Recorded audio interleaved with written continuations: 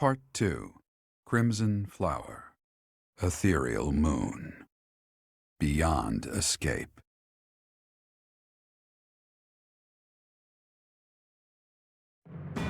It is Imperial Year 1185. Half a decade has passed since Emperor Edelgard ascended the Imperial throne, yet the continent of Fodlan still remains lost in a tempest of turmoil and bloodshed. In the Holy Kingdom of Fargus, King Dimitri has welcomed Archbishop Rhea and her knights, who were driven out of Garreg to the kingdom capital. As they work to build a unified front, the war with the Empire rages on to the west.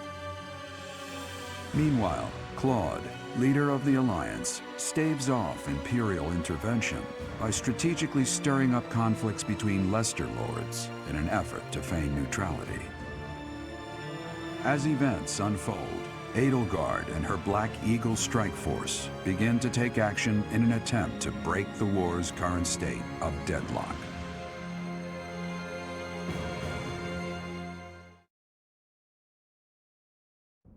You.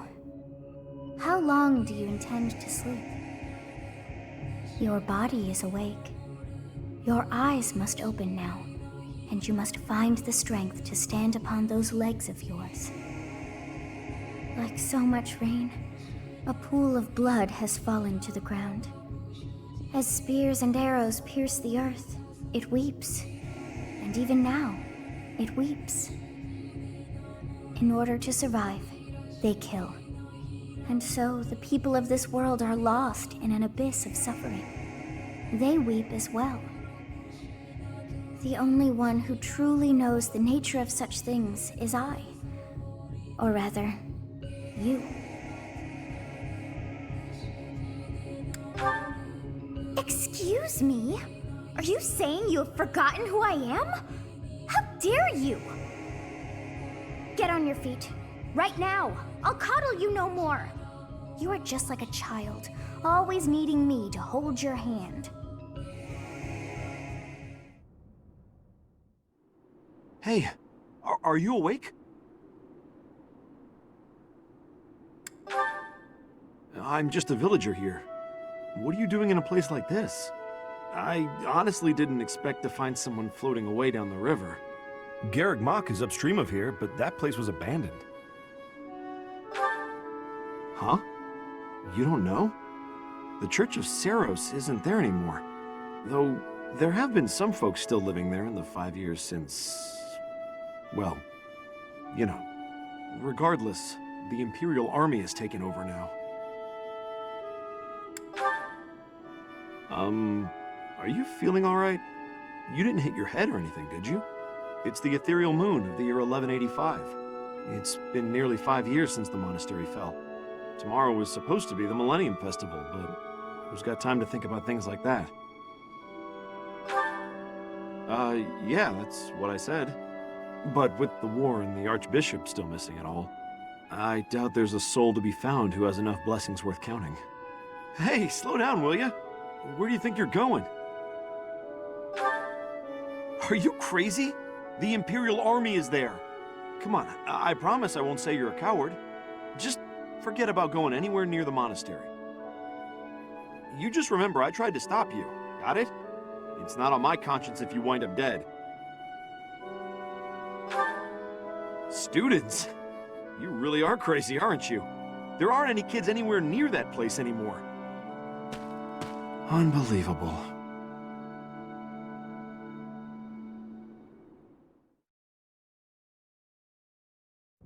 "5 years ago to the day. If things had continued on as they were, today would have been the Millennium Festival." Halt! Who's there? It can't be. Professor? Is it really you? But I searched everywhere and never found a trace. My teacher. What have you been doing all this time? Where have you been? Joking? At a time like this? You do realize it's been 5 years since you disappeared. Do you have any idea how guilty I felt? How broken my heart was? I searched high and low after you vanished. Although there was no proof, I somehow knew you were alive. All this time, I led everyone as best I could, and fought with all my heart. It's been a difficult path to walk alone. Welcome back, my teacher. I'm so happy that you're safe. 5 years. Such a short time, but it feels like an eternity ago. Do you still feel the way you did all those years ago? You said then that you would fight at my side no matter how many enemies we should amass. As for me, my resolve has not faltered. I'm determined as ever to see this through to the end. I will defeat the false goddess. I will save this world from those creatures and give humanity its freedom back. So, my teacher, are you prepared to stand with me? I thank you. Truly. Now then, I assume you understand the situation at hand, yes? Another joke? Or are you telling the truth? I suppose you must be. In that case, I'll tell you all that has transpired as you slumbered these past 5 years. And that is where we are now. The war is at a stalemate. Dimitri is the new king of Fargus. It's clear that his territory will continue to support the church. Meanwhile, Claude's leadership has thrown the Alliance into chaos. He maintains neutrality in their internal conflict. The situation has created a deadlock. We've been awaiting an opportunity for our squadron to return to the monastery. With you in the fray, I believe the state of the war will shift immediately. The church, as well as the kingdom and the Alliance. The time has come to eliminate them all. Although we were of different houses, we were companions who lived and learned together. Some of our ranks are hesitant to battle against them, and against the people of their homelands. However, knowing that you're alive is sure to raise their spirits. Good. Well then, I believe it's time for a little reunion. The Black Eagle Strike Force never lost faith.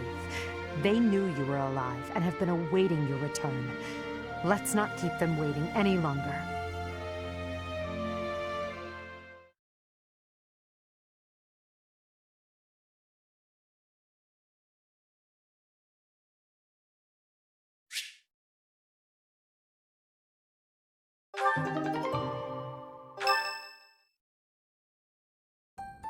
Well now, that face is certainly familiar. I am glad to see you alive and well, Professor. Professor! It's me, Bernie! Do you remember me? I can't believe you're here! I can't believe it! Is this a dream? Can we really be this lucky? This is not dreaming. Our professor is with us again. Welcome to the back. I mean, welcome back. Our group isn't the same without you. I am overjoyed to see you again. It's been so long. Seeing you again fills my heart with hope. Great! Now everything will be easy. That's great you're safe, Professor. I'm deeply, deeply moved. Quite the reunion, isn't it, Professor? Everyone's happy to see you. Come on, Edelgard. You must be happier than all of us combined. She took it really hard when you disappeared, Professor. Of course, we did our very best in your absence, and there was never a day that we doubted you would return to us. Edelgard has been leading us as Emperor. But after you disappeared, it became apparent that you were her anchor. It gives me regret to be admitting this, but our power is not enough. The only one who can be meeting Edelgard's expectations is you, Professor. Most impressive of all is your uncanny ability to bring a smile to everyone's face. In the years since you vanished, we have not lost anyone from our ranks. We all longed for your presence and your leadership, myself included. It seems fitting to view this as a new beginning for the Black Eagle Strike Force. We already have our target. Yes, we must eliminate the Alliance before moving on to fight the Kingdom and the Church. However, that doesn't necessarily mean we must occupy the entirety of the Alliance. House Rican stands against the Empire. Therefore, our target is Deirdre, the aquatic capital. We must cross the Aramid River, which separates the Empire and the Alliance. To do that, we must take the largest bridge across it. The Great Bridge of Myrden. Myrden connects the monastery and the Imperial capital to the east. It is the shortest route there. An Alliance stronghold has been built at the Great Bridge. We'll take that and then head north. At the same time, we must defeat the one who defends it, Judith von Daphne. If we can also take control of Daphne territory, it would be greatly beneficial to us. Prepare yourselves. The next battle will be a momentous one. Join me, my friends, as we begin our journey to bring peace and solace to this war-ravaged world.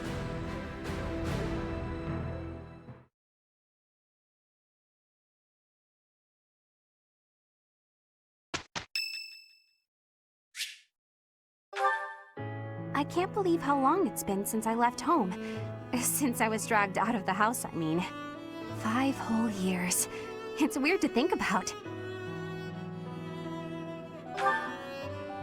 At first, I remember I was desperate to go back, but now it's the opposite. I have friends here, and I have you. The monastery's become a second home to me. Back then, I never would have dreamed a day like this would come. It's all thanks to you. You've given me a second chance at life. If not for you, I never would have gotten used to leaving my room, let alone the monastery. Maybe the battlefield's just dulled my senses. I'm much better with strangers and new places now, though. I don't panic nearly as much as before. What? Independent? As in, alone? That sounds like a tough assignment. Where did this come from all of a sudden? Hey, hold on. You're teasing me, aren't you? Please don't joke around like that anymore. It's torture for me. Come on, Professor. I'm begging you. Please promise me you won't do that again. Friends respect each other's feelings, don't they? Good. I'll hold you to that. You're absolutely not allowed to send me out anywhere on my own. Got it? You would need to come with me. If you're with me, I can go anywhere in the world.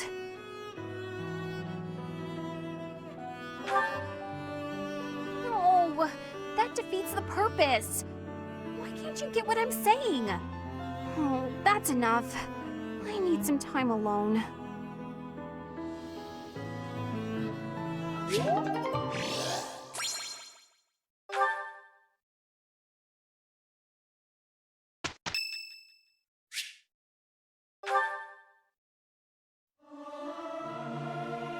I almost forgot how to sing. I may sound terrible, but you won't notice when everyone else sings too.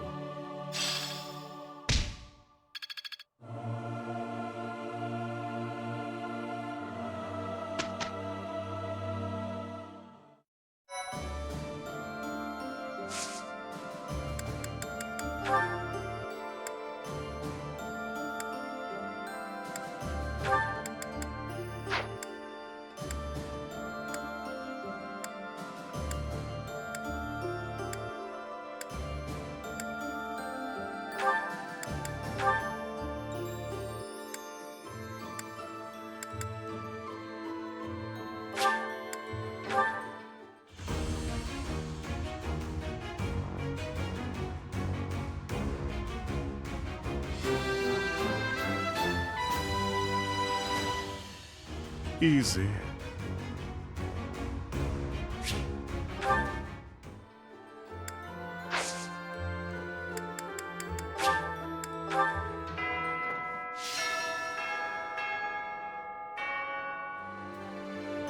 Professor!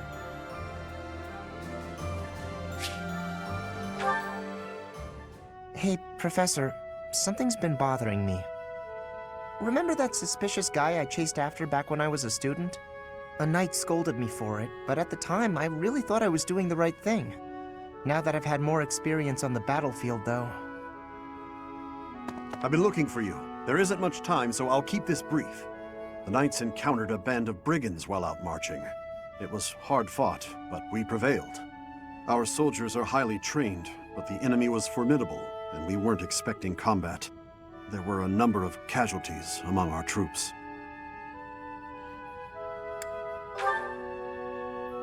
There is something I wanted to bring to your attention. The brigands all bore identical tattoos of a scorpion on their arms. Please, keep an eye out for that mark in the future. Oh no. Don't mention it. If you'll excuse me, I need to get back to my duties. Heck of a coincidence, right? As soon as I mention that suspicious guy, this happens.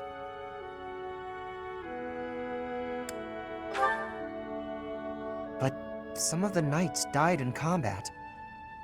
They died because of what I did 5 years ago. This is my fault.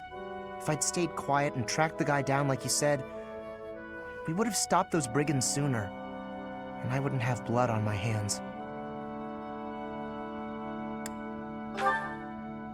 But he probably wouldn't have. Now those knights, they're not coming back. We both know it. This is all my fault.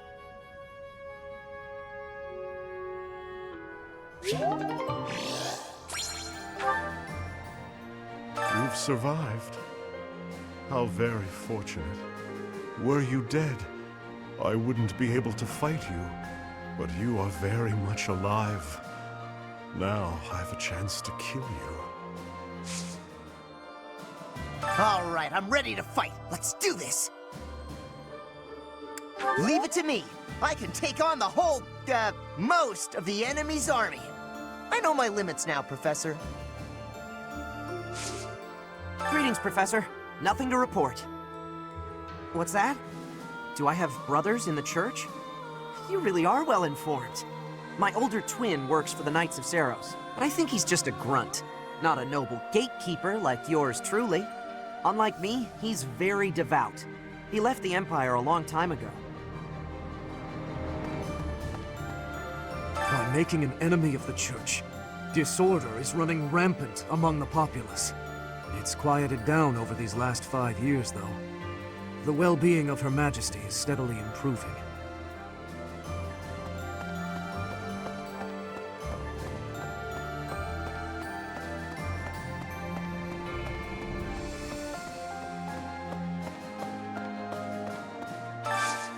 I need a favor.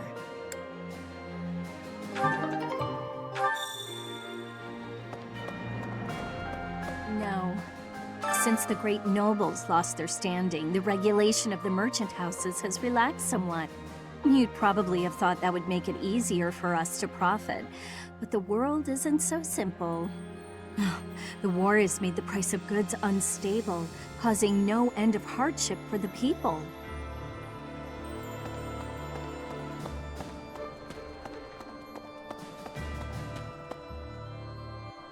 Professor.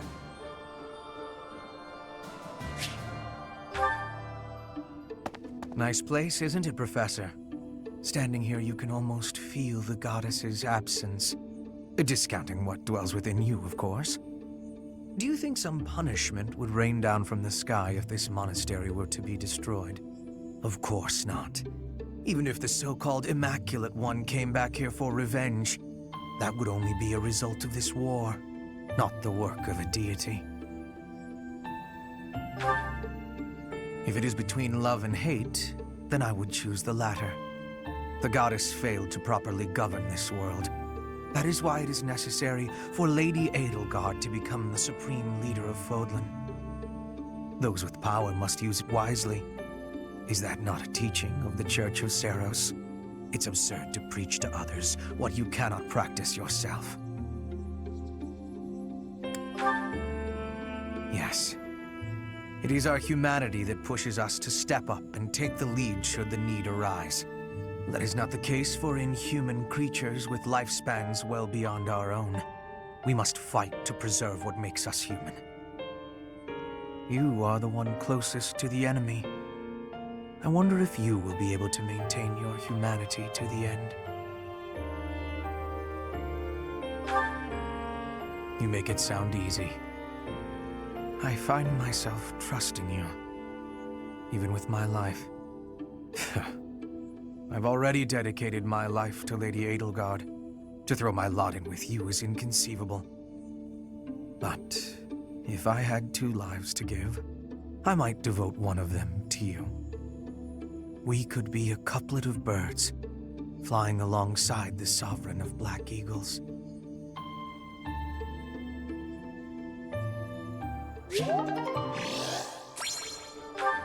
La la la la la. Professor, oh my, it's so good to see you. These days, so many old friends seem to be disappearing. But you're here. It's incredible to see you again after 5 years. I have a feeling your name will go down in history. Professor?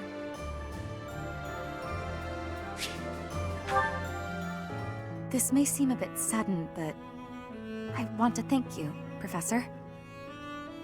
That is, for letting me live my life the way I want. I've noticed you've been giving me fewer of those soul-revealing gazes lately. I appreciate you making an effort to not trouble yourself over who I spend my time with. Well, of course. Did you think I wouldn't notice? It's kind of sweet in its own way. Professor, may I tell you a story about when I was younger? I was an orphan, living in the back alleys of Enbar, until one day I was overheard singing. That was when my new life began. I was suddenly a songstress in the Mittelfrank Opera Company. Performers, nobility. I met so many people. But none of them ever really knew me. I was just some young, pretty girl who could sing. A spectacle to be admired. Even though everyone praised my looks and my voice, and they showered me with gifts, I knew one day I'd be old. My looks would fade, my voice would change. I wouldn't sound the same. And I started to wonder, when I did get old, what would I have left? I'd be old, alone, and back on the streets of the capital, right where I'd started.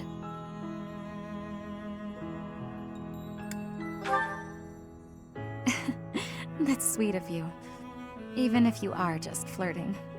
I never had much to begin with in life, and I worry that one day I'll be that way again. That's why I keep searching for someone who will love me. Someone unaware of the songstress, who can love a girl that used to be scared and alone on the streets of the capital. I wonder if such a strange person can even exist.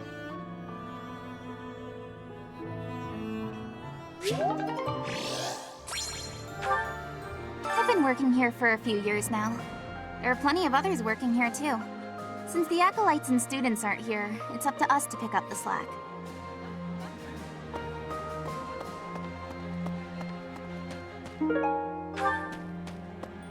Hello. The north side of the Great Bridge of Myrden is in the territory of Acheron of the Alliance. He's known as the Weather Vane. He's a notoriously flippant man. A man like that doesn't have the guts to give it all for the defense of that bridge.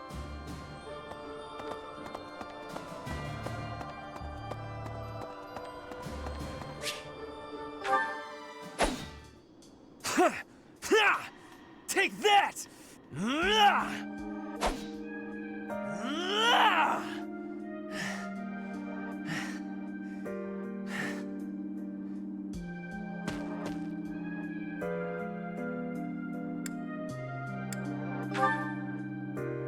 Yes, I am in a hurry.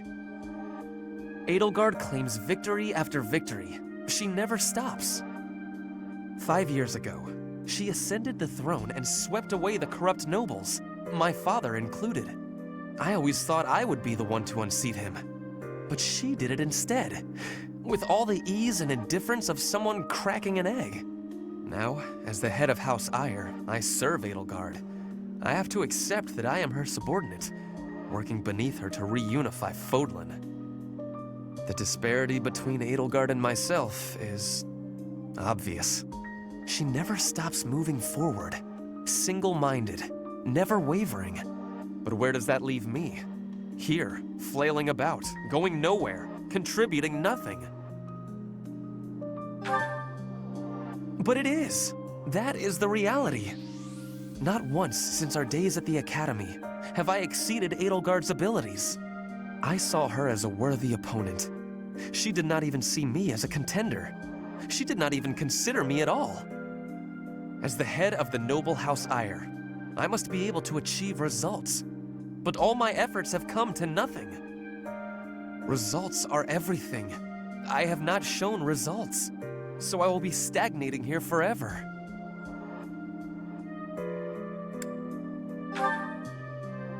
I appreciate that, but it is not enough to persuade me. I know that I have a massive wall to climb, and I must climb it alone. Even so, may I ask a favor? Professor, please keep an eye on my progress. I would appreciate if you were always by my side, bearing witness to my accomplishments.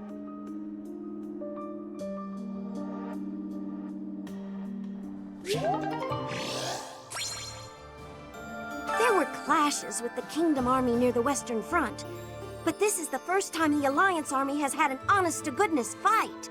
I hear their leader's pretty competent, but the Alliance Army is pretty tough too. Hey there. Ah, a new face. I am Randolph von Bergles. I'm the guardian of this place. Wait a moment.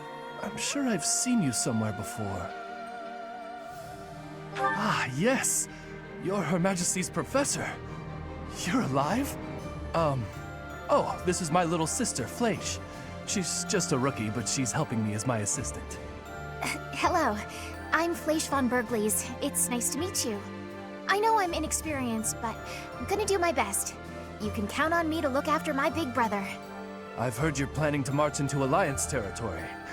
I'll be here to guard the fort. Are we leaving for battle? I heard it's a long march. But it's fine. I've had plenty of time to stay inside lately, so I think it's time I went out.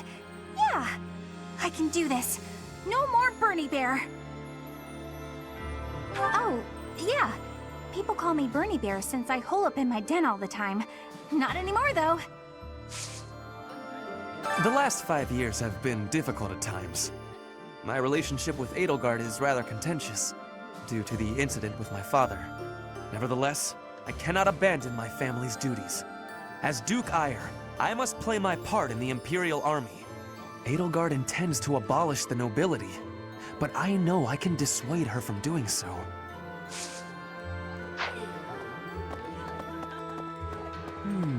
Within the territories of the Alliance, the Gloucester and Daphnel houses dominate the West.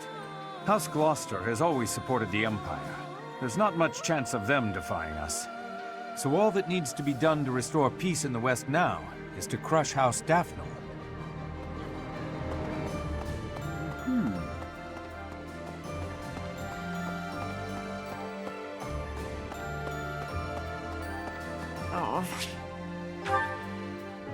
Professor, please do not be concerned. I just did too much overworking and lost my strength. Yes, I have no problems. Accept my apology for giving you worry. I have sorrow. I am sorry to be fainting at a time like this. Even though I was not asking for your care and attention, you gave it willingly. I am thinking that is incorrect. Will you have a listen to me? There is something that I must be saying. I am thinking you already have knowledge of why I came to Fodlan. Not for studying, but as a hostage for the Empire. So that Bridget would not be rebelling anymore. It feels like a knife against my throat. That I am making my grandfather obey the Empire. Because I am a hostage, it is not an option to be giving up. I must be fighting, and winning, and staying alive. I must do anything to be making life better for Bridget. To be making Bridget and the Empire stand as equals. That is what my people are wanting from me. and what my grandfather, the King of Brigid, is wanting.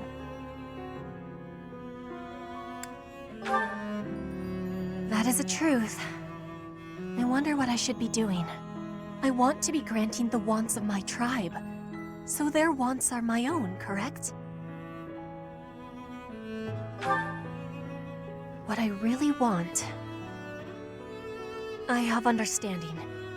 Wait, no, I actually do not have understanding. Yet. What I am understanding is that there is something I am not understanding. Before the war is over, I will have understanding. That you can be counting on.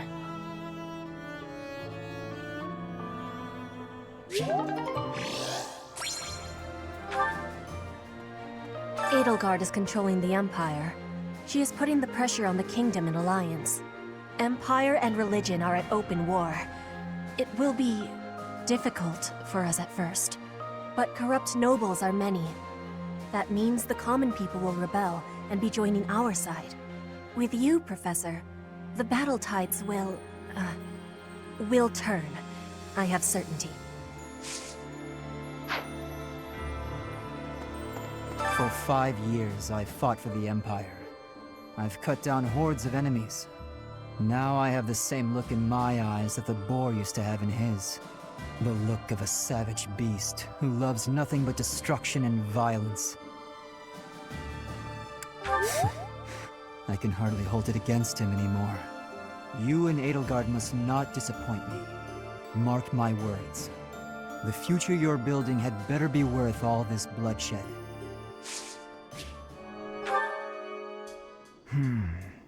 Ah, yes. Professor, what brings you out so late? I've been worrying about something. I asked you once to help me achieve my goal of being a person who can simply nap all day. Then I thought, if the world becomes a peaceful place, all my crest research might be for naught. Well, I don't see how crests have much use in times of peace. Certainly there are crests that make you stronger and could be used in engineering. And I suppose crests that increase magical abilities might help doctors heal injuries. Still, the possibilities seem limited. It's as if crests were designed to be used only in times of war. Their power meant to bring about death and destruction. I cannot prove what I say is true, but suppose for a moment that it is. The longer this war goes on, the more useful my crest research becomes. But if the war were to end today, we would go on living, perhaps not using the power of our crests at all. It is truly my dream to be a crest scholar, but I also dream of all the wonderful naps peace would bring. Saying it all out loud, it feels a rather stupid thing to worry over. Knowledge or peace, sleep or war. Thank you, Professor. I appreciate the sentiment. Although if I stop researching crests, I'll have one less excuse to spend time with you. Professor, don't make faces like that. People like you, who listen to my blathering and then nod and smile as though what I say matters, people like you are very precious to me.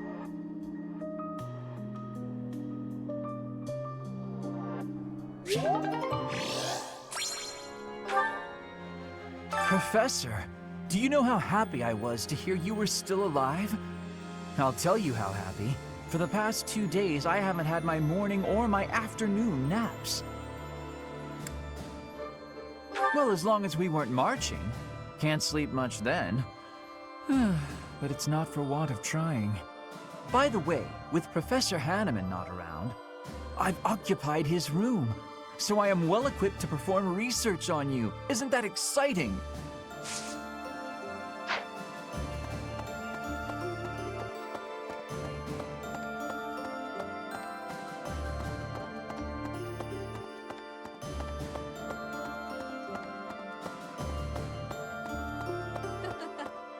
Professor, I'm sorry to have dragged you into the fight again so soon after our reunion, but you appeared at a most opportune time. I'm truly humbled by your support, my teacher. Thank you. And so I will. I'm hoping your abilities from 5 years prior are still intact. Make sure you're ready to head out, okay? Allow me to brief you on the details of our situation. The Empire firmly controls the western portion of Fargus. However, the central and eastern regions continue to put up heavy resistance. The strongholds in these regions are Aryan Road, the fortress city, and Ferdiad, the kingdom capital. We cannot control Fargus until we have taken both of these cities. As for the Alliance, Houses Gloucester and Ordelia seem predisposed to capitulate to us. However, due to interference from Houses Regan and Goneril, we have yet to secure their cooperation. Claude obviously hopes to keep the Alliance whole through diplomacy. But because we have had to focus our efforts against the Church until now, our forces have yet to meet his. We have only recently begun to take the fight to Alliance territory. I have a request for you.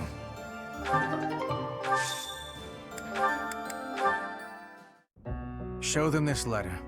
Threaten them. Do what you must. Now go. Yes, sir.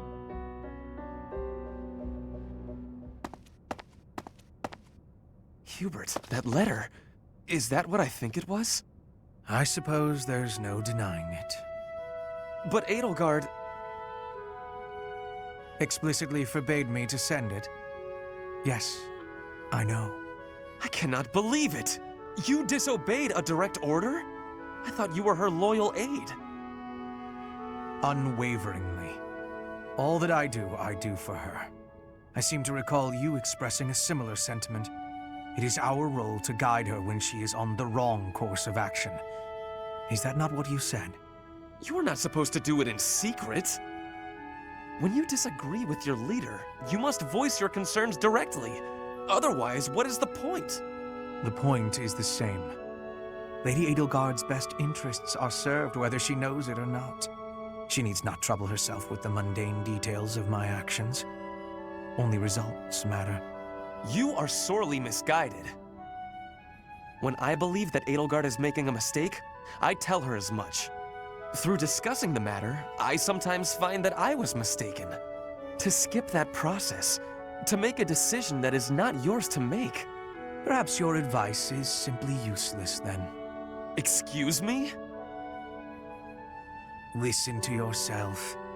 If I do as Lady Edelgard requires, then you tell me to be more independent. But if I tread my own path, I am misguided. I suppose the fault is mine for expecting any useful advice to come out of your mouth. Ugh, I have had enough of your grousing. To think, I started to believe you were a useful aide.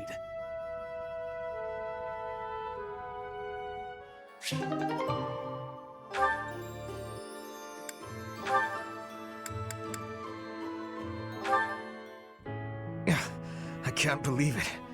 How can I show my face to Lady Edelgard after this? That's what you get, Hubert. If you rested like me, you wouldn't collapse from exhaustion. As much as it pains me to say it, you're right. But to be looked after by you of all people, that might be the worst part of this. I don't know how to feel, to be honest. So for now, let's pretend I thanked you. Oh, come now. Even I wouldn't abandon someone who collapsed. You would have in a heartbeat if anyone else had been around. Ah, yes. Quite accurate, Hubert. Why would I ever bother to be a decent person if there were anyone else I could foist the duty upon? If your situation turned bad, it would have been an absolute hassle. I could never just leave you there. If that were the sort of man you truly were, we could never be friends. But if we weren't friends, I probably would have just left you. Shame you're so reluctant to do any real work. You're actually pretty good at this. Made sure I was comfortable, checked carefully for injuries, even carried me here yourself. If only you'd apply that knowledge of yours so proactively and thoroughly all the time, you'd be a tremendous asset to the Empire. There you go again. I see no problem with staying just the way I am. Think of it this way.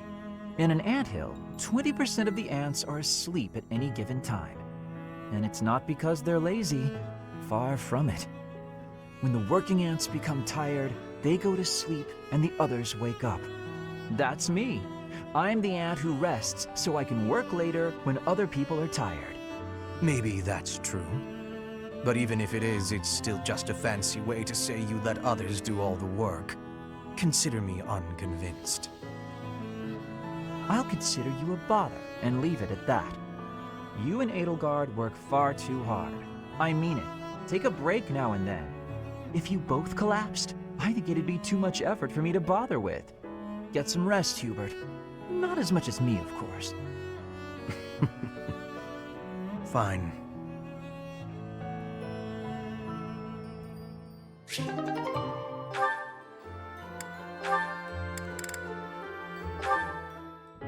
A summons from Bernadetta? How historic. I've got something to give you. Do you? What is it? A token of apology for all the rude stuff I've said. It's only right. I hope this will help you let go of all the grudges you're probably holding against me. There are no grudges, but very well. I'll accept it. You will? Great! Here you go. Some kind of embroidery. A flower.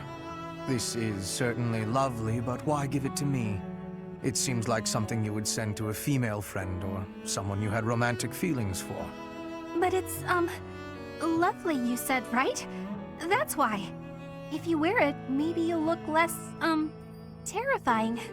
You would like me to wear this? You hate it, don't you? I knew it. I knew you'd be angry. Oh, I'm so sorry. Why not?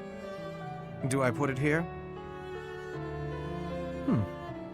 It really is quite nice. I cannot say that it suits me, but... No, it does. It looks great on you.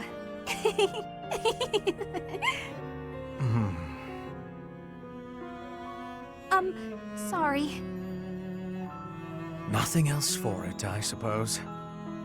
I dislike you laughing at me, but it is preferable at least to you fleeing in terror. Therefore, I will wear this when I am around you in the future. Really? You will? I'm so glad. But you're sure? You're really sure? If you're going to question me about it, perhaps I'll change my mind. No. I believe you. You're a lot less scary with it on. That is what's most important. Now I suppose it is safe for me to return to my usual strict methods. No, I'm not ready! This again.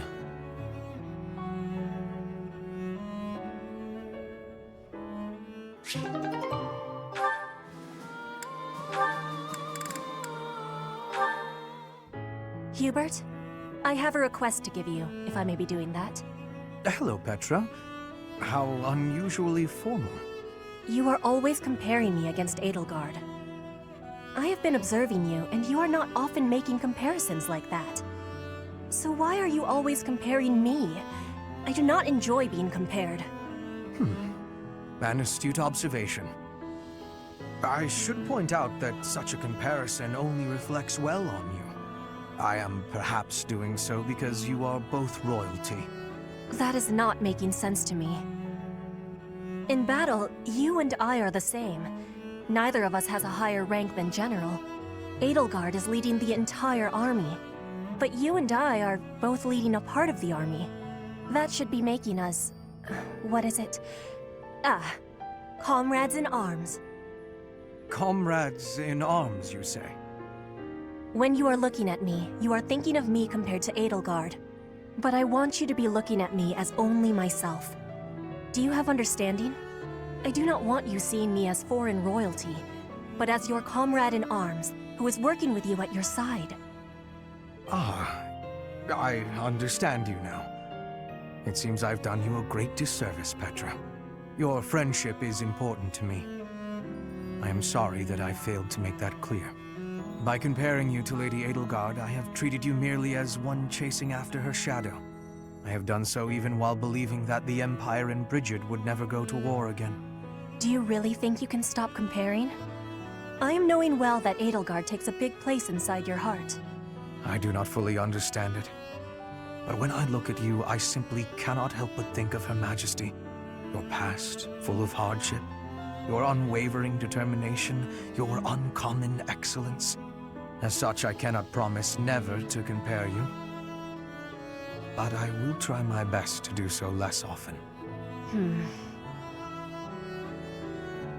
For now, that will be okay. But I will not be giving up on this. And I want you knowing that one day, when you are comparing, you will be finding I have won the comparison.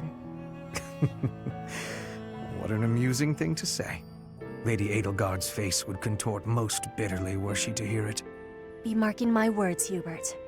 One day, between the two of us, you will be choosing me.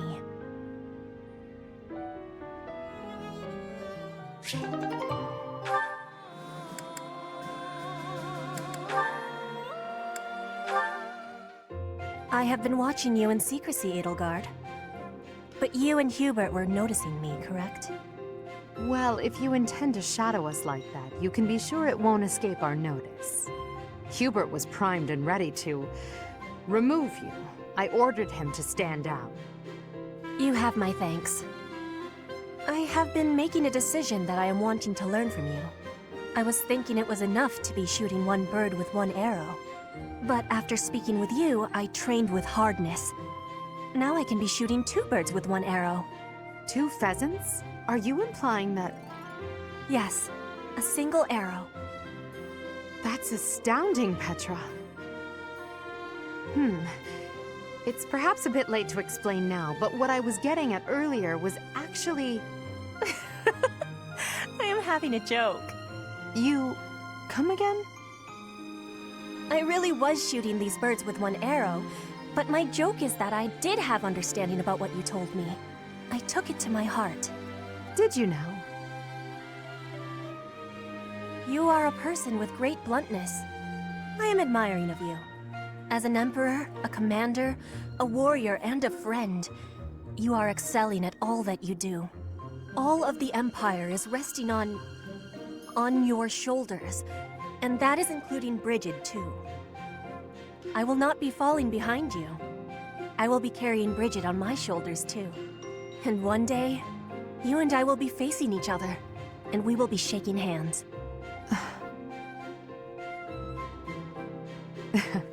Yes, that much is certain. I can see that you no longer need me to look out for you. You and I are much the same. We dutifully shoulder our burdens and stand tall no matter what. It would be foolish of me to deny it. Your words give me great joy. And it also gave me joy to see you being flustered when I was showing you the birds. A cheap trick, to be sure, but inarguably funny. To think that you went to all the trouble of shooting 2 pheasants at once for the sake of a joke. Well played, Petra.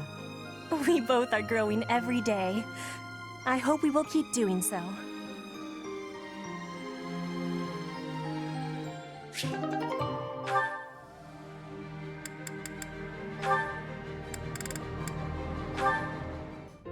Oh, Petra, are you researching something?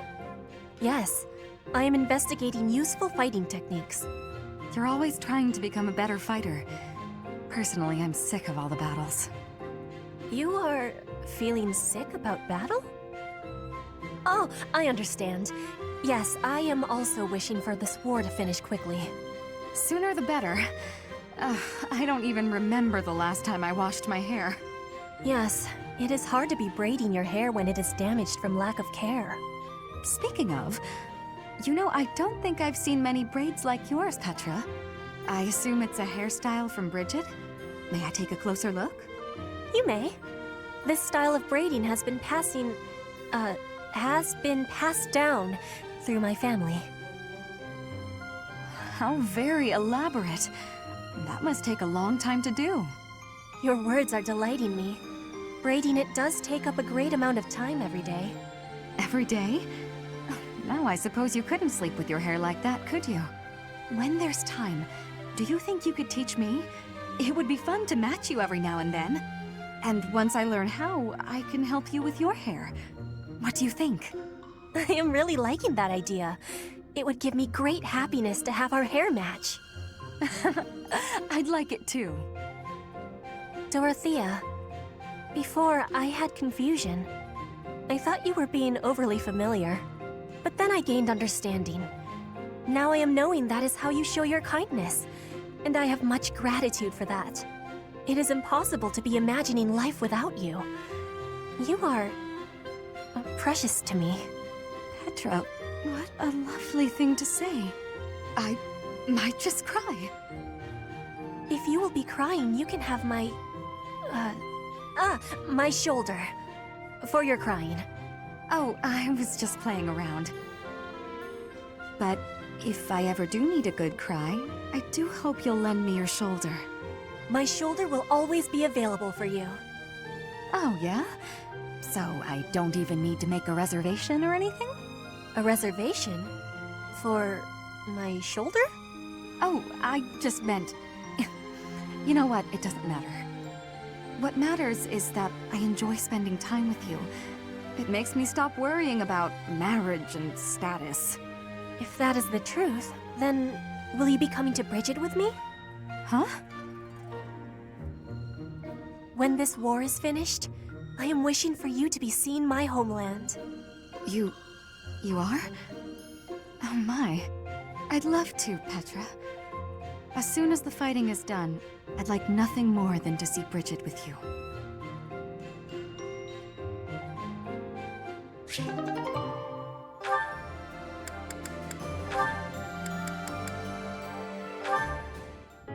Ah, here you are.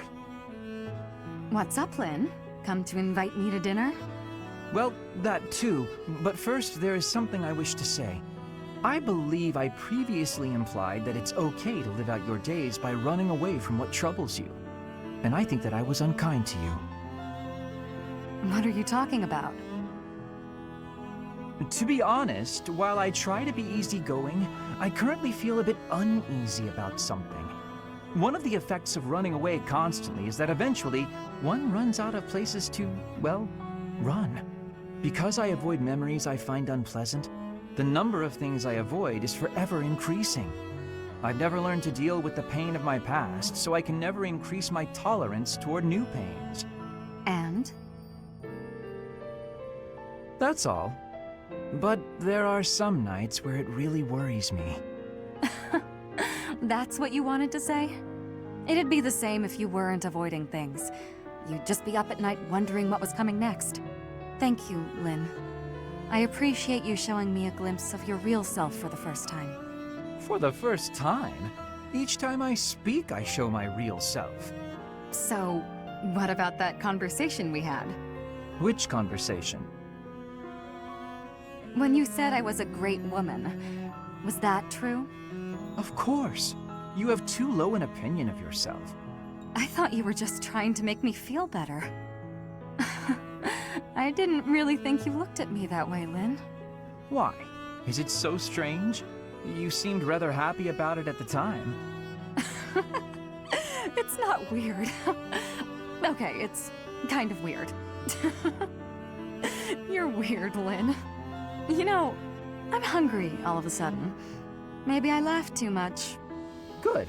I was going to invite you to dinner. You were? When I walked in, you asked if I'd come to invite you to dinner. I said yes. But I can't be bothered to walk into town. Shall we visit the dining hall? What? Oh, fine. Show me this easygoing way of yours.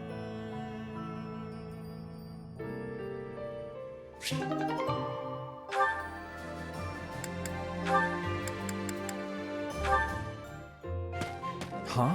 Caspar? Whatever is he doing here? Oh no. Is he looking for a fight with someone taller than him? The poor boy won't give up.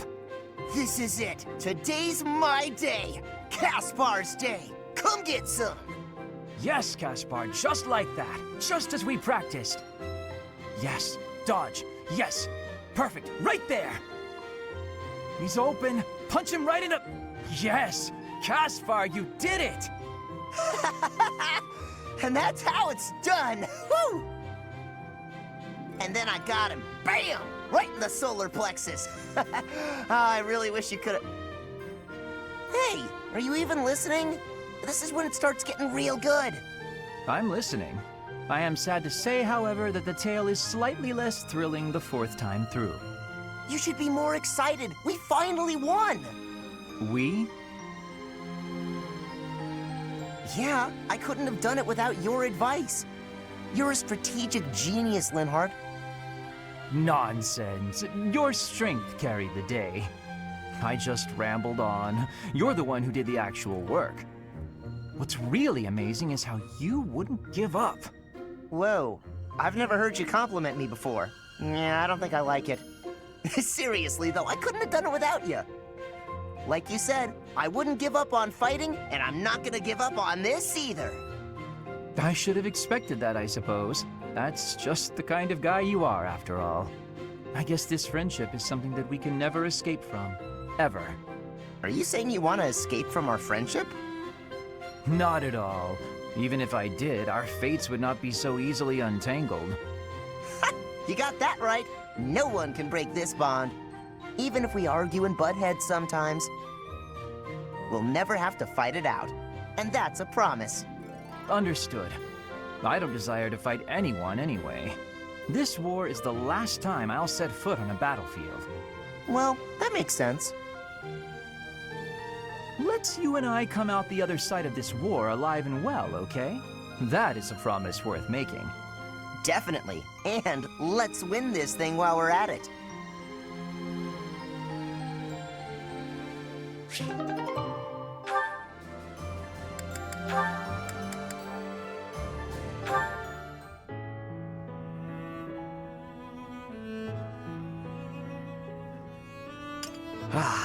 Even with the fires of war raging all around us, tea never fails to soothe the soul. Do you not agree, Bernadetta? I hadn't actually thought about it, but yes. Excellent. Oh, that reminds me. What's that? A long time ago, my parents were in talks to arrange my marriage with a certain young lady. She never set foot outside of her room, and she made little dolls to curse her perceived enemies. Such were the rumors. Frightened, I dissuaded my parents from going through with their plans. I can see that. She does sound pretty frightening. I relate to the staying in the room part, though. That girl was you, Bernadetta, a daughter of House Varley. What? I don't make dolls to curse people. You are a skilled embroiderer, no?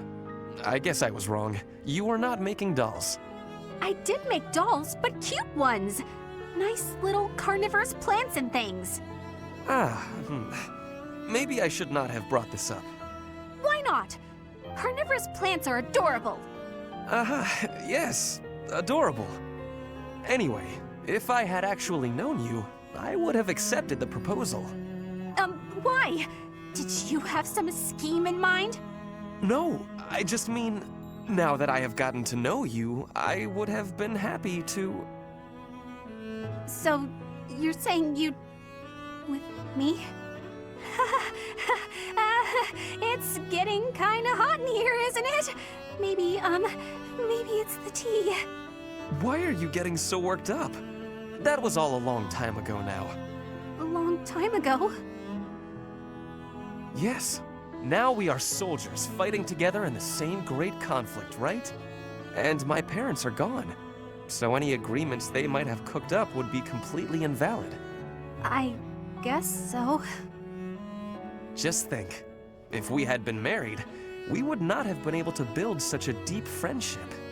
That's true. Yeah, we never would have gotten this close. I would have given up on the relationship my parents chose for me and shut myself away even more. So all in all, I am glad I refused to marry that doll-cursing princess. Hey! I said I never made cursed dolls! Sorry. I am just glad to have met you at the monastery. I had better take my leave. We should have tea together again sometime soon. Yeah, see you. I'm glad we met here too.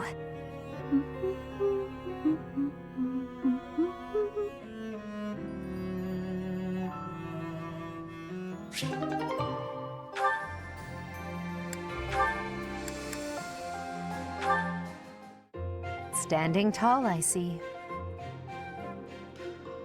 Edelgard, hello. What do you think of this horse? An equine marvel, no?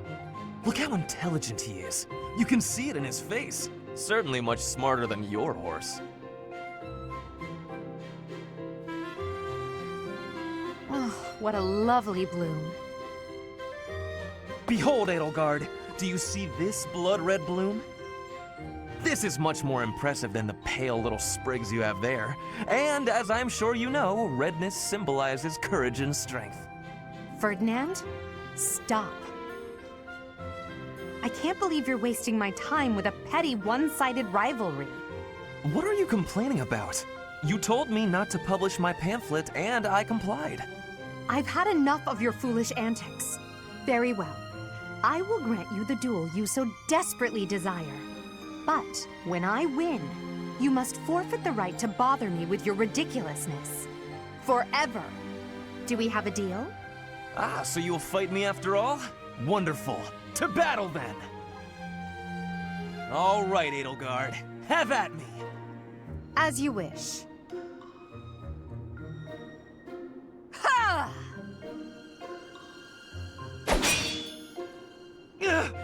It only took you one blow?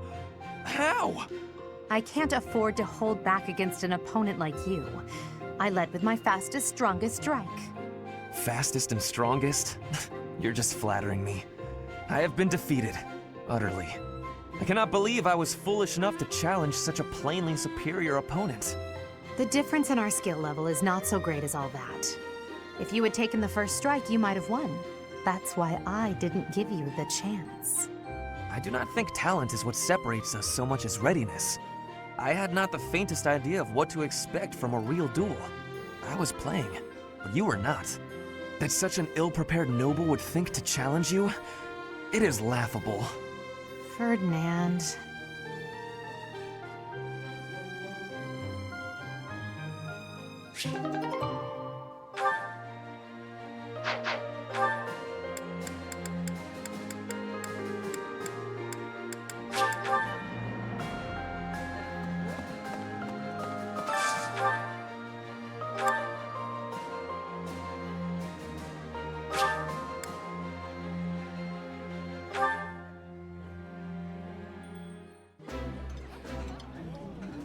Ferdinand, I hope you'll take this opportunity to speak freely to me. I do not require your permission to speak my mind.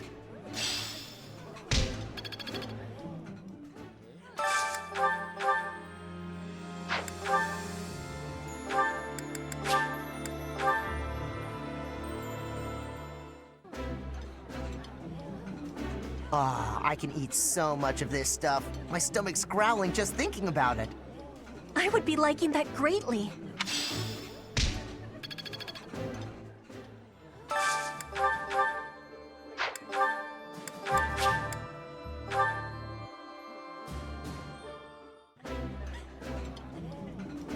Ooh, this is my favorite. You've got great taste. I think I like this, but it's been a while, so I'm not sure.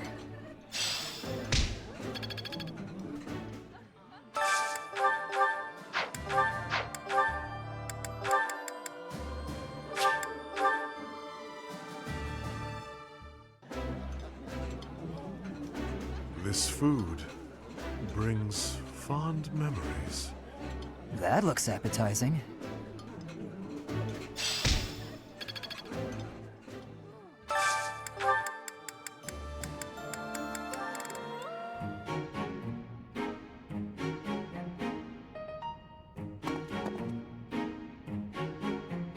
What's the matter?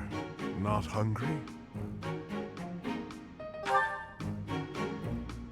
I am partaking in some sweet delights. Is there a problem? I am a person too. What I eat is nobody's business but my own. If you need something, spit it out. My ice cream is melting.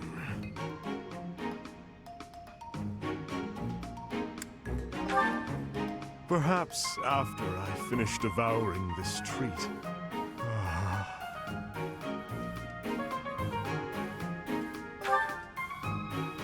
I am. And I am not. At the moment, I am Yuritsa von Hrim. The Emperor and the army know me only as the Death Knight, but he is merely an illusion. A demon who resides in my heart. He is not me. Not who I am at my core. He thrives and feasts upon blood, death, suffering. So while I sit here eating, I prefer to just be myself. Yuritsa, I would like to be who I truly am.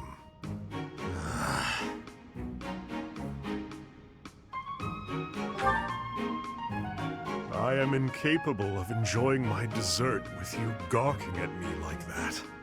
I have no further words for you. Go.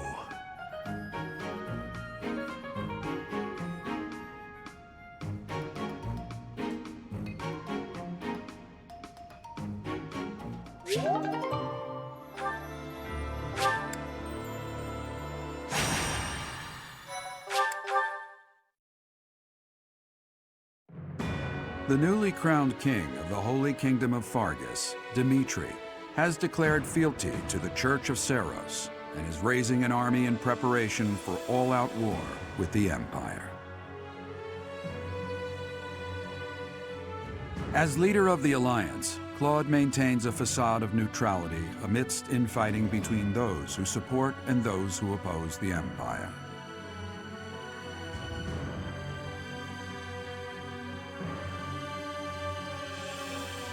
Meanwhile, the Black Eagle Strike Force plans to capture Alliance territory before Edelgard takes the war to the Kingdom and the Church of Seiros.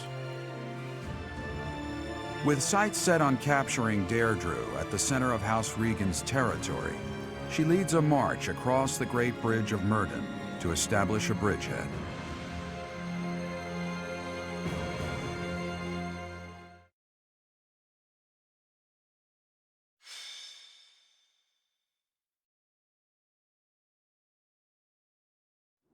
We're about to commence our attack on the Great Bridge of Myrddin. But first, allow me a moment of your time. It is something that I can only ask of you. Listen well. It concerns Lady Edelgard's uncle, the Regent of the Empire, Lord Arundel. Although he is currently cooperating with Her Majesty, he maintains his own sizable military troops. It seems to me that his plans differ from our own. I assume you recall a certain group's scheming from 5 years ago? Solon and Kranya. They both served Lord Arundel. Professor, I understand how you must be feeling, considering what they did to your father. I know it must be foul to even consider cooperating with their kind. However, their power is essential for us at present. Edelgard also strongly opposed the idea at first. Our enemy is the Church of Seiros itself. It cannot be toppled with the Empire's might alone. Those working under Lord Arundel are extremely hostile toward the Church. And the enemy of our enemy is... well, I think you sufficiently understand by now. Until all of Fodlan is united, it is a necessary evil. As for how we deal with him afterward, time will tell. Regardless, Her Majesty and I wish to join our power with yours. You should know that in her heart, Her Majesty regards that group as enemies of herself and her family.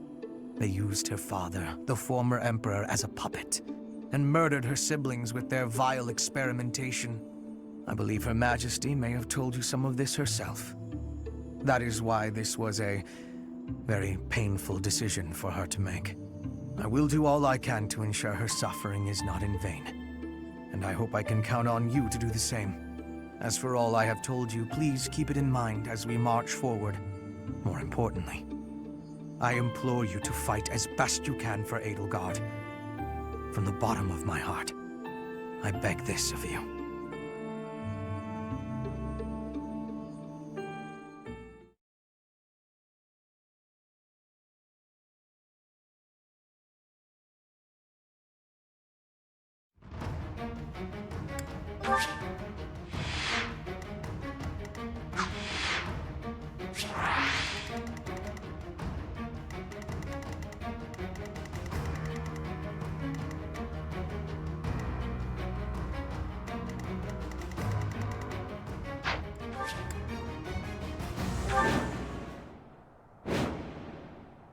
We'll be capturing the Great Bridge of Murden, a key strategic location of the Leicester Alliance. Claude will surely be sending reinforcements, so we must prevail before they arrive. Our opponent is Judith, the so-called hero of Daphnel. We can handle her, so long as we don't get careless. The boy said to run if I was in danger, but I could never do that. I'll hold out until reinforcements arrive.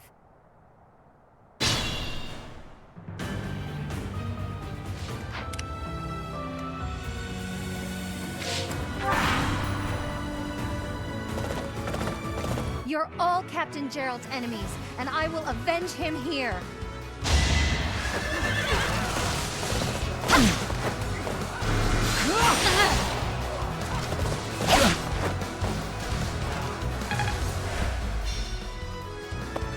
I am helping Claude build the future of Fodlan.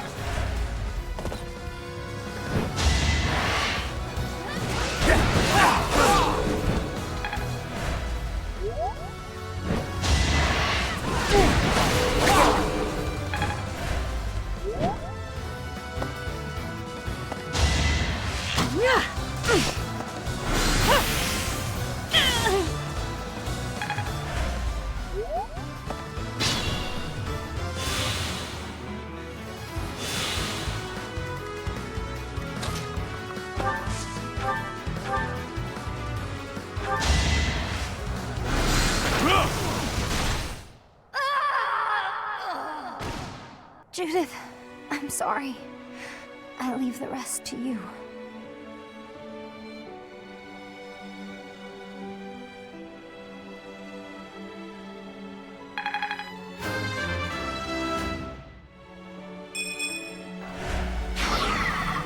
Leone, you had such a full life ahead of you. I wish I could take your place. There's no reason I should die in this place. It's time for me to return home.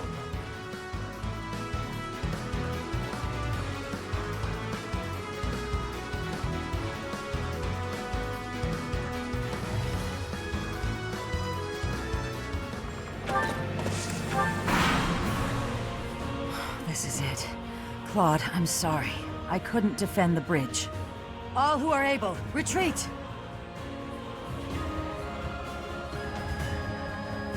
Don't let her escape. If we can take her out now, the Daphnel territory will be ours. That will allow us to march safely through the Alliance.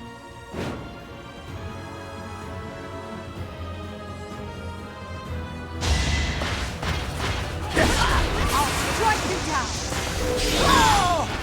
Your death is not in vain.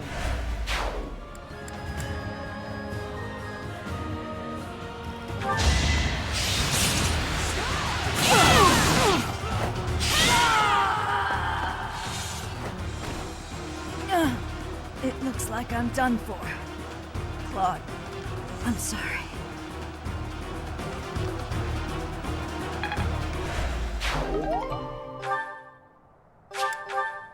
Alliance soldiers! Judith has fallen. Further conflict is futile. If you surrender, your lives will be spared. Lay down your weapons immediately.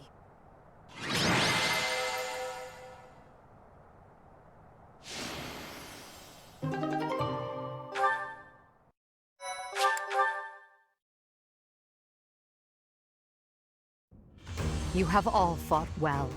With this victory, we now have a foothold in the Alliance. The Imperial Army will cross the Aramid River and push the front lines forward. The fight will continue, but do not allow that to stop you from taking pride in our hard-won victory. Ah, this should put a stop to one of Edelgard's choice phrases. Well done, Professor. I believe it was, if only the Professor were here, we could forge ahead and change the tides of this war. Ferdinand, it is not necessary to tell the Professor such things.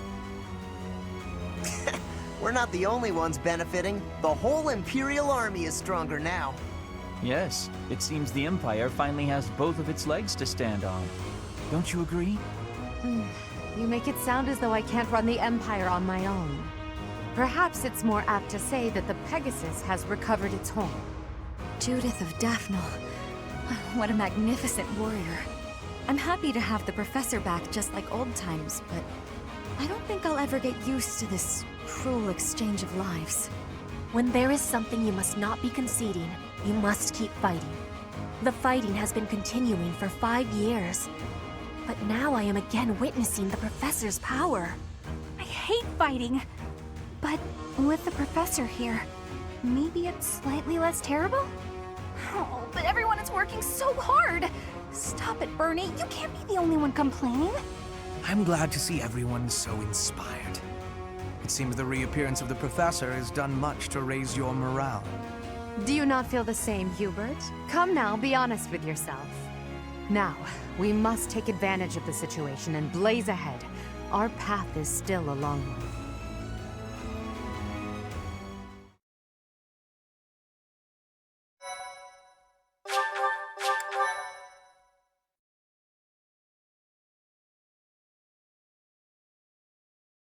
Part 2. Crimson Flower. Guardian Moon. The Master Tactician.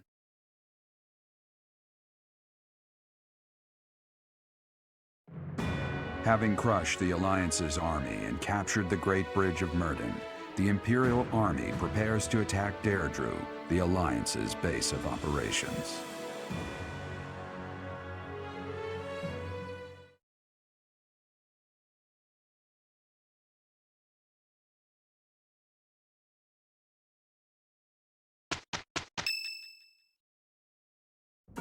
Professor, what is your opinion of Claude?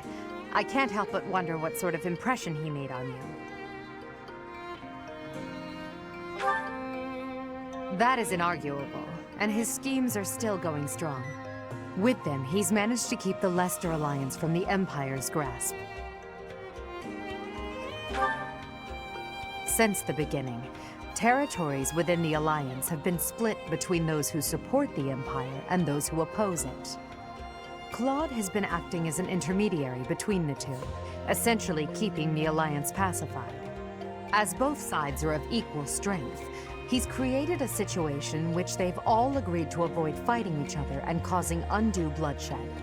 By carrying on as though the Alliance is united, he's minimized the Empire's influence there. It's quite impressive how well his bold scheme has worked out. However, he is walking on thin ice. One wrong move and the Alliance will shatter. Speaking of Claude, Your Majesty, we should not delay in our invasion of the Alliance. It would seem that Claude has some fresh scheme up his sleeve, to no one's surprise. Is that so? Yes. The people of Deirdre have suddenly found it difficult to leave or enter the city.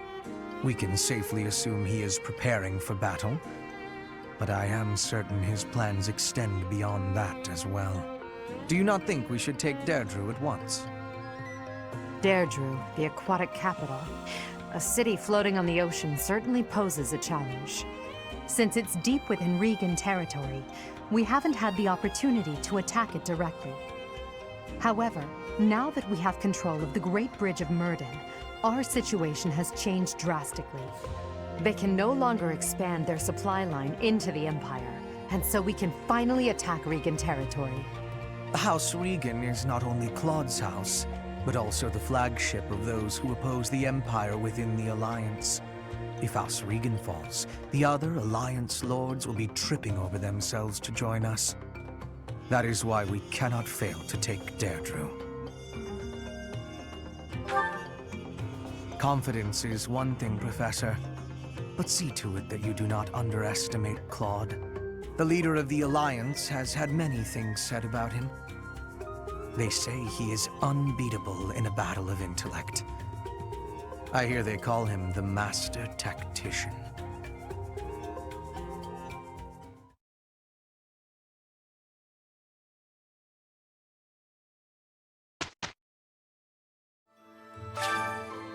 Well done, Professor. Thank you. So, we've somehow managed to take the Great Bridge of Myrden. That means House Gloucester should now be ready to join the fold more formally. We've blown a major hole in Claude's plan to preserve the Alliance. We should press on to Deirdre before he has the opportunity to adjust his strategy.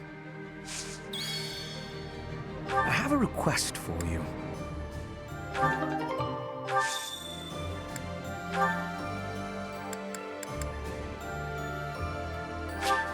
I'll take it. Professor!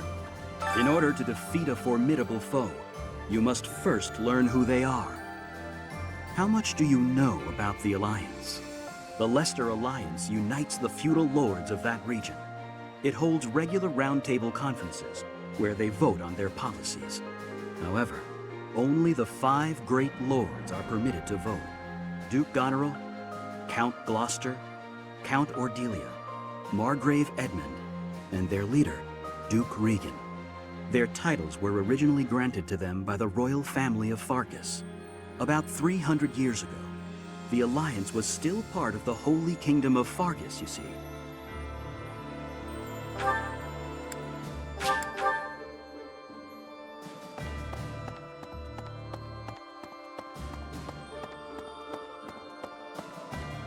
Professor? I wish we could settle all of this before the fighting begins, don't you? I wish it dearly, but few others feel that way.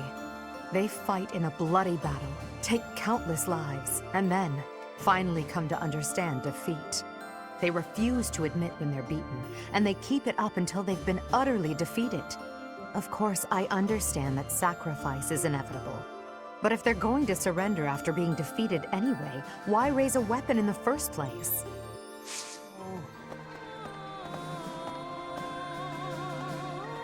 To tell you the truth, I used to be a Knight of Seros. But at some point, I just couldn't follow the Archbishop anymore. I ran away in secret and decided to join the Imperial Army. Ever since that day you disappeared, the Archbishop has been completely different. She started laughing as if she was possessed and spouting complete gibberish. I hear Claude's earned himself a rather colorful nickname. He does whatever it takes to win. I like that. It will be especially satisfying to defeat him. I can't wait to see what his next move is. Claude. Claude. Which one was he again? Oh, right. Yeah, of course I remember him. It's just, I can't picture his face. Don't remember what he looks like. I'm not sure if I ever knew. Oh well, he's just another enemy now, isn't he? What? Am I not supposed to see that? Lately, the Kingdom and the Knights of Seros haven't made any significant moves. I don't suppose they're going to stand by and watch while we attack Deirdre, though. That's why I've doubled our guard and instructed them to be extra vigilant. I will keep Garreg Mach safe. It is my duty and responsibility. Big brother always gets so fired up. Better keep an eye on him. Oh, sorry. I was just talking to myself. I hear you're heading out to Deirdre. Good luck with the battle. What is it? Leave, then. I feel a nearly uncontrollable urge to destroy you. I was told not to, however. So I will hold off until the war ends.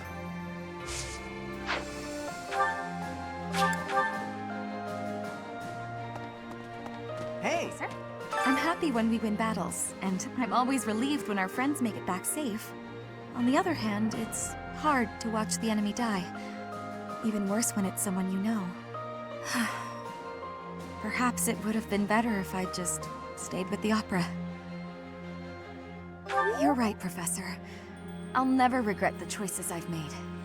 Now you just have to lead us to victory, so everyone else can let go of their regrets too.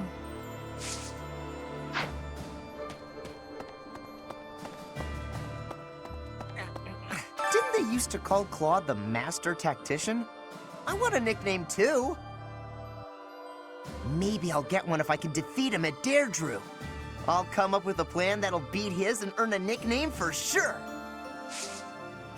If you travel east from the Alliance and cross Fodlan's throat, you enter the land of Alyria. House Goneril's territory touches the eastern border of the Alliance. They also have Lord Holst, the most valiant warrior in the Alliance. Tasked with keeping watch over the Almirans' movements, he rarely leaves Goneril territory. I have been wondering something. If I had not been your student, where would I be right now? Who would I be? Do you ever think about that sort of thing, Professor? So you do think about such questions. You can never find answers, though, right? We cannot turn back time. So there is no way to go back and try a different path. I never do get used to the sight of blood. It always makes me feel as if I might faint. I suppose I've told you that, though, yes?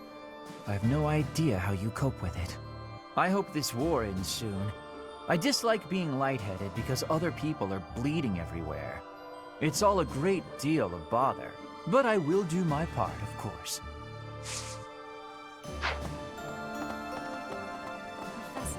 Since the past, I have learned much of the language of Fodlan.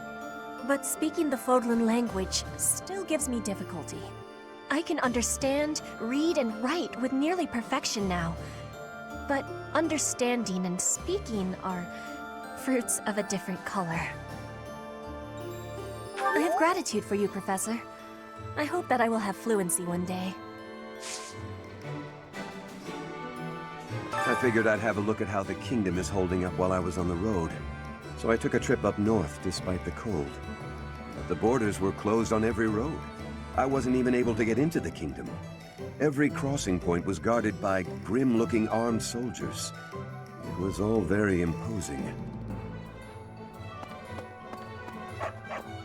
Right. Professor? Greetings, Professor. Nothing to report. Deirdre is known as the aquatic capital. It's a beautiful town with streets that seem to float on the water and an impressive harbor. In times of peace, it would be a wonderful place for a holiday. Anyway, best of luck in the next battle. Okay. Hey! Listen, the Gloucester and Ordelia houses have territory in the southern regions of the Alliance. Everyone knows they support the Empire, so they won't get in the way of our armies. Hi. 5 years ago, during the attack on this place, you allowed me to join your side. Since then, I've risen through the ranks, and now I'm a general leading my own army. In this invasion of the Alliance, I've been entrusted with maintaining the supply lines and keeping the Goneril territories under control. That's why I won't be accompanying you to Deirdre. Please look after Lady Edelgard.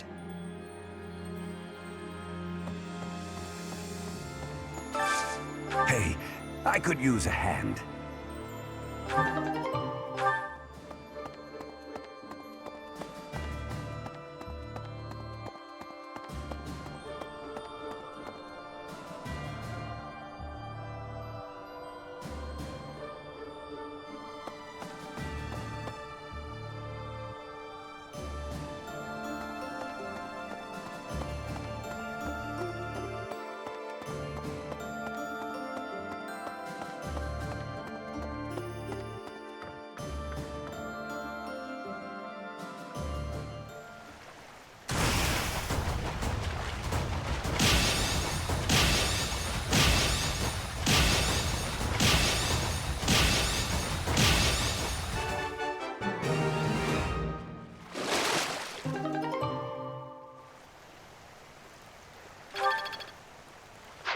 You've done me a great service.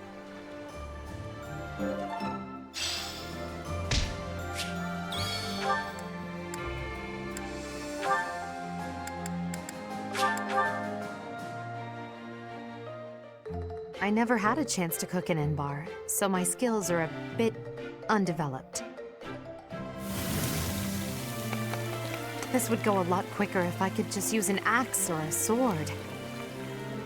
Of course.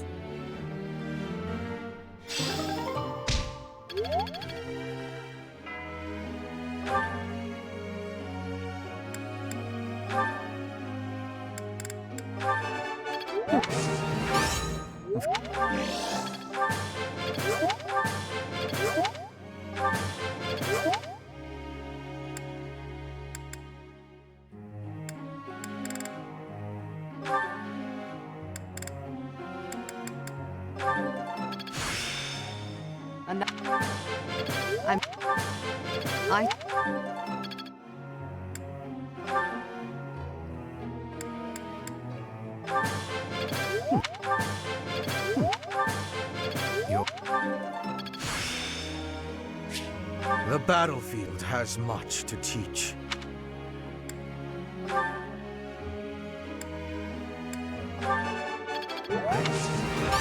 I am relieved I got it right.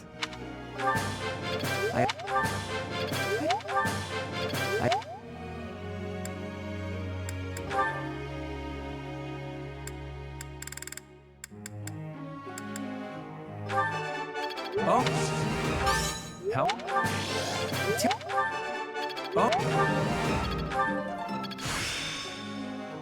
Can I use this off the battlefield?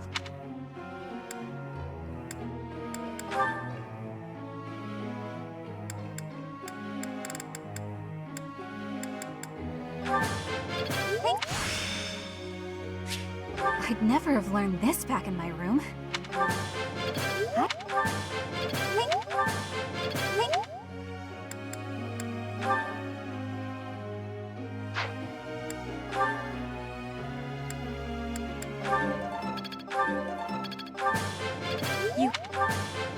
You're one step before the next step.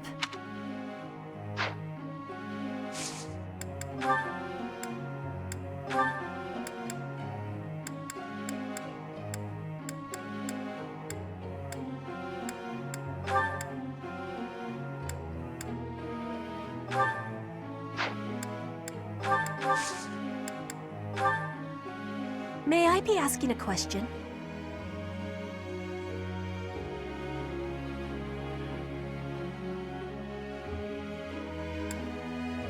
You have great wisdom.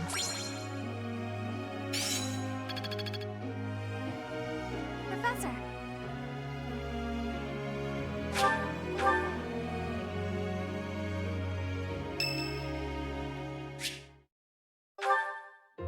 You're certainly not going easy on me. You fight like a mercenary, not a knight. You hunger for victory, pure and simple.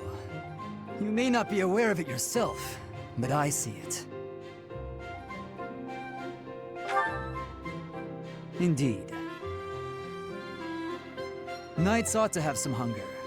I've always thought so. They depend too much on their swords. Only when they're wrested away do knights consider their hands and feet as weapons.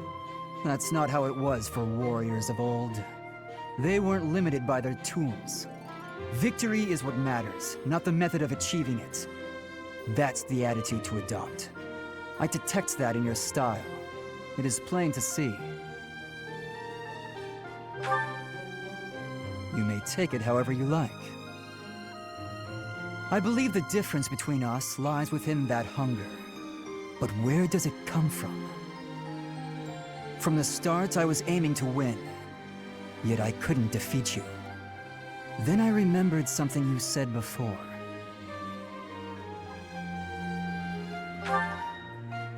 Indeed. I was raised to value strength above all else, whereas you had a reason, an ambition, pushing you toward that hunger. So tell me, what was the reason? Why were you driven to become so strong?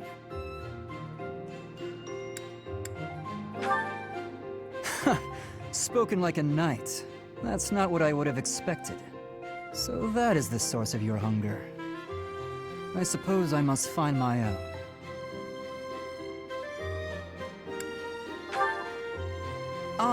If we're to get along, I think not.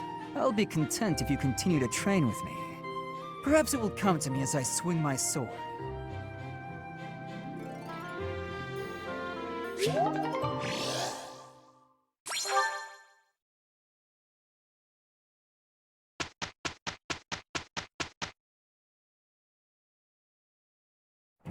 Being preoccupied with Imperial duties is no excuse. Here at Garrigmach, I must do my part as a member of the team. I would advise you to pace yourself, but it's probably pointless. Let's proceed. Honestly, an average result should disappoint an extraordinary pair like us. Right you are. The two of us should have done much better than this.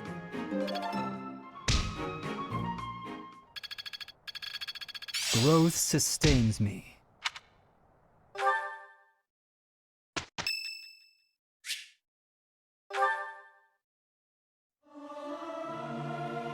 Yeah! I'll sing so loud that my voice is gonna reach the sky! Professor, let me sing for you. Do you not like my voice? It would make a Pegasus dance with joy.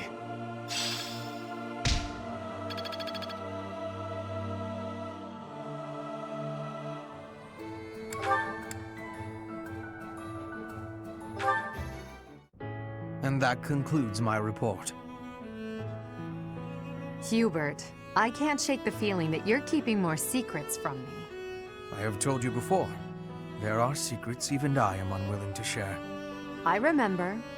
However, I am the Emperor now. If the Minister of the Imperial household does not obey his orders, I have the right to execute him.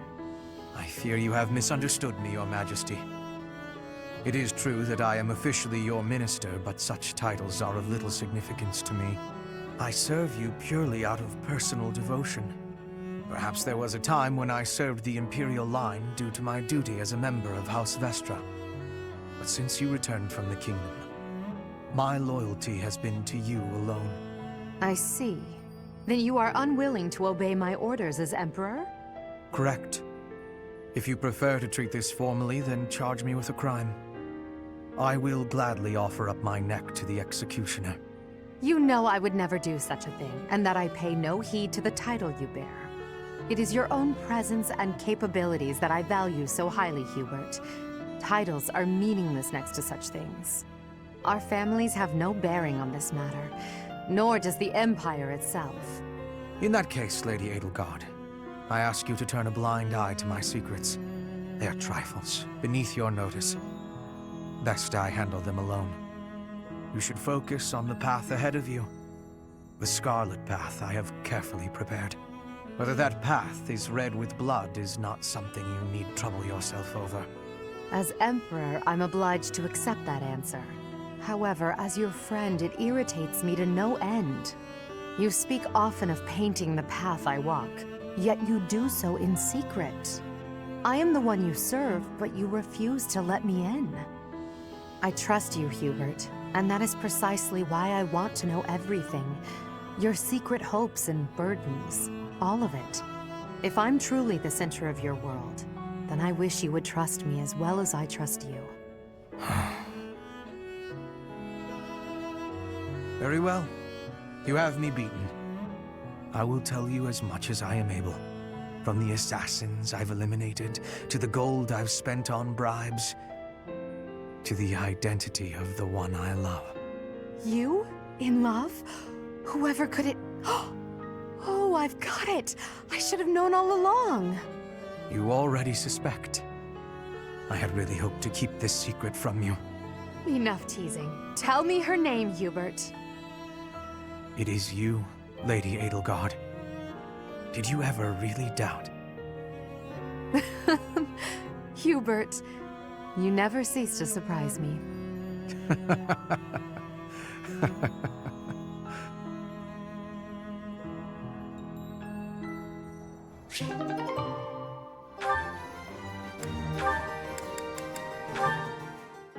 Huh? What's wrong, Edelgard?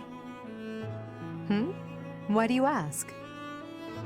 You always look at me funny, but right now you're looking at me more normal. You can seem rather oblivious, but then you go and shock me with your keen insight. Whoa, it's a little harsh. Is it? You only have yourself to blame for the reputation. As for me, I've always thought of you as something of a victim. What is that supposed to mean? I mean, you're a victim of Fodlan's antiquated system of nobility. You're skilled and you work hard, yet you still play second fiddle to your less capable older brother. Even still, you fight on, not allowing yourself to be discouraged by it all. People like you help to fuel my fire. If I can only smash this rotten system, I could save you. You've always got a whole lot to say about your grand plans for the future. Just hear me out. I've realized that I was wrong about you. I can now see that you've found a way to live the life you want to live. Simply put, you love working hard, and you love training. You don't know the meaning of surrender. I never thought such a genuine person could really exist. That's a lot to take in. You're not too far off, though. I try to live life the way I want to. I wasn't that way when we first met, but I've changed since then. Nowadays, what you see is what you get. It doesn't matter that you have burdens to bear. Despite that, you never stray from your path. You don't let anything tie you down. I can hardly imagine a life like that. To be honest, I'm a bit jealous. Well, I don't think I could live the way you do, but I admire you for sticking to it. You never let your burdens get you down. You try to push through them instead. If I'm being honest, I changed my mind about you a while back. Is that so? You can be real critical of yourself, and you admit it when you make a mistake. That's true. I certainly make mistakes, but I feel it's important to own up to them. I probably make twice as many mistakes as you, but I don't notice half of them. This is no laughing matter, Caspar. Then again, that's part of how you choose to live as well, isn't it? That it is. But it doesn't change what I promised before. I'm gonna keep fighting for you, Edelgard. Even if we don't live our lives the same way, I'll help cut a path through so you can follow safely behind. I don't doubt it. The future is ours, Caspar. I'm counting on you to help clear the way.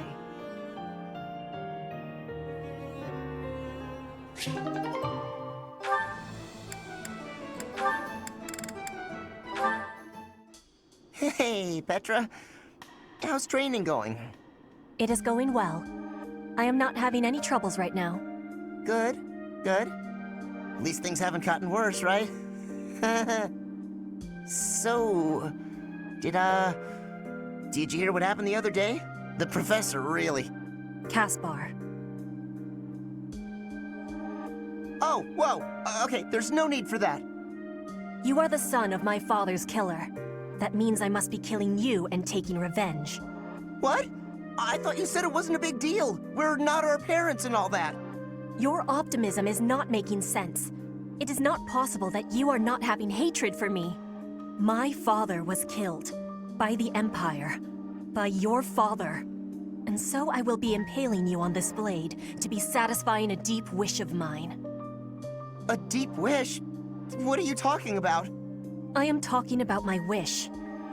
Of course, I am also having another wish. An even deeper wish. I wish for you and I to keep being friends. To keep fighting and surviving together. When you are speaking of your father, it is with a proud smile that injures my heart. But that is only a small thing. You also are working harder than anyone I am knowing, so I can't bring myself to be killing you. I see. So you do hate me because of what happened, but you still want to be my friend? You haven't stabbed me yet, so you obviously want me to live more than you want me to die. I hope. That must be the truth. More than all of it, I am not wishing to be losing you. It would give me great sadness. Okay, that's a relief. I don't want to lose you either, and I definitely don't want to fight you. To be honest, if things were the other way around, I don't think I'd be able to forgive you. I'd hate you, and I'd hate myself for feeling that way. Caspar. But you're not like that.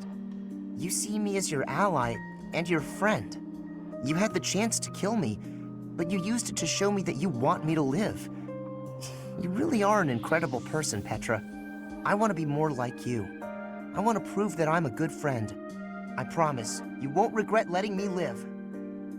You have my gratitude for your understanding. Hearing your words gives me great happiness. I was always feeling a barrier between our hearts. I am sure I was also the one putting it there. But from now onward, I will be sharing all of my heart with you. My grief and anger, joy and love, all of it. I'd like that, Petra. From now on, we'll be more honest and open with each other.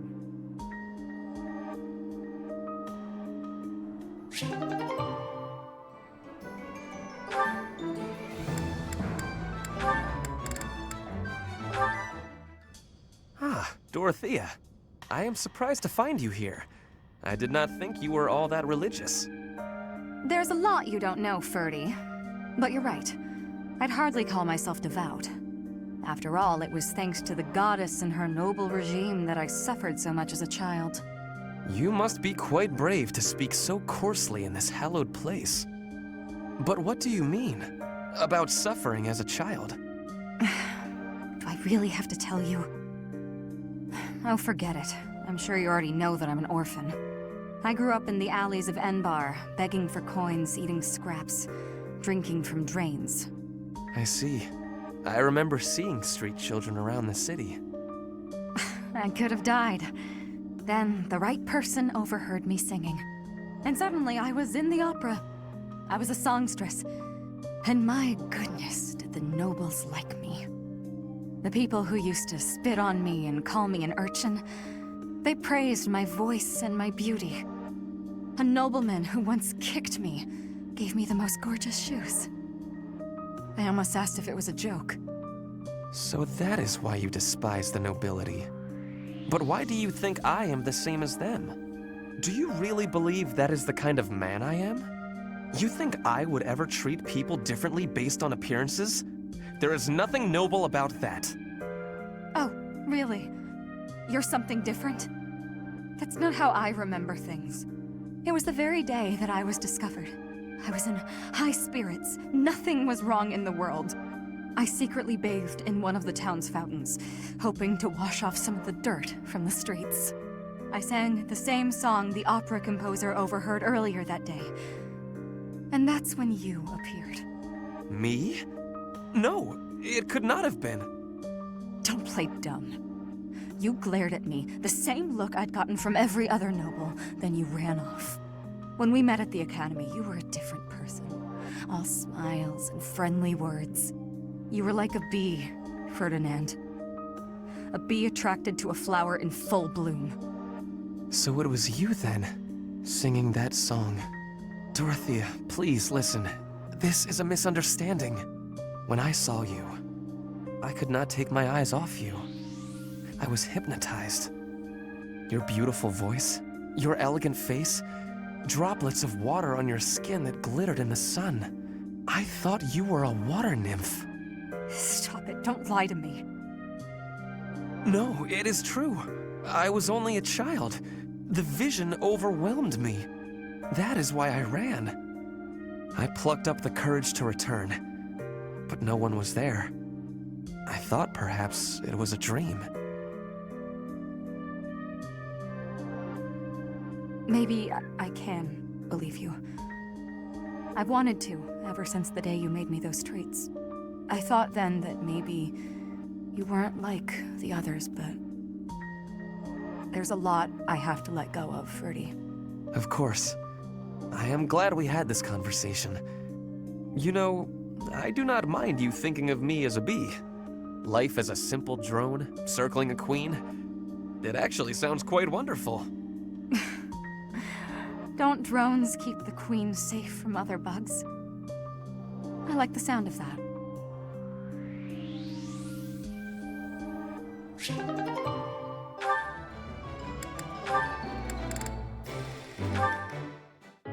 I was under the impression you were going to break all of your paintbrushes. Cut it out, Linhardt. I'm just glad you're back to painting. I felt terrible about what happened last time, you know. I guess I should have kept my opinions about your painting to myself. Maybe you should have.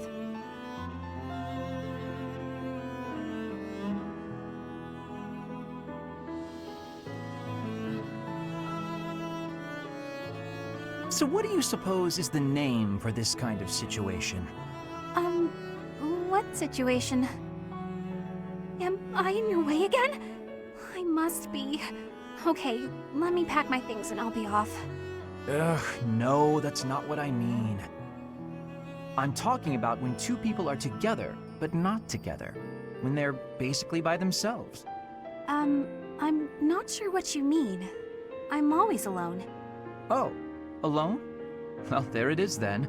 I suppose you could say we're alone together. We're each here alone, yet together. So we're alone together. What do you think? Alone together? Oh, wait, I get it. That's just a nice way of saying you want to be alone, right? Alone. If that's what you mean, I'll go. Please, Bernadetta, you shouldn't go. Being alone together means accomplishing more. We each have the concentration one gets from time alone, but also the thrill of being with someone else. I find it to be an exhilarating environment. Have you felt that as well? Huh? Me? I'd rather be alone, but when I'm painting, and I know you can see, I worry about what you might point out about it. Is that the thrill you mean? Because I feel that. Here's what I wish to point out about your painting. You've really improved. Your lines are bolder, your color choice is more informed, and your composition as a whole... Did you actually just praise me, Linhardt? What's next? A rain of flying pigs? I was just saying what I think. Look, you probably have talent, and you work hard too. Oh no, I'm on to you now. You're scheming, but you won't get anywhere by flattering me. Try all you want to get your hooks into my heart, you won't fool me! I'm not sure how praising you means I'm trying to get my hooks into your heart. I have a heart of stone. No one will ever get to it. What a shame. I suppose I'll stop praising you then. You will? No, I didn't mean it that way. You can praise me as much as you want. I don't understand you one whit. However, if you want praise, then praise you will get. You're cute. Don't say stuff like that!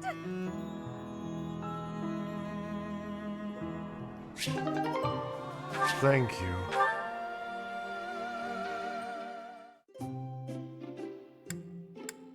What do you want? What a fine fragrance. Thank you.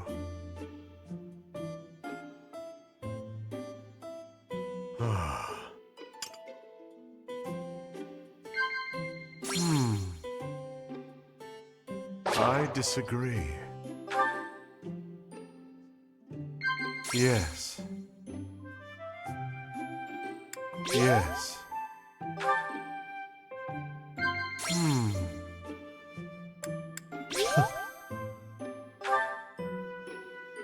I'm deathly allergic to this sort of thing. Of course.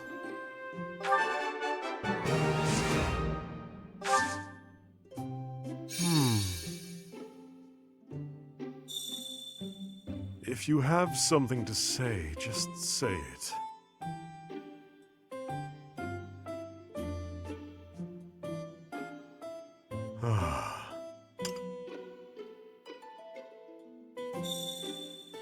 You're strange. Thank you.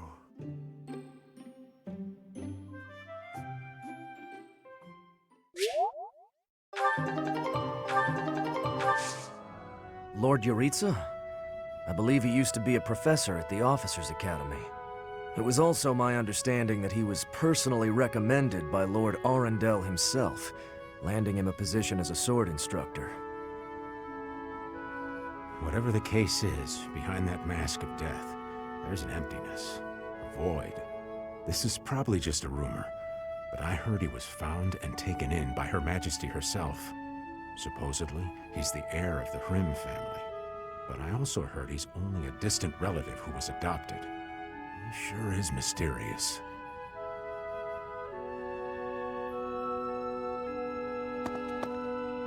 You've been asking around about me. It matters not to me, one way or the other. Do you want to know of my past? Why? Friend or foe, that's what you're trying to determine. But you won't find answers merely with words. There is only one path forward. Raise your sword if you have the nerve. Raise it and fight me. If you want to know my heart, know my sword. It's only to spar. Nobody will be slain. I cannot kill you yet. The Death Knight knows that very well. I've been told to refrain from killing you until the war has ended. I came to an understanding with the Emperor herself and agreed to do her bidding. The young Emperor discovered me long ago, though back then she was still a princess. Ultimately, it was she who erased my past. She placed me into a family that was disintegrating, that I might be their heir. To survive, the Death Knight must spill blood. Left to his own devices, he would kill innocent passers-by. Through the Emperor's grace, he was allowed hunting grounds. That is why, to this day, I follow her. I am not yet ready to yield such fertile hunting grounds. Nor am I ready to truly fight you. Of course, were I not here to hold him back, he would cut you down without hesitation. As for me, I too... never mind. If you've no intention of fighting, then be gone. Perhaps it is he who is to blame, but I feel oddly when I look at you.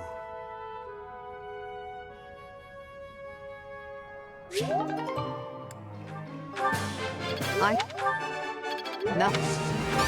Pray. Another skill refined.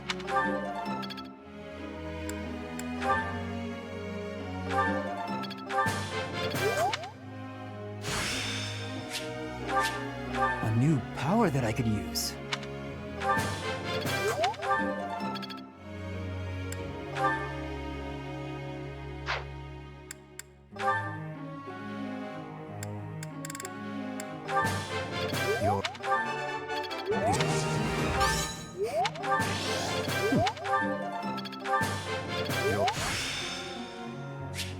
I suppose this will serve me well.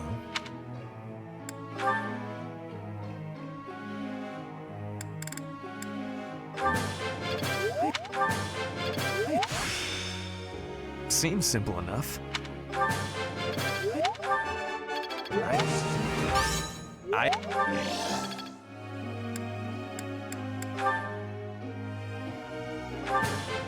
Think that.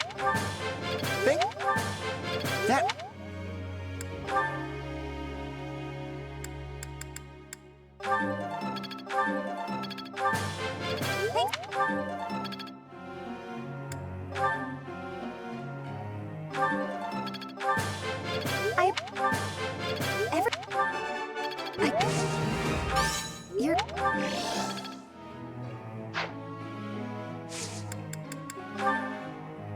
teacher.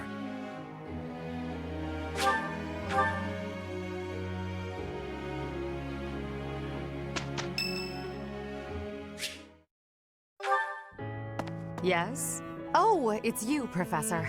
I was certain it was Hubert coming to drag me back to my duties. Your Majesty, you must know your supreme talents are needed at present. Why not gaze at these documents instead of the sky? No? Well then. And here I thought my Hubert impression was second to none. But that's enough about Hubert for the moment. While I have your attention, I'd like to thank you for your help in that last battle. As you well know, I'm perfectly capable of commanding the army by myself. However, when you're around, it's somehow different. I'm not sure I can properly explain it. I suppose your perspective on the battlefield is simply sharper than mine. When you're devising tactics and tricks for us, it's almost as though you can read the enemy's mind. There's no getting around it. Your talent for strategy far exceeds my own. I'm quite jealous, in all honesty.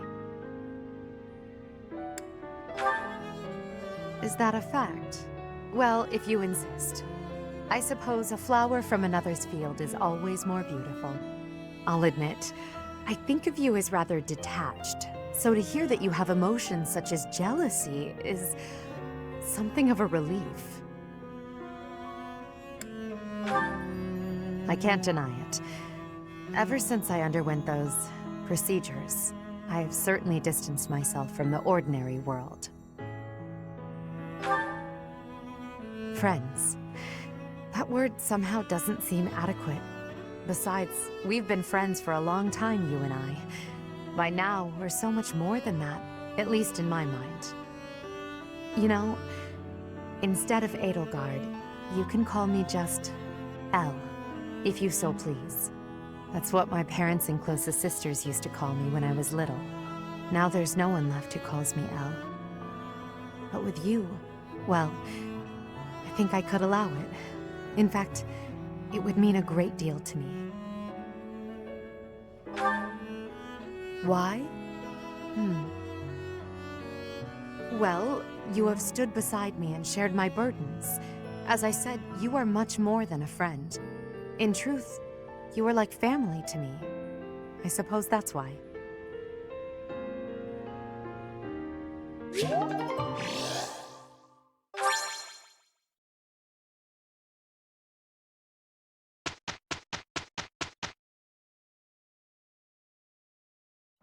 It will be easier together. All will be well. There's one thing taken care of. Can I use this off the battlefield?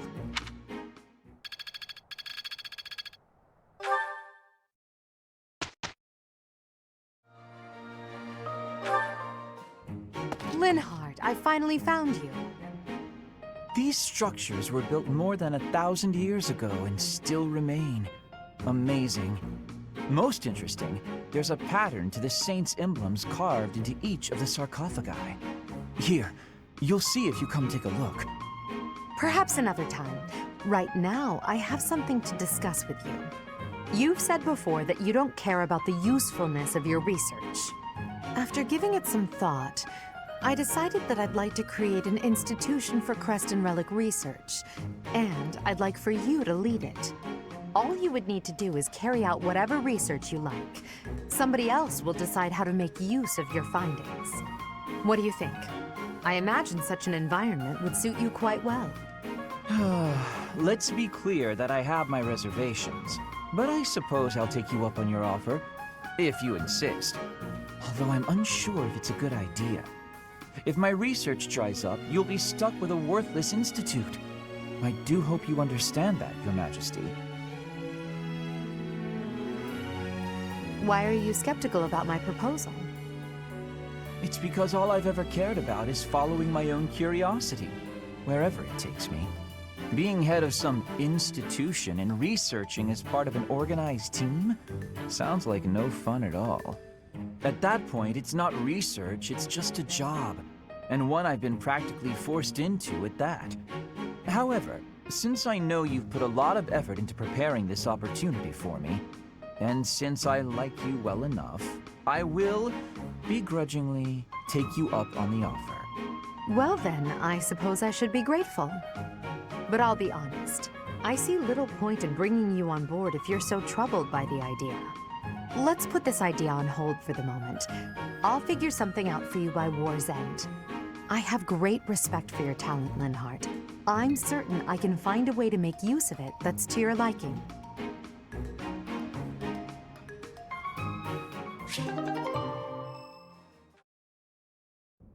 It's almost time to depart. Are you ready? A promising answer. Whatever happens, never allow your foe to see any weakness. We must pay close attention not only to Claude's schemes, but to the man himself. He's a master archer who wields the legendary bow, Fail Not. He won't fall easily. It's the relic of House Regan. That bow once belonged to one of the 10 elites. Professor, do you know the true story behind the legend? The relics were created by the hands of mankind.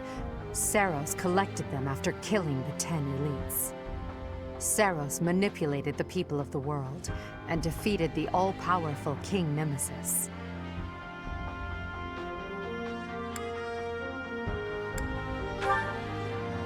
That's the history the Church of Seiros maintains. In reality, it was little more than a simple dispute. Should the one leading the people of the world be someone with humanity, or a creature that can merely masquerade as a human at will? In the end, Seiros was victorious. The Immaculate One and her family then took control of Fodlan. I know this because that knowledge is passed down from Emperor to Emperor. And that is because the first Emperor is the human who cooperated with Seiros, allowing humanity to be controlled in secret. Perhaps it's fate that you can wield the sword of the Creator, just like Nemesis, the King of Liberation. And that very fate will lead you to use that sword to stand against those who would distort history.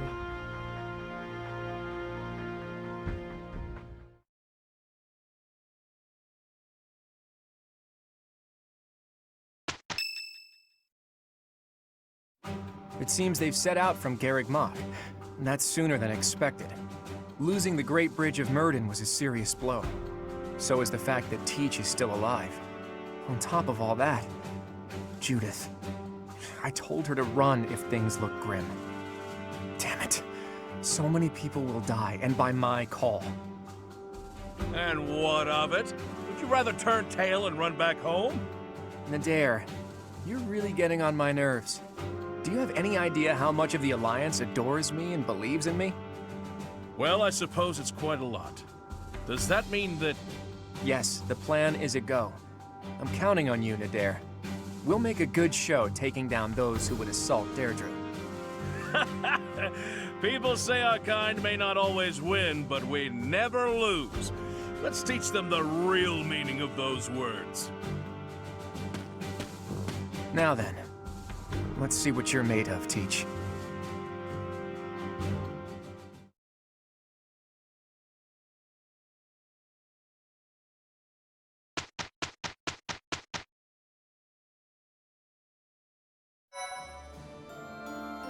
Thanks. I'm glad I asked you.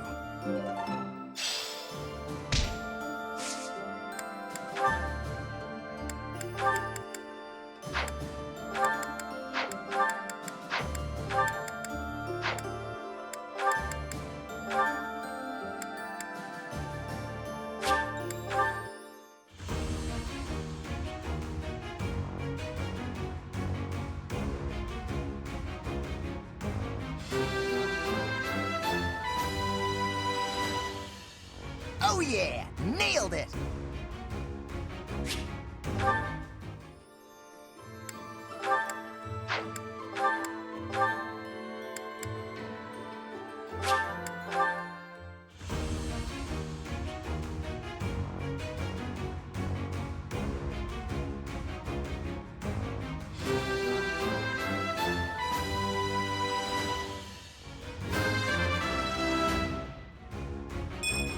I my past thanks to you, Professor.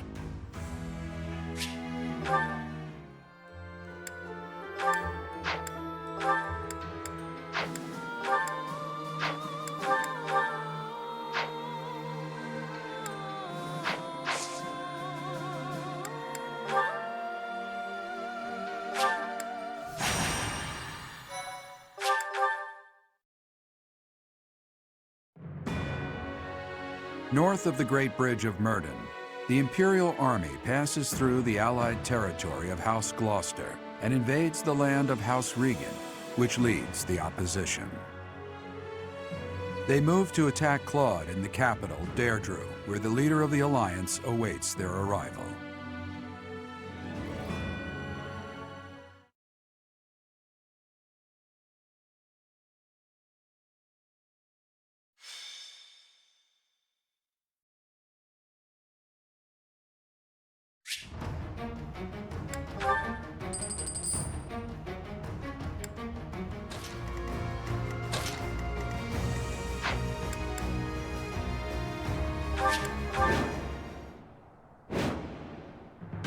Here she comes, at long last.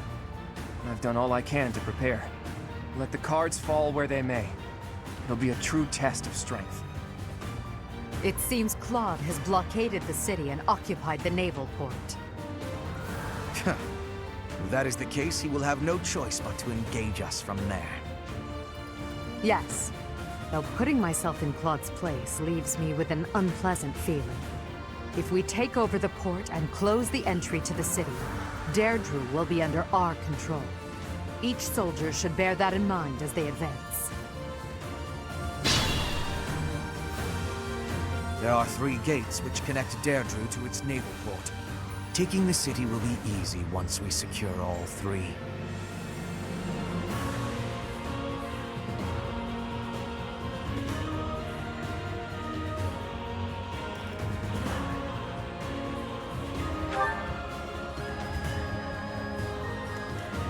What's my strategy?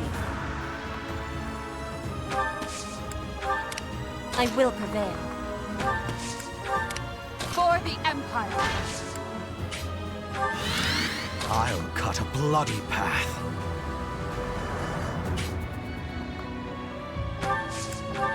Put me in there. I do this for all of us. I'll cut through. Understood. Ready for anything. More fighting.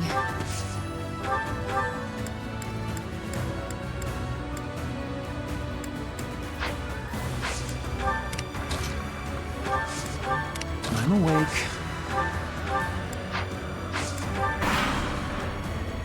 Now it's our turn, Elmira's elite. Strike the flanks of the Imperial Army.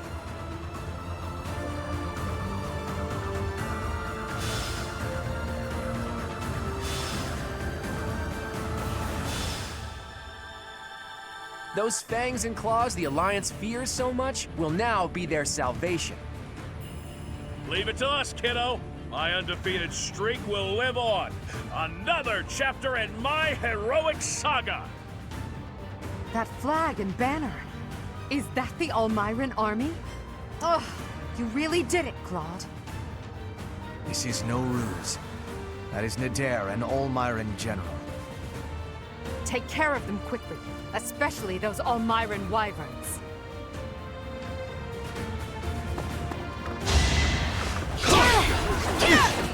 It's over! This could turn the tides.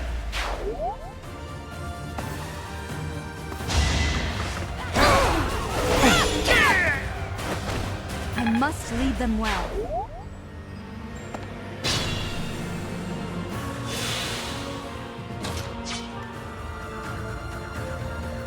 You are here as well, Professor? That is a shame. You've got to try.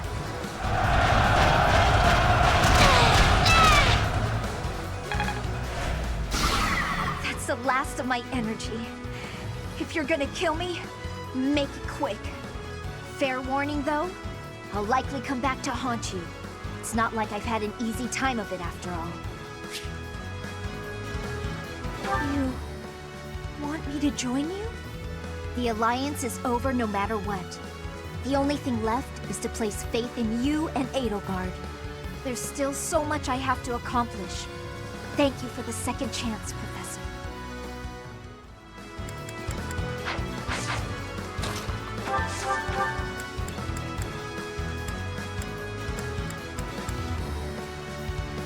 Professor, it's been too long.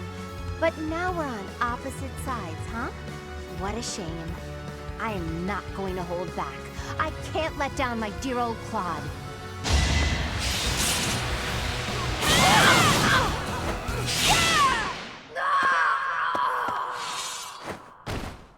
It's been fun, Claude. Sorry to go so soon.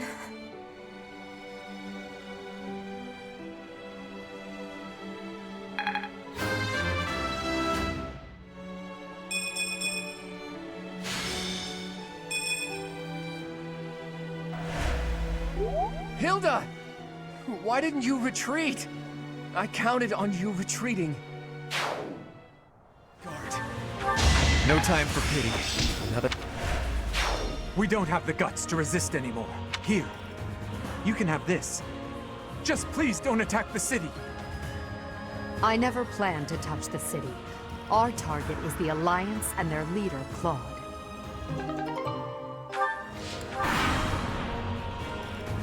It's been 30-odd years since I first set foot on a field of battle. Here's a taste of my undefeated strength! No use!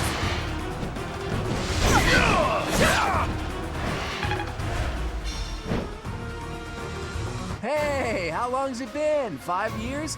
Who'd have thought you'd end up an Imperial General? Ah!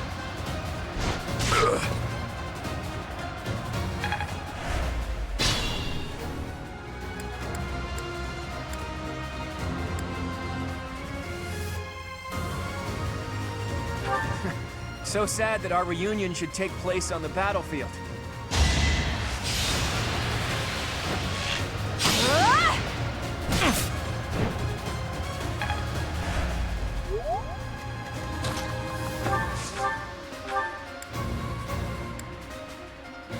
Teach.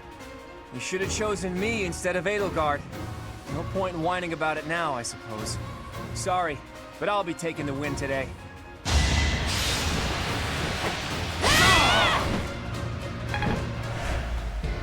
Enough. You've bested me. If I die here, the Alliance becomes part of the Empire. Do you yield then? You've never known when to give up. Well, I can't just surrender so easily. I'm responsible for the others. If you're as smart as you seem, I bet you figured out why I was able to summon Almyran reinforcements. Wouldn't it be better to let me go and have me in your debt? Thank you, Professor. And you, Edelgard. I'm truly grateful for your courageous decision. I will return your kindness one day. I promise.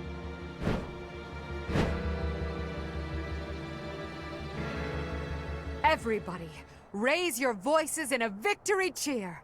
Deirdre is ours.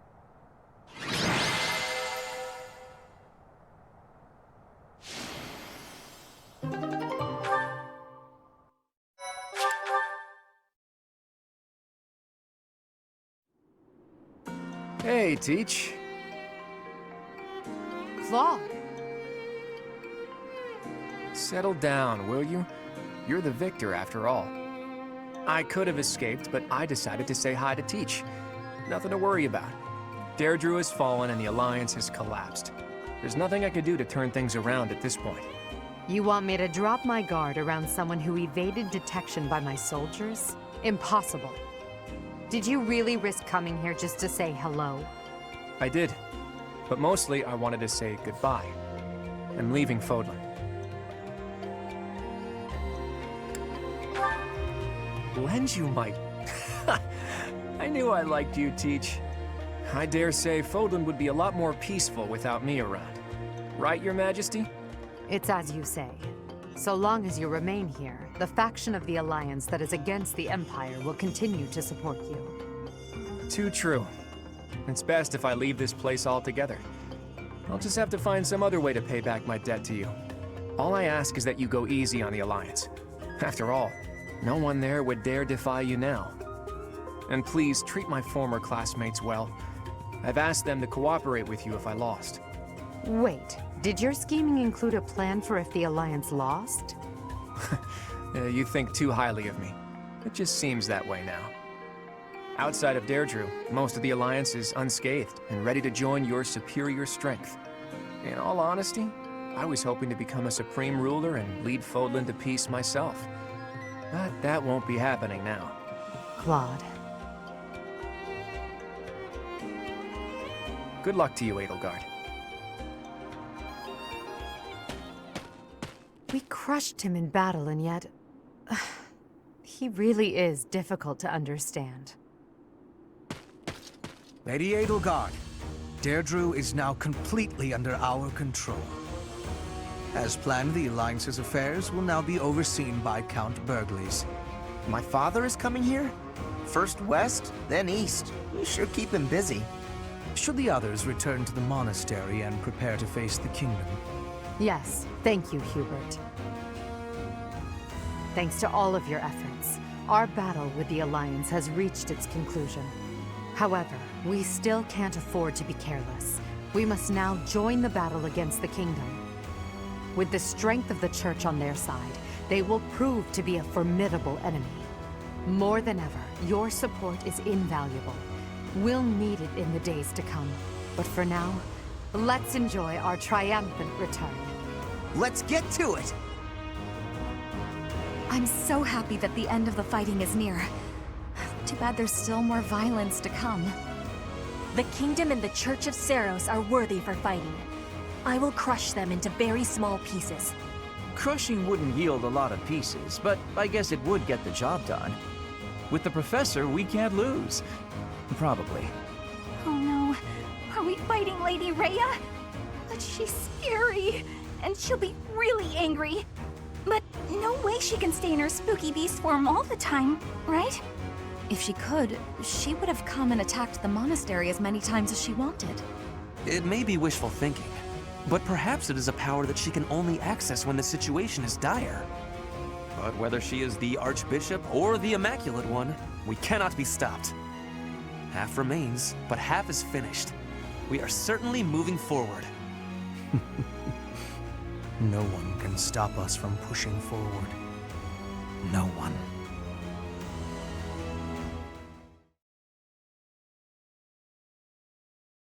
Part 2. Crimson Flower. Pegasus Moon. Tempest of Swords and Shields.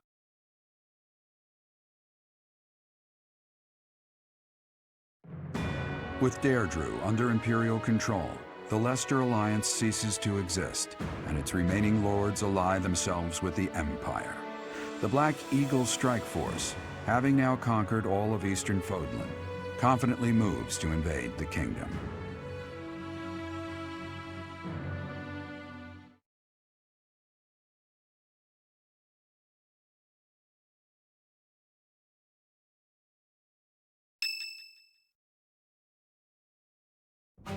And that concludes Count Bergliez's report. Just as Claude said, the old Alliance has willingly fallen under Imperial rule. However, knowing him, there is no telling what manner of poison could be waiting within. We must be careful not to expose any weakness. Of course, though it seems we can now attack the kingdom without issue. True. However, you should know that Lord Arundel has entered Deirdre. It would seem he has already started collecting the relics of the old Alliance. Let him do as he pleases for now. It's not yet the time to chide him. Understood. As for the kingdom, as we theorized, it is not entirely united. If we defeat the royal family of House Blathed, and a handful of other notable houses, it should fall under our control quite readily. Those we must target include the houses Fraldarius, Galatea, Gautier, and Cairn. We have allies who are close to some of those lords. Perhaps that can be used to our advantage. persuasion by tears or threats. Perhaps one would consent to act as a hostage. We must make good use of the tools given to us. What about House Row in Aryan Road, the fortress city? Will they not side with us? The head of House Fraldarius, Lord Rodrigue, has entered the city. It is possible that he has seized it. I see. Then it might prove too difficult to strike Ferdiad right away. Either way, when preparations are complete, we can begin our deployment into the kingdom. That part of the plan remains unchanged. Professor, is something wrong? Yes, I don't imagine that you have much interest in a running list of noble names. But it matters not. The nobility and the weight of all those names will be gone once the war is over. This month, we must again put all of our effort into preparing for battle. I'm counting on you, my teacher.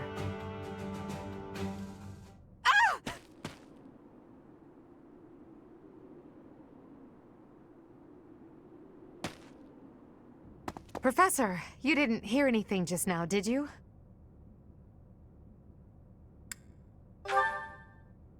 Cute! Huh. Well, be that as it may, it is not your concern. It was nothing. You seem to be trying your hardest to infuriate me. Don't you dare say that again. It's just... well, there was a rat. I don't enjoy the company of rats. I believe I've told you about this before, about when I was held captive beneath the palace. There were a lot of rats there. To this day, I just...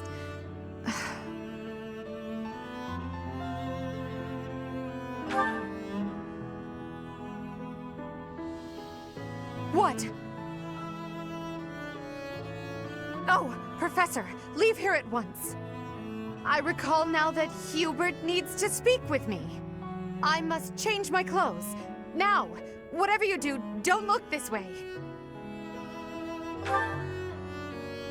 Then forget what you saw. That's an order.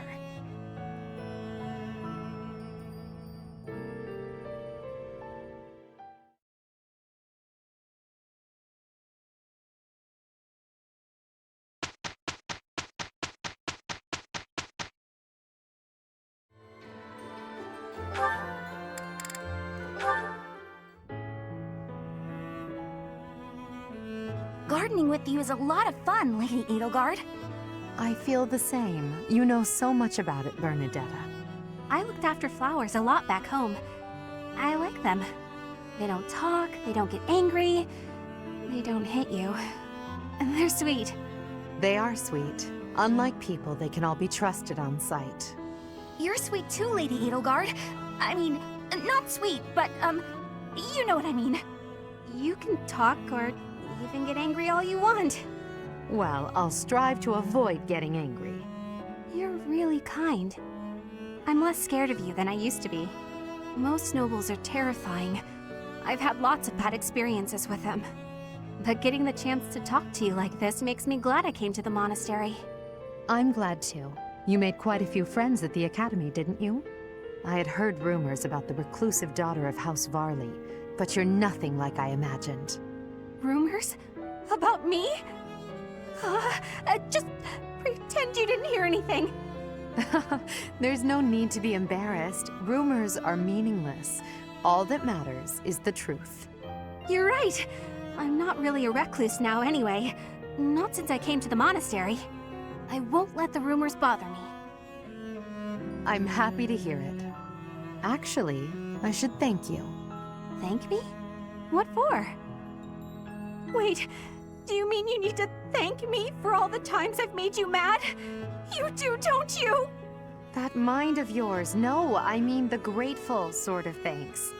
Before I met you, I was more prone to anger, but now I've changed in that regard. So, thank you for that. Oh, I suppose you're not listening. Oh, I'm done for! 5 years' worth of resentment is about to crash down on me all at once! Ah! It's okay, Bernadetta.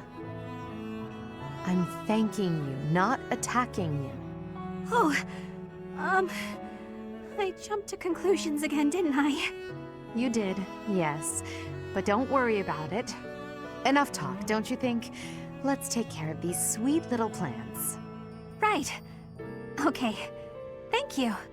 Bernadetta, I hope you'll keep spending time with me. Of course I will. Hey, look! This flower's just about ready to bloom. So it is. I can't wait to see its true colors.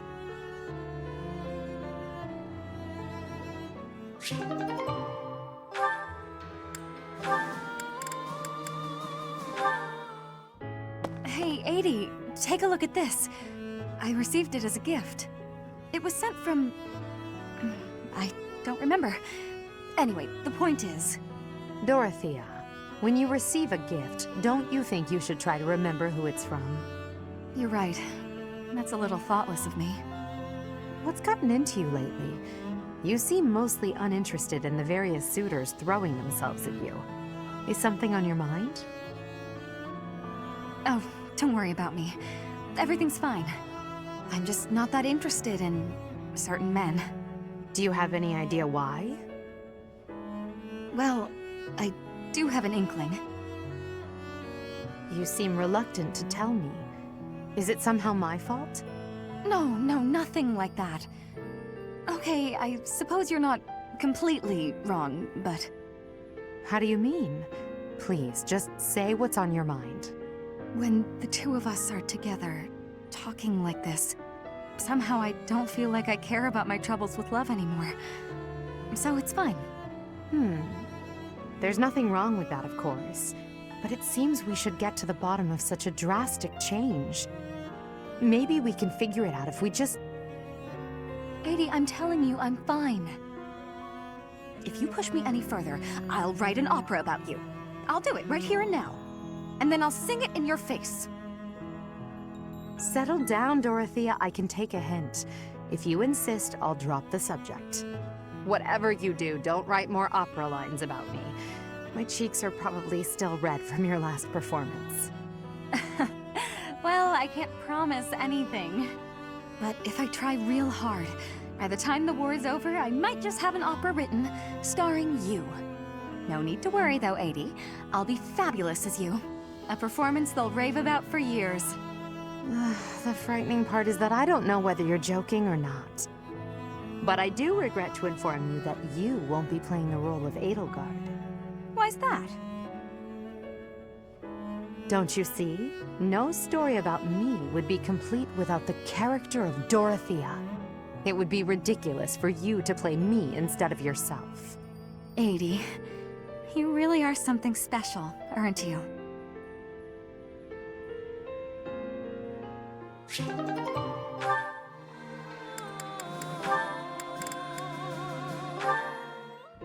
Hey, Caspar, care to join me for tea? Again? Well, let's make it quick. I gotta get some training in eventually. More training? Don't you get tired of it? No, I don't get tired of working toward my goals. Unlike you. Me? What do you mean? Your quest for the perfect husband. I haven't seen you wasting time with any dull-looking guys lately.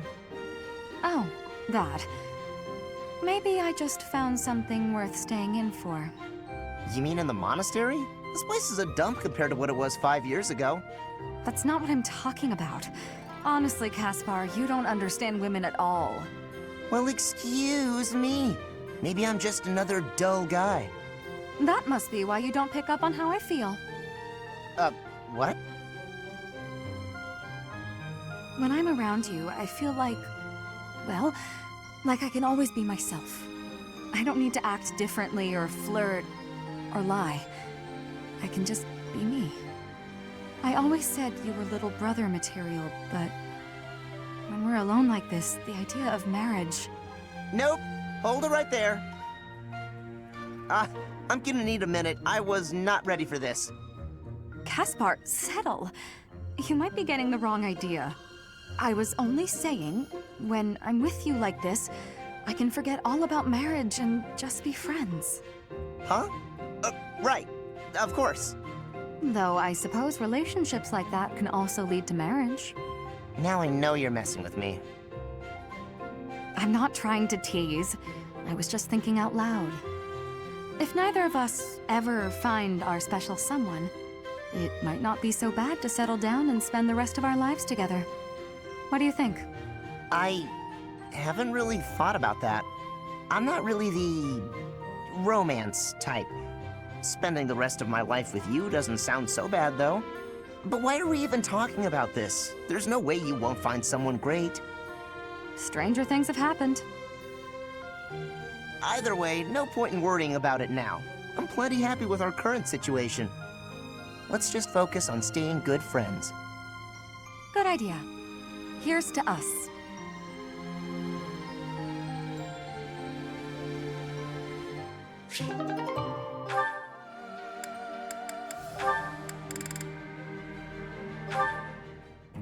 You're following me. Stop. I am leaving you alone, just as you asked. I may be walking the same way as you, but... What do you want? You've made it abundantly clear I'm not to want anything from you, including politeness. I heard a rumor that you're planning to settle down with a noble. I abandoned my family, so you'll have to look elsewhere. Not much to gain from marrying me. I just find you interesting is all. Is that so odd? Interesting? I'm not interesting. What do you mean? I've never met a noble so... unsociable. Yes, that's the word, unsociable. Other nobles are quick to be friends, even if it's just because they might gain something from it. The Empire's nobility, maybe. The Kingdom's nobility is a whole different animal. If they are, so what? You should care how others think of you. Why? I don't answer to them. All that matters is improving my skill. I'll prove my worth on the battlefield. Those people care so much about appearances they can't even see each other. It makes me sick. Oh, I agree. What's important isn't how someone looks, it's their true nature. I don't pretend to know your true nature. I don't even have a very good understanding of my own. But I suppose you see mine just fine, don't you? Just a silly girl with no thoughts in her head except for marrying a noble. Yes? Goodbye, Felix.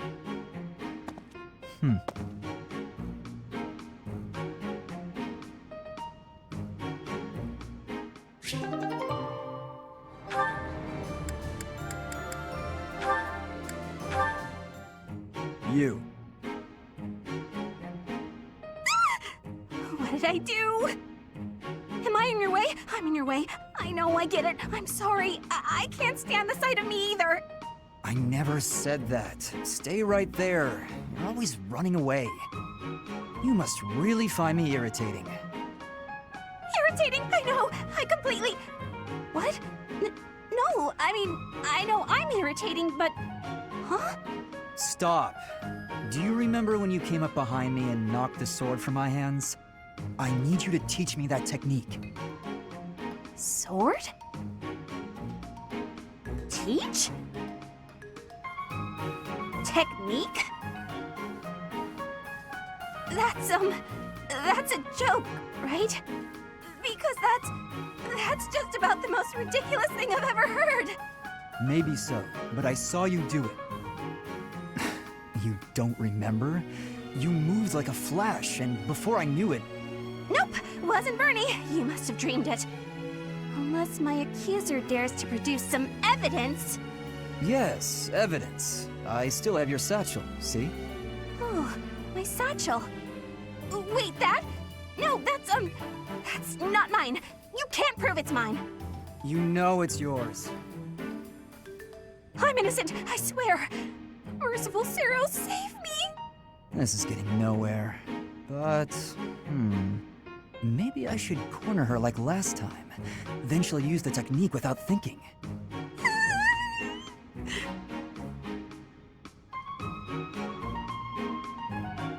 Never mind. I'm done here.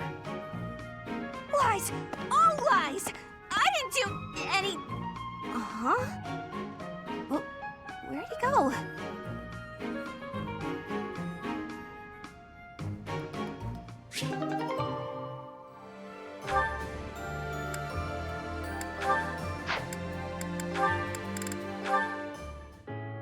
Come on, Bernadetta, open up. Why are you so mad at me? I have no clue what this is about, but I'm sorry. You have no clue? Don't you remember what you did to me? No. I didn't do anything. Yes, you did. You did all kinds of things. But the worst thing was carrying me off. Twice! I thought I might die. What are you even talking about? Don't act like you never took me to that place. What place? Why won't you? Oh, the place with the pretty view. Why are you mad about that? Because you hauled me around like a piece of luggage. Again, why are you mad about that? Don't act all surprised. How would you feel to be yanked around like that? I'm sorry, I didn't realize I was just excited to show it to you. Maybe I went a little overboard. I'm real sorry about that. You are? Well, I hope you understand now. I definitely do, and I feel awful about it. What can I do to make it up to you? Anything you want. I want to show you how seriously sorry I am. Well, all right. I'd like you to, bring me to that place again. But promise me 2 things first. Anything. No carrying, no pulling around. Treat me gently. Sure, of course. No problem. But that was 3 things, not 2. That was 1 thing. Be gentle, okay? Oh, okay. Sorry. What's the other thing? I want you to promise not to take anyone else there. Only me. All right, I can promise that. Seems a little strange, though. Why do you care? Come on. If you really want to apologize, hurry up and take me there. Right, on it. Here we are. Oh, look at that gorgeous sunset. This is it. The same view. After all that time inside, the sun feels like it's piercing right through me. This little bit of sunshine? You really gotta get outside more. From now on, I'm gonna take you to all sorts of different places. I promise I'll be gentle, and I promise I won't take anyone else. Just you and me, all right? What? But... okay. But if you get sick of me, I'm sorry ahead of time. What? Good one, Bernadetta.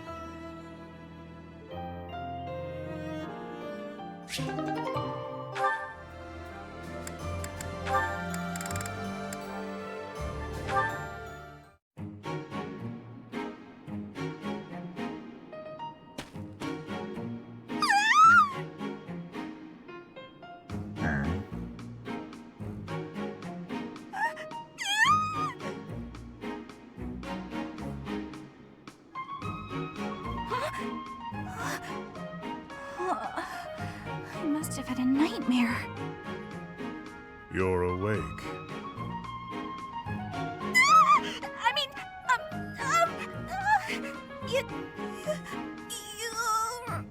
Yuritsa. Yeah, that's it. Professor Yuritsa. I am not a professor. Wait, what? You're not Professor Yuritsa? Oh, yeah. Professor Yuritsa always wears a mask. So then, who are you? Yuritsa. I don't understand. Look, are you Professor Yuritsa, or aren't you? Please make yourself clearer. I am Yuritsa, but I am not a professor. A Yuritsa who is not a professor? So there are 2 Yuritsas running around the monastery? Oh, wait. Aha! I got it. I get it now. You're no longer a professor. Therefore, you're just Yuritsa. Plain old Yuritsa. Our professor isn't a professor anymore either, but doesn't mind the title. I guess I figured you'd be fine with being called professor as well. When I was teaching, it was simply a task. Nothing more. I don't really get it, but it sounds like there's a lot going on in that skull of yours, Yuritsa. Oh, Bernie, what the heck are you even doing in the infirmary? You took one look at me and passed out. Huh? Don't be silly. There's absolutely no reason I'd faint at the sight of you here.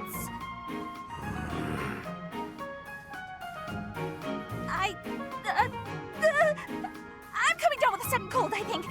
Yeah, I've gotta run to my room.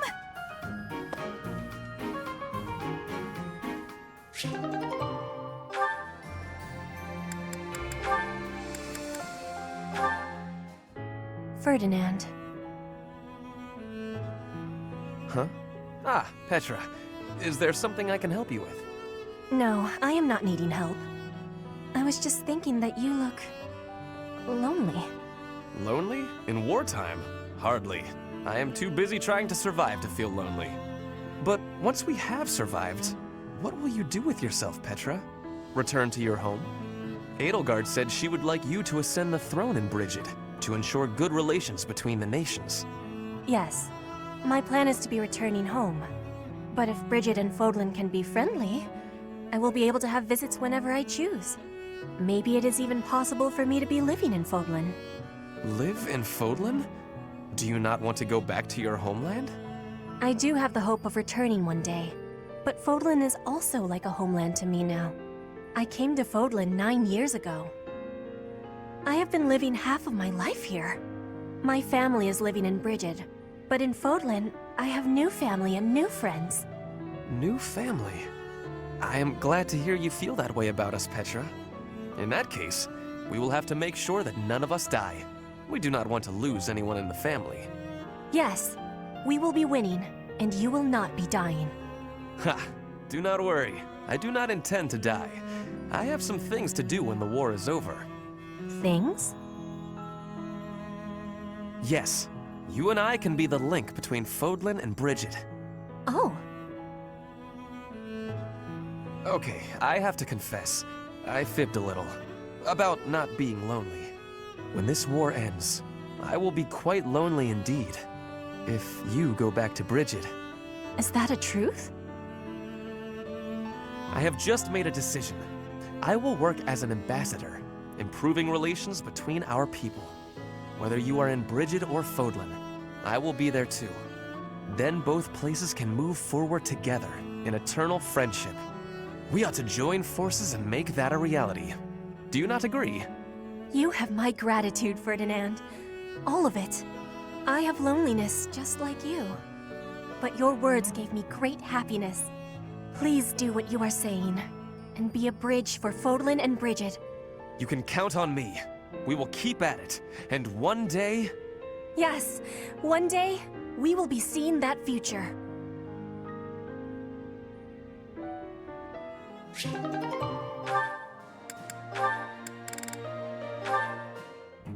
Linhardt, I need to be asking for your wisdom.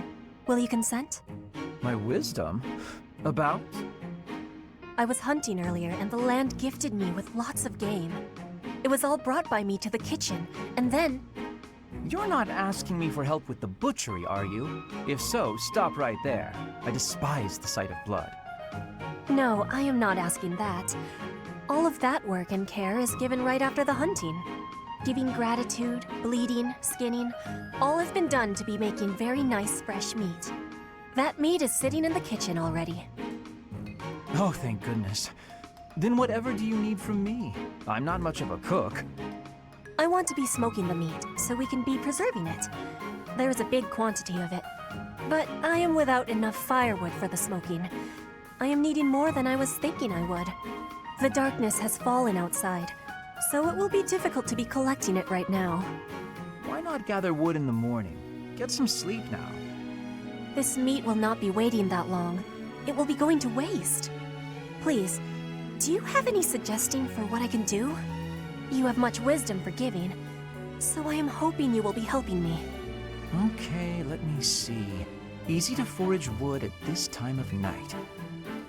You know, there were a good number of desks and chairs in the ruined corner of the monastery. Some of the stuff there is salvageable, so none of it has been thrown away. There's definitely high-quality oak and beech out there. Both would be excellent for smoking meat. Is that factual? I was not knowing that. The wisdom you give is exceptional. Well, I wouldn't say that.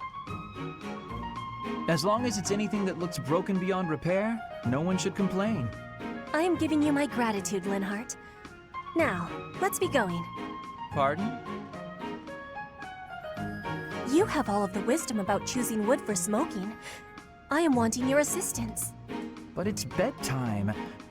Okay, fine. I can point out the choice smoking wood. Then I'll have to help haul it all back, won't I? It would give me great happiness. There's no one better than you for this task. Please stop with the praising. All right, fine, I'll help. I'm just that nice a guy.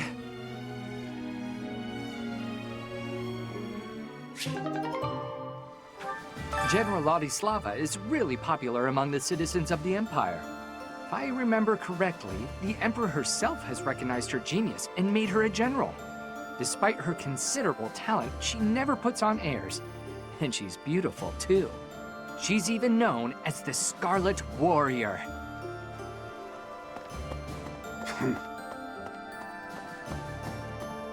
Say now, doesn't seem to be much unrest in the former Alliance territories, perhaps thanks to Count Burgley's strength.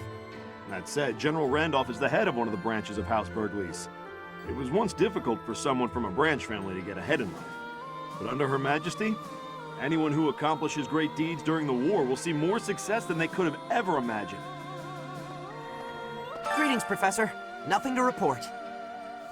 You may already know this, but the Kingdom and the Alliance were once a single entity.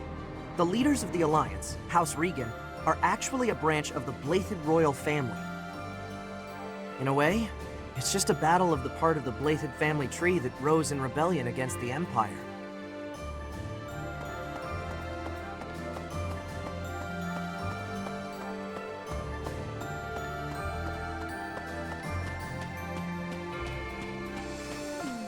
War isn't kind to you if you're a recluse.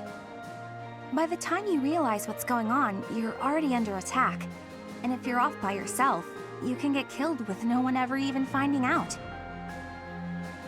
Got me out of my room at least. That's good, right?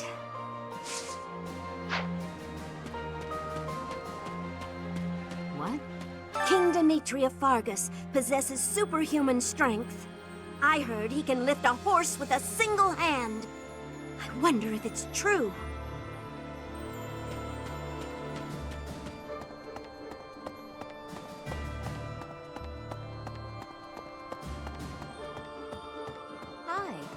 Your next opponents will be the Kingdom's army and the Knights of Seiros. Both fearsome foes.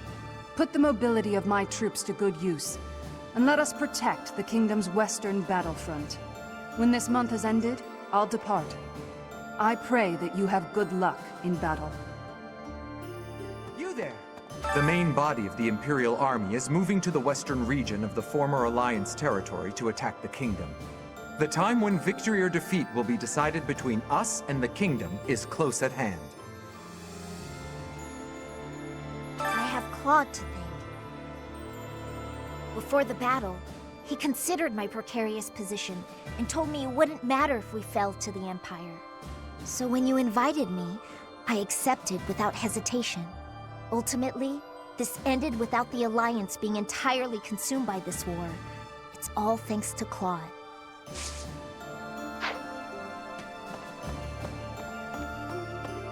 Professor. Claude von Regan. What an interesting character. Underneath that compassionate exterior, he was always cold and calculating. Ordinary fools run headlong into combat without even considering the possibility of defeat. But to consider one's chances and to prepare for plans to go awry, that takes real intelligence. I have to say, I am impressed beyond words. I have a request for you.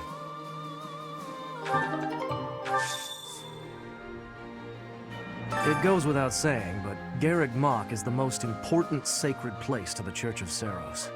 The Knights of Seiros will try to get this place back by any means necessary. I don't think they're going to stay in the Kingdom capital forever. We should stay vigilant.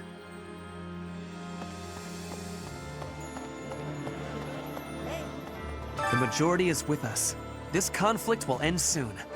I am so moved by the Alliance Noble's decision. That is true nobility, acting in accordance with the people's needs and wishes. As war drags on, those living near the front lines inevitably get the worst of it. We will not see such a peaceful resolution in Fargus, I am afraid, as it is ruled by the royal family, not a council of nobles. Did you meet my father in Deirdre? I guess he'll be responsible for controlling the Regan territory and maintaining popular support. Not really sure what all that means, though. Are you sure? I figured you'd say something about me having to study more. Oh, I get it. This is a test. I'm definitely gonna have to brush up. My father is holding Aryan Road secure. Our next battle will be there, against him, or in Ferdiad, which the king is protecting. You just worry about yourself. Hey there. Finally, the kingdom. After that, we'll battle the church. I volunteered for monastery guard duty. It was more for my family than anything. But now, from the bottom of my heart, I want to see Her Majesty ruling this land. Even if it costs me my life, I will protect Garreg Mach.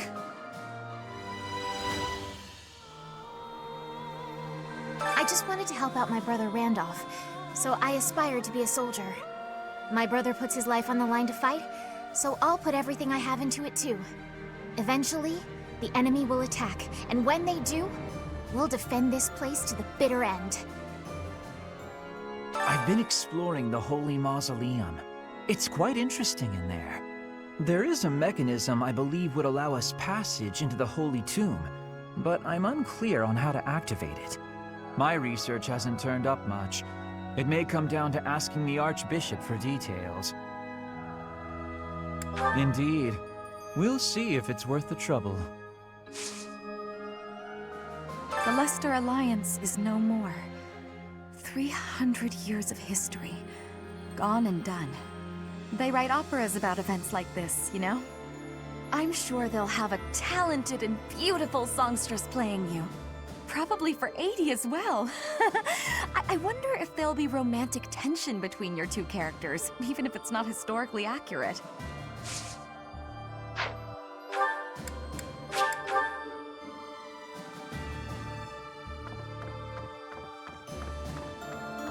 That reminds me, you must know this already. The former Fargus territory used to belong to the Empire. The Battle of Tailtean, where Nemesis was defeated, put Fargus under the Empire's control. Centuries later, a revolution sprung up in Fargus, and through the mediation of the Church, the kingdom gained independence. The ringleader of the revolt became the first king, Lug von Blaethid. The Blaethids, the royal family of Fargus, are directly descended from Lug, who was also known as the King of Lions. If you look at it from the point of view of the Empire, the kingdom is just a bunch of traitors.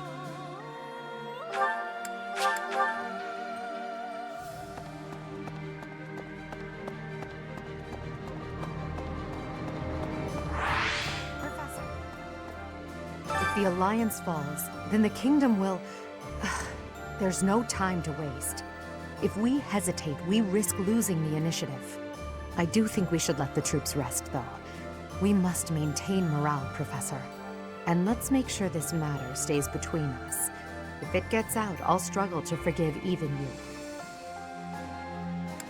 Thank you.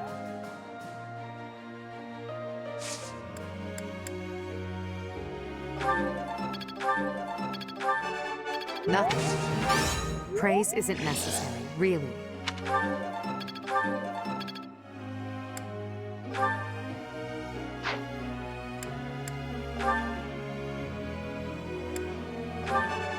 Oh. Help. Oh. It's within my grasp.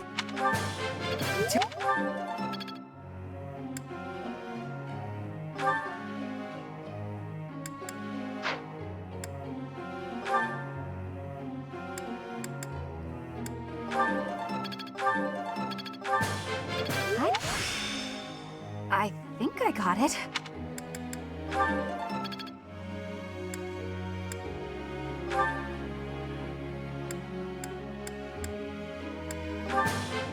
You...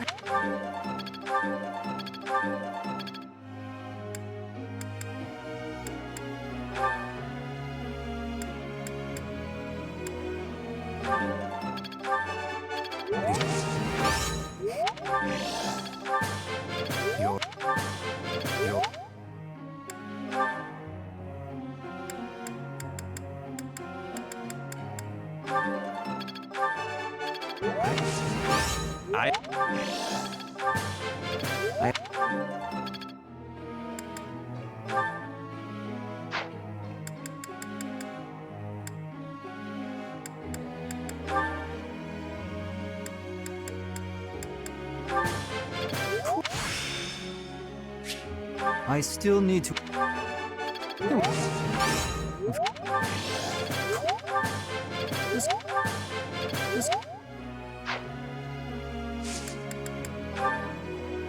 I have a question for you, Professor.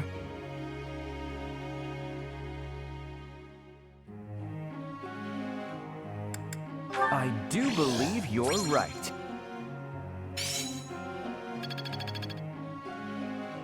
Professor.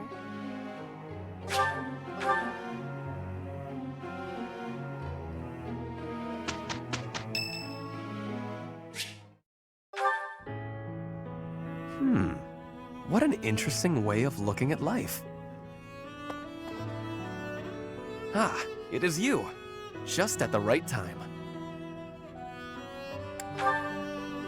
There is something I wanted to discuss. Something about you.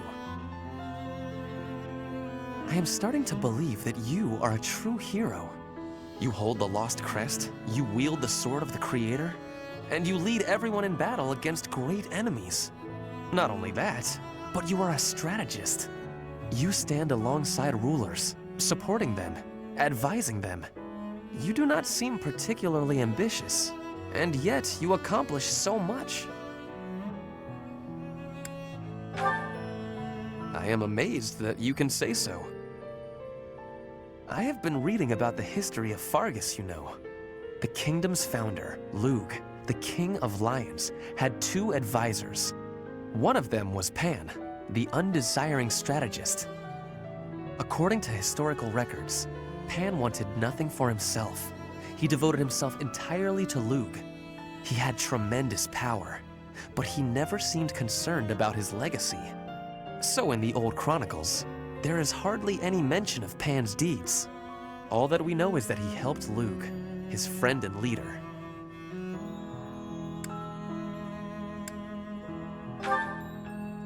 It is not surprising that you have never heard of him. I did not even know his name until recently. But when I watch how you conduct yourself, I feel that I am seeing the unknown deeds of Pan. It is only a thought, of course, but it makes me feel rather happy. Even if it is not in the pages of a history book, a life can be full of achievement. I know that I will never be greater than Edelgard. She will always surpass me. I am what I am. Like you and this undesiring strategist, I will do what I am called to do, even if no mark of me remains in the history books.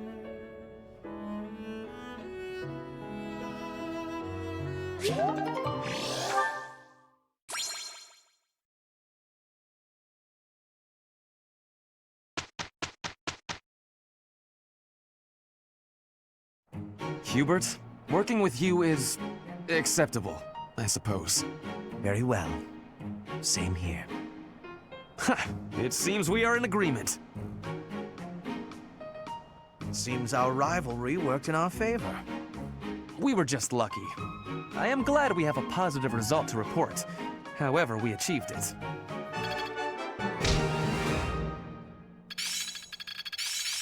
I'd never have learned this back in my room. I work to grow.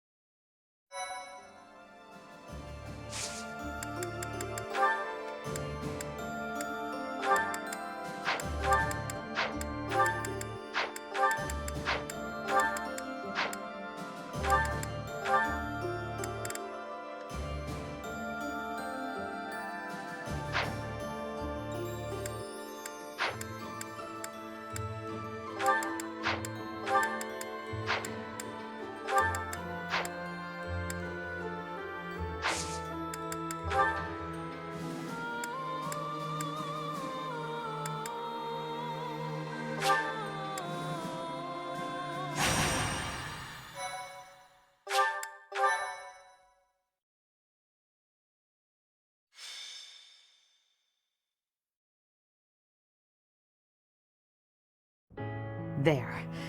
We must rethink the supply route now that the battle lines have moved. This one will be Hubert, and Count Burgleys will oversee this force here. Ah, Professor, is something wrong? Sorry, I thought I had a bit more time before the council meeting. No bother at all, but I'm afraid I'm not quite finished here. Still, I'm happy to see you. Your presence lightens my mood a great deal. Now, let's see. Pardon, Your Majesty. An urgent matter. What's happened? There is an army from Elmira at Fodlan's throat. Reports indicate it is of appreciable size. A steep mountain range runs along the border between Fodland and Elmira. That mountain range is called Fodlan's Throat. The sturdy fortress built within those mountains is called Fodlan's Locket. It occupies the sole path through. The Church and the Alliance nobles built the locket to safeguard against Elmiran invasion. Normally, House Goneril watches over the fortress. In times of trouble, the lords join together to protect it. But I assume it would be too difficult to defend against this incursion with only the troops of Goneril. The situation has been precarious for House Goneril since Holst fell ill. Holst is a formidable commander. It's only logical that House Goneril would struggle in his absence. The Alliance is shattered. They can't request soldiers from the surrounding lords. And the Imperial troops stationed there can't be relocated so easily. The best course of action is for us to go out there and deal with this ourselves. It's critical for us to protect that location. This is our chance to prove that we won't allow it to fall. Yes. It is to the benefit of our future governance not to abandon it. It seems this must be done. Will you assist us? We'll depart after you finish making preparations. Move swiftly. We must move before the Elmiran army crosses the throat.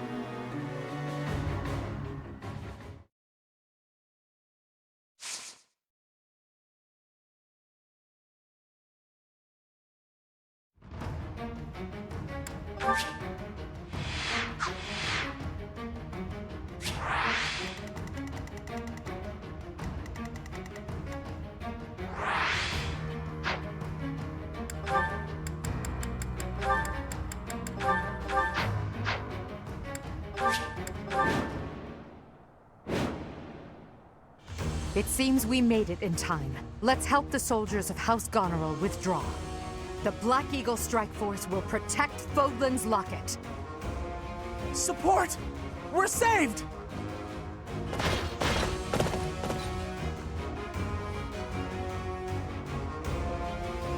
Reinforcements? And that flag belongs to the Imperial Army! Ha! A fine enemy indeed! Break through the locket and make a name for yourself. No need to be shy. Strike all at once!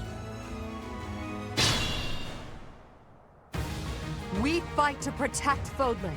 If the defensive line is broken, we fail. Our enemies are many, but we can use the terrain to our advantage and stop them where they stand.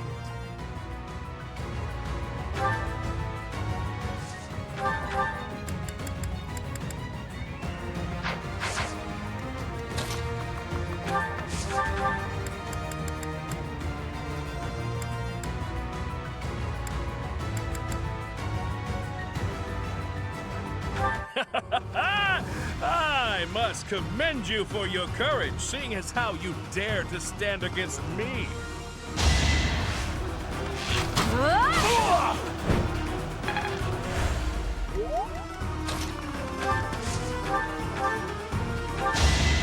One of us has to die.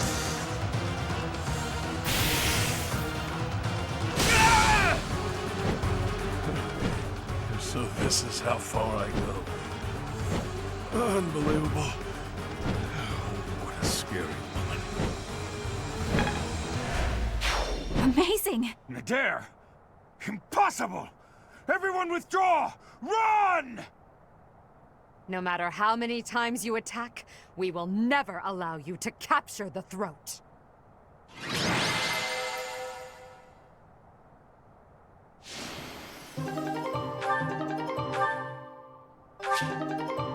The Almiran troops are difficult opponents. For now, I would much rather focus on Fodlan's internal territories. I hope they don't mount another attack anytime soon.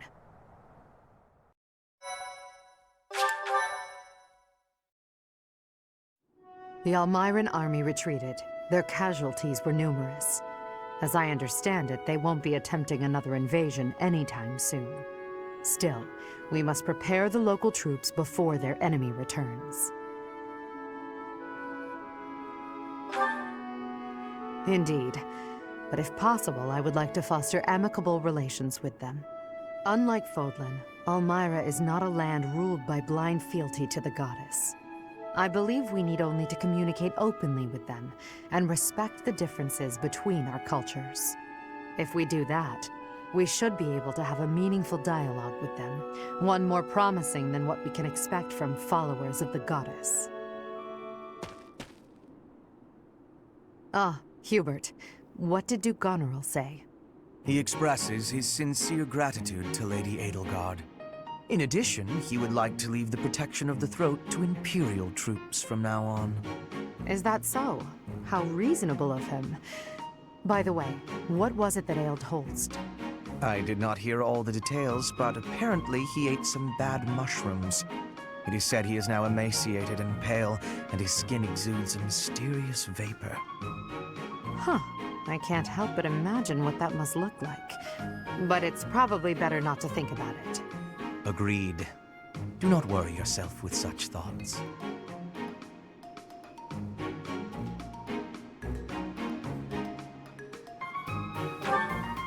Indeed. Well, then maybe you should pay a visit. And then you could tell me what it looked like.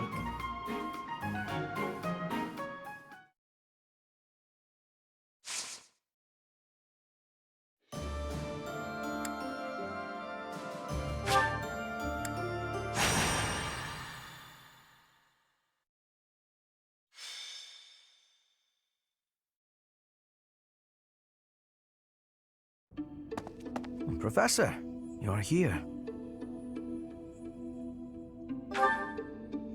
No. But while you are here, you may as well listen. I am sure you recall hearing about Kranya, Solon, and Lord Arundel. I'm investigating their true identities. I want to know their origins, their numbers, their base of operations, their plans. I want to know where they acquired their dark powers, how they disguise themselves. Many intriguing mysteries surround these people. Wouldn't you agree? I have a name for them. Those who slither in the dark. Lord Hubert, pardon me, but Lord Arundel is at the monastery. He says he wants to discuss something with you and is waiting in the reception hall. Speaking of, Professor, would you come along? Hubert, I have something I must request of you. Request? That is an unusual word choice. A request by definition can be refused. But if you have orders, Regent, I will follow them. Such a reaction before you even hear me out. Very well. One of my subordinates was conducting experiments in the sealed forest. The demonic beast he was using ran wild and has created something of a situation. Take care of it. Experiments, you say? Very well. I will set out at once. Professor, will you assist?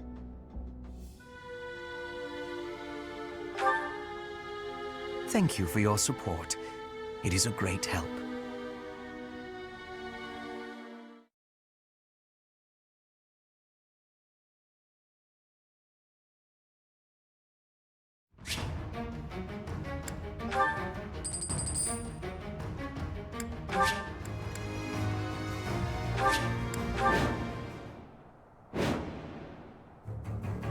My!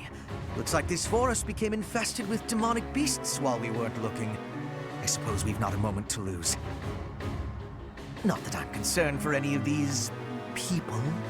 But since there may be a reward in it for us, we may as well do what we can to rescue them. Now then, let's split up and move in to assist. It may be worth focusing your attention on those being targeted by multiple demonic beasts.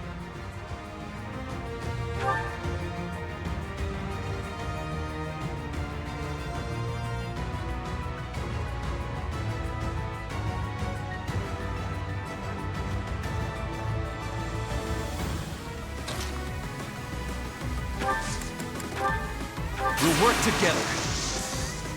Use what you have.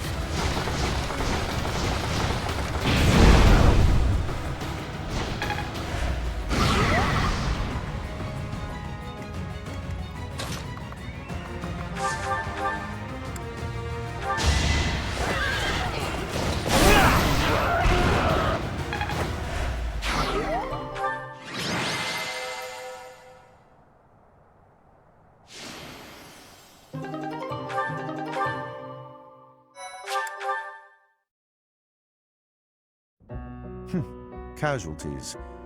You were not as helpful as I had thought you would be. I'm not criticizing you. This failure is my own for thinking you were capable of more. It seems gratitude is in order. Let us meet again soon. Good riddance. What a nuisance that man is. He and his ilk must be aware of my investigation. No doubt this was all an attempt to make us believe we are powerless against them. It has only achieved the opposite effect. They are looking down on us. They think we cannot touch them, but the closer we get to them, the less true that becomes. Just look at this weaponry we received as a token of their appreciation. It would be impossible for us to manufacture such a piece with our current tools and knowledge. It is not as powerful as a relic, but it is nearly so. We will keep them close for now, while we still need their strength to rule Fodlan. Once Fodlan is united, however, the focus of this war will shift. Rather than swords clashing on the battlefield, it will be knives cutting in the darkness. Lady Edelgard's war will be over, and House Vestra's will begin. We who rule the shadows will eradicate those who slither in the dark. When that time comes, Professor, you will be quite useful to us.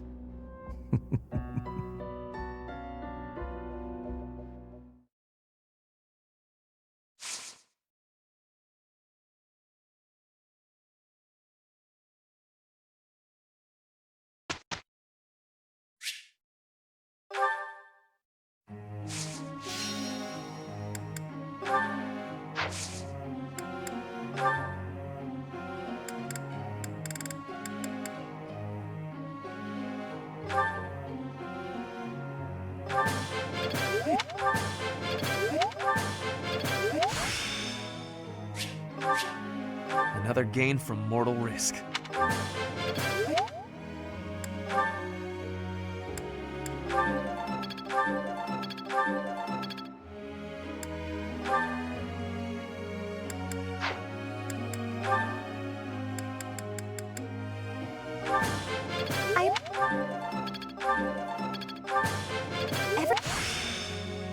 I'm a quick study.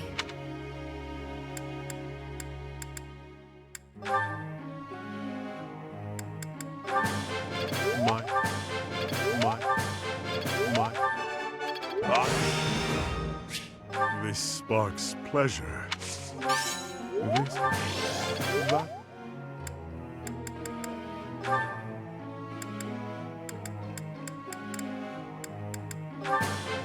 that.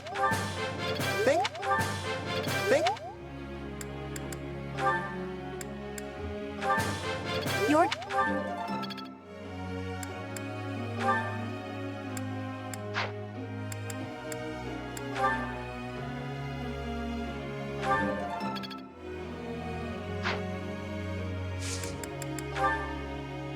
Professor.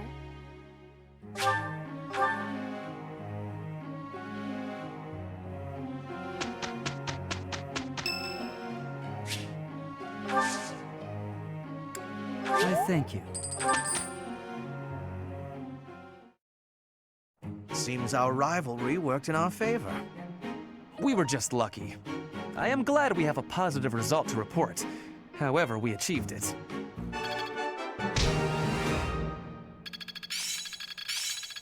It's within my grasp. I'm just not there yet.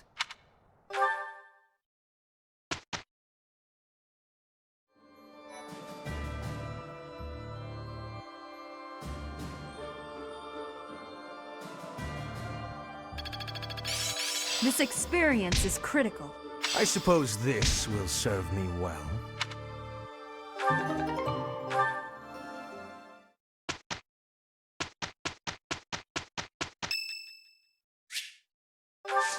I am grateful.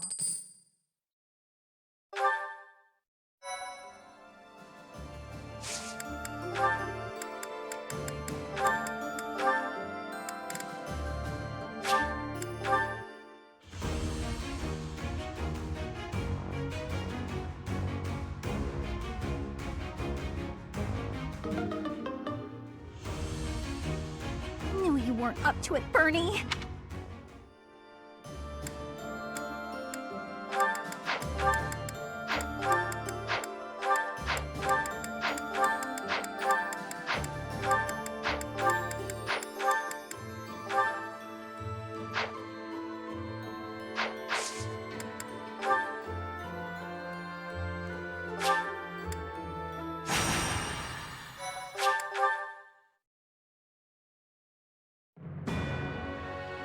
Following the Alliance's defeat, the Black Eagle Strike Force prepares to invade the Kingdom.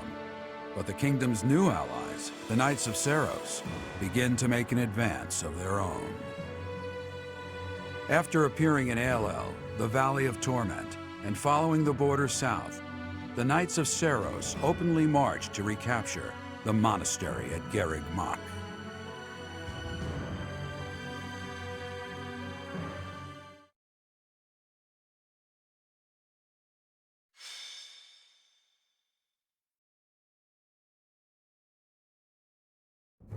Raid from the north! Their flag bears the symbol of the Knights of Seiros. One of our troops has already intercepted them. Your Majesty, please give us your orders. From the north? Interesting. Could it be they journeyed through Aelel, the Valley of Torment? Is the Archbishop among the enemy ranks? If so, focus our attacks on her first. Understood. Our enemy knows Garreg Mach inside and out. They can come and go as they please. It would have been best if we had detected them sooner, but that can't be helped. Professor, we must hurry and intercept them ourselves. I'll leave the preparations to you. Huh. The battle looks to be rather cumbersome. We are still guarding all of Garreg Mach, but there are undoubtedly numerous secret passages and magic traps. There is still much about this place that we do not know. It is quite possible they will attack from a location we cannot anticipate. I must head out first to give my orders. I'll meet up with you soon. Call for General Randolph and General Ladislava. Hurry! It feels like only yesterday we called this place our home. We must show these fools the error of their ways. They shall pay for the sin of invading Garreg Mach. Oh, but the professor is fighting alongside our foe. The same one who saved my life. That is true. Though I find forgiveness difficult, we do owe that wayward soul a debt. However, the fact remains that because of the professor, Rhea has long been tormented.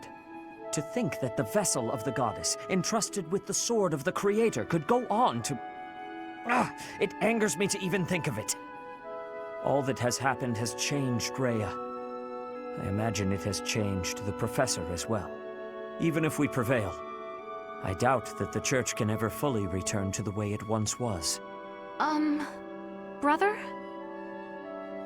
Dear Flane, I only brought you with me because you were so insistent. Still, no matter what happens, you must not go near the front lines. If something were to happen to you, it would utterly destroy me. You are my reason for breathing. Do you understand? I understand. If something were to happen to you, it would break my heart. I could not go on either. I cannot help but wonder if there is a way to end this without fighting the Professor.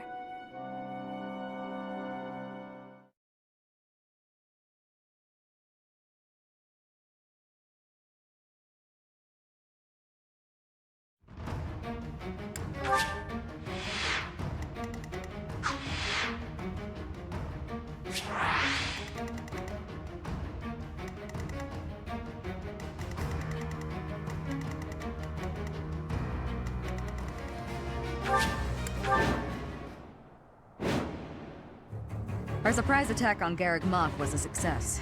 Now we just need to break through past this point. Lady Rhea and Catherine are holding back most of the Empire's army, thereby leaving us, the Expeditionary Force, free to recapture the monastery. Our enemies have followed us even here. How unfortunate. Your Majesty, the enemy's movement is suspicious. They may have some tactic in mind. If so, then let's face them without delay. Form defensive lines and hold them to the death. Strike down all who approach. Their troop composition is also strange. I would bet that they are concealing additional soldiers.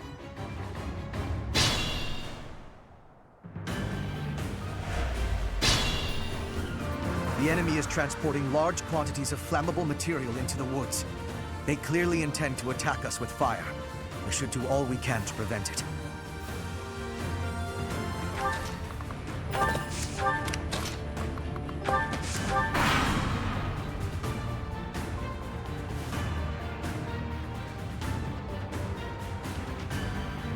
Now!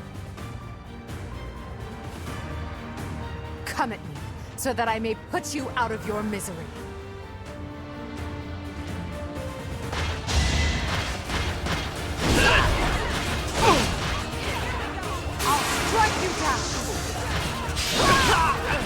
Your death is not in vain.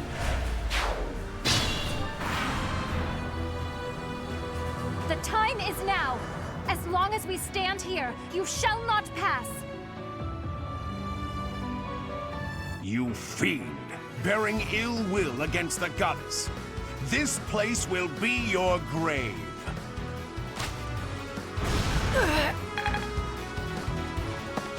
How much of this can you take? It doesn't matter. We will be reclaiming Garreg Mach.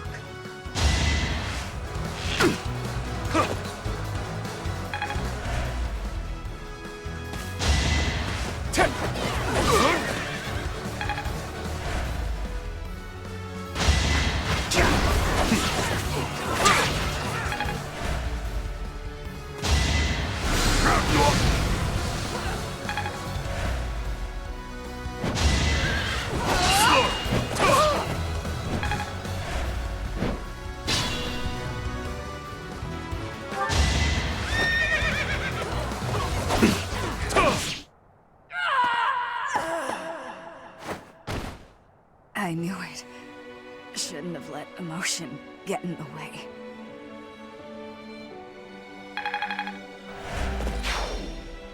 Shamir, no! I will avenge you.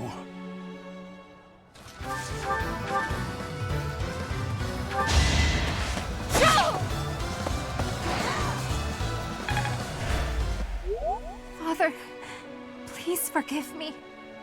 I am returning to Mother now, before you do. Flayn! Please, no! No!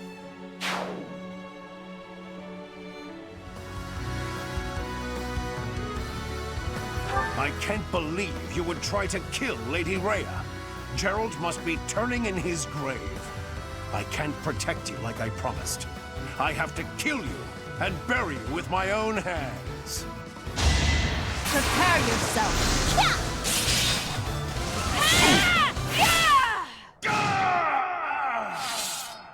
Gerald, I did it. I protected the monastery.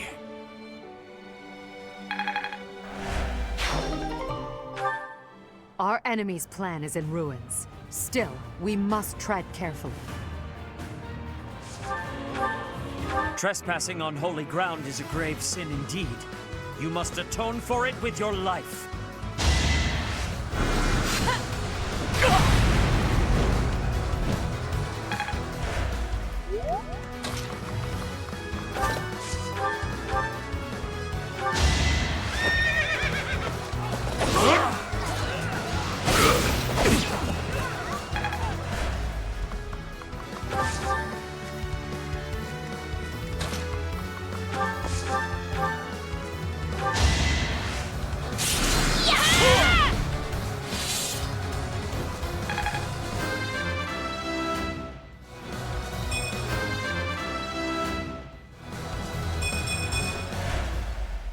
I have lived many years. Yet, there was still more I wished to do. We fought them off. Good work, everyone. We've repelled the principal force of the Knights and defended Garreg Mach.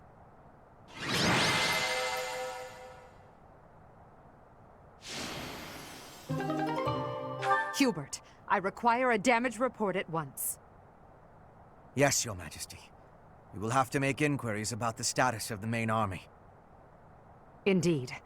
After all, it seems they had Rhea and Catherine fighting on their side.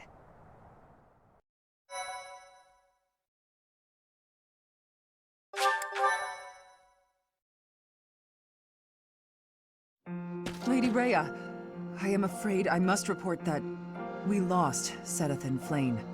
We were able to make a clean sweep of those who came to attack us. The unit that invaded the monastery has been completely driven away. A bitter disappointment. I fear we can do nothing but retreat for now. Seteth.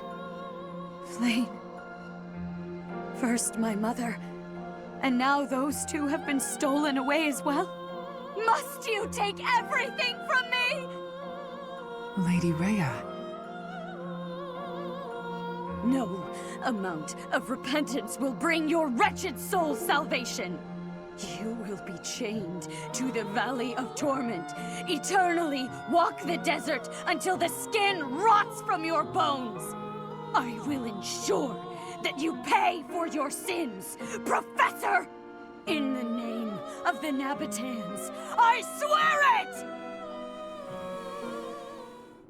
Edelgard, Your Majesty, I am so sorry. Silence. We must tend to your wounds. It will do no good. I can't be saved. You must know that.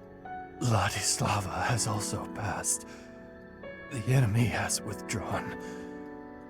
You are safe now. Understood. Good work. Another loss on my watch. As more blood wets my feet, they grow heavier with each step. Remorse, resentment, despair. I have dispensed with all such things to come this far. And we must keep moving forward. Hubert, tell me the status of the enemy. The battle has ended in a draw with severe injuries on both sides. Some known commanders have been slain. The most worthy of mention among the dead was the second-in-command to Rhea herself, Seteth. With the death of Alois, the Knights of Seiros have taken a huge blow as well. Garreg Mach has not taken much damage, and so it would not be out of line to claim it as a victory for us. Yes, we'll call that a victory. Although, I'm sure they will say the same. Yes, Your Majesty. Oh, what a terrible opponent that was! Why is the church always like this? How am I supposed to train for that? It was way too scary. When I saw the enemy enter Garreg Mach, I prepared myself mentally for death. I thought it would be a fine time to die, but I suppose it wasn't quite the time after all.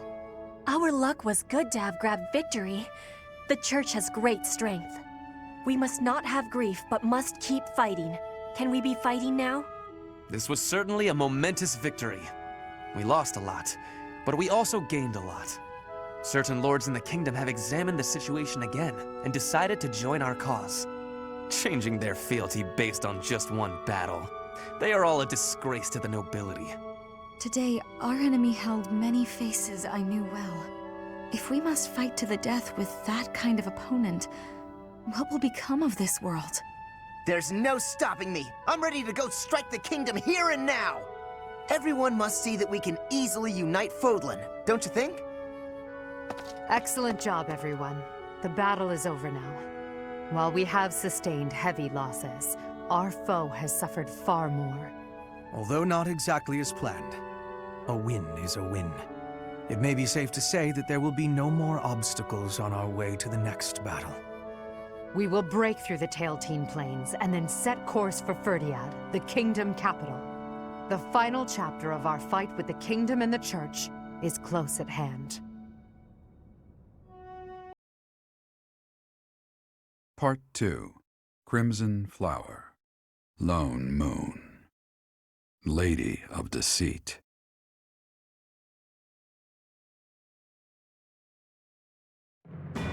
After a narrow victory over the Knights of Seiros at Garreg Mach, the Black Eagle Strike Force hopes to secure a route to Ferdiad, the kingdom capital.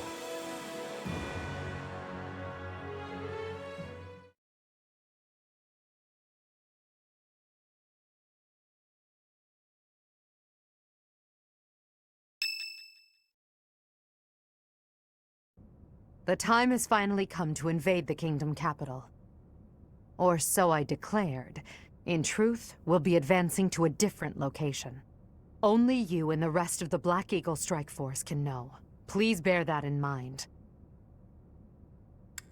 There is another location we must take before moving on to Ferdiad. South of the capital, there is a fortress city on the border of the Empire and the Kingdom. It is called Aryan Road, and we must take control of it at once. There are many mages within Aryan Road. We will also face Cornelia, a general of the kingdom. We must also contend with Rodrigue, the head of House Fraldarius, as well as his troops. Once we defeat them, Aryan Road will be ours. I hear Cornelia has a suspicious magic weapon at her disposal. We must attack before the enemy can respond with defensive measures. That is why we are preparing an assault before even our allies are aware. Even within our ranks, there is no way to know with certainty that there is not a rat among us who would leak such information. When Aryan Road falls, we'll focus on striking Ferdiad from both the south and the east. The deeper we carve our way into kingdom and church territory, the more favorable our position. As ever, I'm counting on you, my teacher.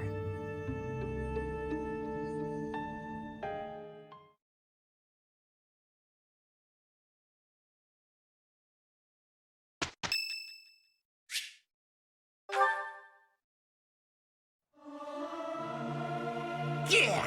I'll sing so loud that my voice is gonna reach the sky! Professor, let me sing for you. Do you not like my voice?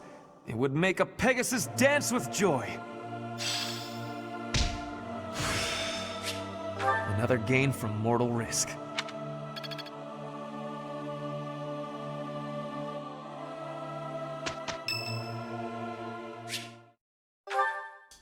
Do you have a minute, Professor? I gotta talk to you. I've been thinking a lot about those brigands with the scorpion tattoos, and I realized something. I mean, I'll feel better if I get this off my chest, right? Okay, listen.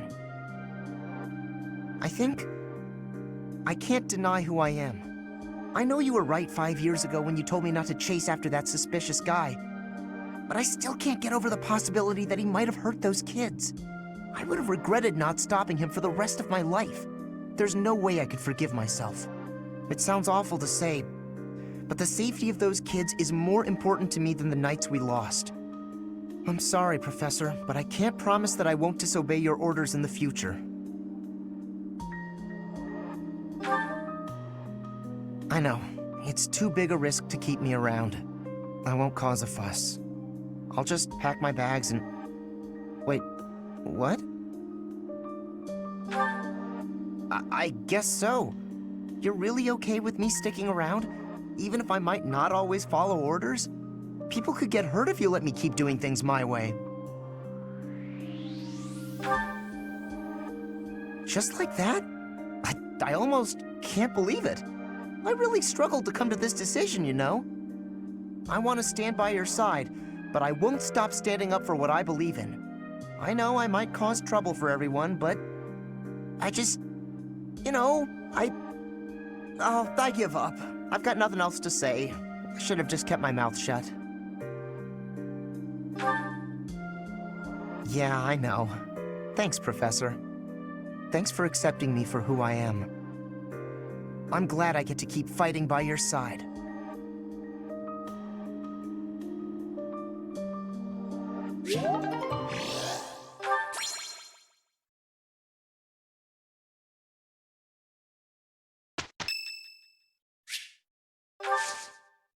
Thank you.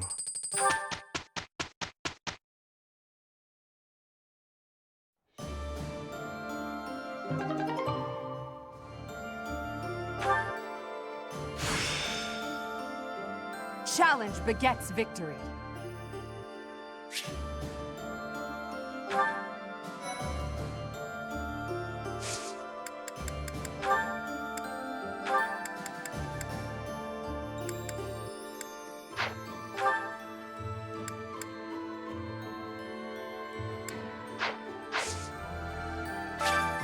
Well done, Professor. Thank you. This was a trying month, but we did manage to hold Garreg Mach. If only just. The power of Serath Flame was certainly a sight to behold. The Archbishop's supporters were strong, but with this victory, we have all but cornered the Church of Seros and its knights. The goddess above shall give way to the darkness that has long dwelled below.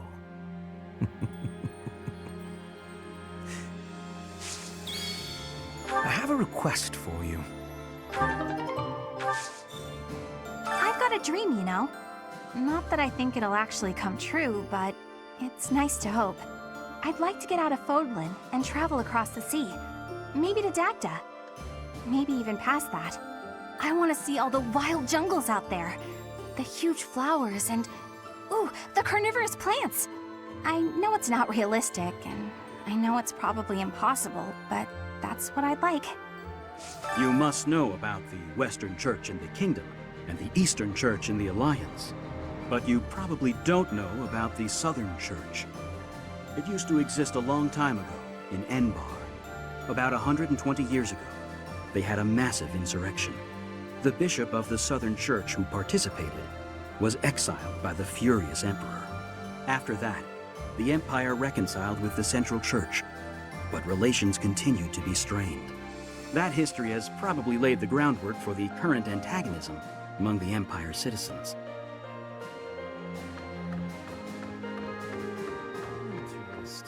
There are stories of heroes' relics 1,000 years ago, of which we have no real evidence today. So many, in fact, that I'm led to wonder if those relics are nothing more than legends.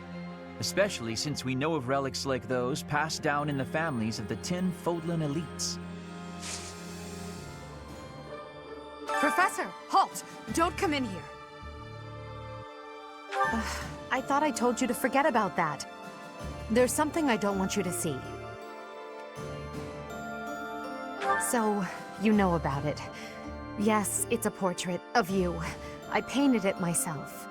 It's, quite disgraceful.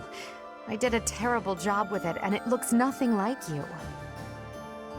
I'm happy that you appreciate my efforts, but please don't touch that door.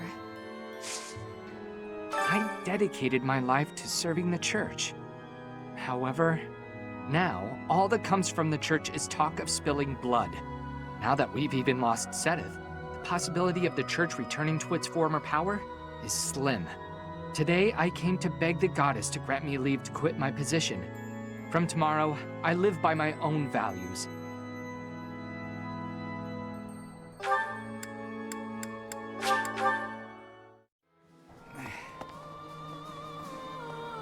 Since I allied with you and the Emperor, my resolve has never wavered. I abandoned my country. I am prepared to kill my father, and kill a man I once called my friend. Resolute as I am, my sword feels heavy. My brother fought proudly to the end, and died an honorable death. He said something to me before the battle, that he was entrusting his dream to me. I'm gonna see this battle through to the end. I'm gonna fight for my brother.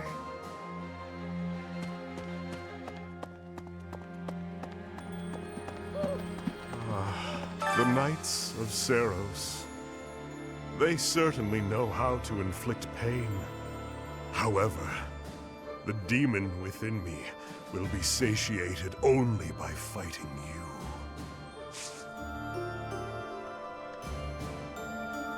I heard that Randolph died in battle guarding Garreg Mach. We knew each other for, wow, more than 5 years. My chest feels tight. Think about it. There's no end in sight to the fighting. I might be next. Any of us could be. Together, eh? That sounds like one of Sylvain's old pickup lines. But, yes. Let's get through this war, together. I have excitement in my heart for secret tactics. I enjoy attacks that are surprising. Yes, hunting is doing surprise attacks on prey. Surprise attacks are safe with friends. Fewer injuries. That is a wonderful thing. I have no liking for the thought of losing anyone. Driving back the Knights of Seiros is a big deal for the Imperial Army. Defeating the Alliance was hugely exciting, but this victory will probably just add to your reputation. Now, if you could only sway the loyalties of the Kingdom's lords. Is it even possible? I've been informed of the surprise attack. That information could be devastating were the enemy to find out. It moves me to know I've been trusted with it. Edelgard and those within the army, they really do trust me. Initially, I had my own motives for joining the Black Eagle Strike Force. But now, all I want is to support Edelgard. Dimitri, the King of Fargus. He despises Edelgard and everything she stands for. I am of the opinion that a man seized by such strong feelings is not fit to be king. It is a sad situation, really. No, they cannot. Kingly judgment has to be wholly separate from the emotions of the individual. At any rate, I find it hard to imagine that Dimitri could defeat Edelgard. Professor? Greetings, Professor. Nothing to report. Between Garreg Mach and Ferdiad stretch the plains of Teal'c. That's the site of the ancient battle where Nemesis, the King of Liberation, fought the prophet Seiros. If our forces end up fighting our enemies there, it'll be a clash passed down through the ages. Yeah. All right, off to the kingdom's capital we go. What's the matter? Should I not be excited? I can't help it. Everyone's got to have something to look forward to.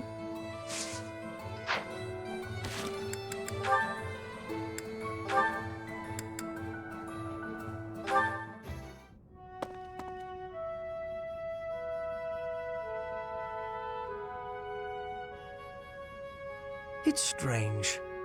I never thought you and I would be able to sit together and drink tea like this. Drink tea, you say? But that does not smell like tea. The aroma. Would that be coffee by any chance? Imported from Dagda, I believe. I do not care for it myself. Your knowledge is impressive. Although I should expect nothing less from a noble, I suppose. Lady Edelgard surpasses you in nearly every respect. But I think when it comes to positivity, you may actually exceed her. Excuse me? In a way, it is merely a mask for your tactlessness. But even so, your relentless optimism, well, suffice it to say that it is your best quality. What? You are constantly striving to grow as a person, to seek new knowledge, to push new limits. When others might get distracted or abandon their path, you never yield. In that aspect, at least, I think you are unmatched. Hubert, are you all right? Do you have a cold? Or the plague? Am I hearing a deathbed confession? It was only a compliment. There's no need for such dramatic exaggeration. Dramatic, you say? I do my best to analyze others without emotion. Even if I find you to be a contemptible degenerate, I can still evaluate your abilities in an impartial way. So, because you assess people without emotion, you are totally confident in your appraisals. It seems I was wrong about you. You actually understand. Please, do not compliment me again, though. I find it quite unsettling.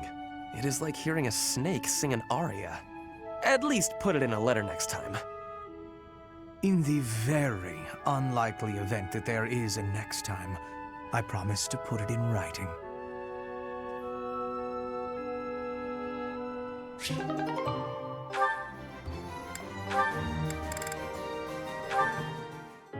Hubie, I've been thinking. What's this all about now? It's about what you said before, about your path. You mean the path that Lady Edelgard and I walk? I guess I don't really understand that kind of thing since I've always been focused on my own goals. But you, Adi, Professor, all of you are fighting for an ideal. That's big. It touches everyone. Then there's me, with my hands full thinking of just myself. One person seems enough to me. Maybe you're right. Do you have something more to say, Dorothea? It is unlike you to seem so uncertain.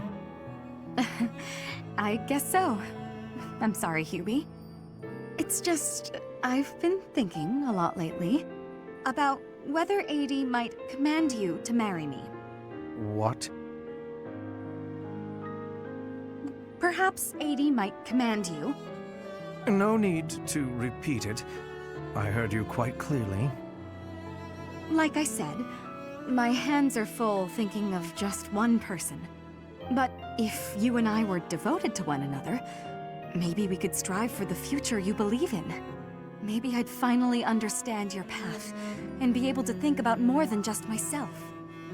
Seems it's my turn to not understand. Did you just propose marriage as a way to get to know me?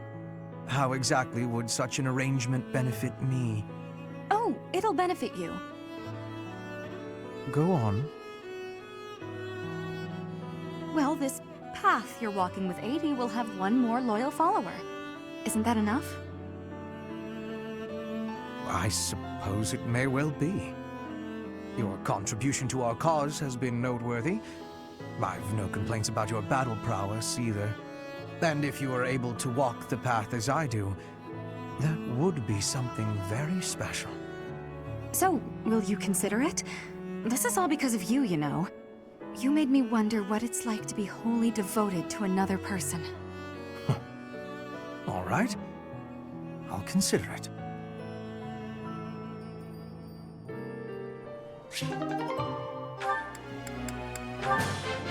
I'm nothing. Pray. I'm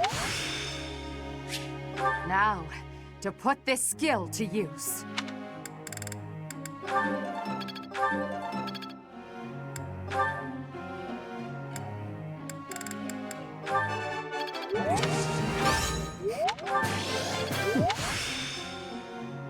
The battle.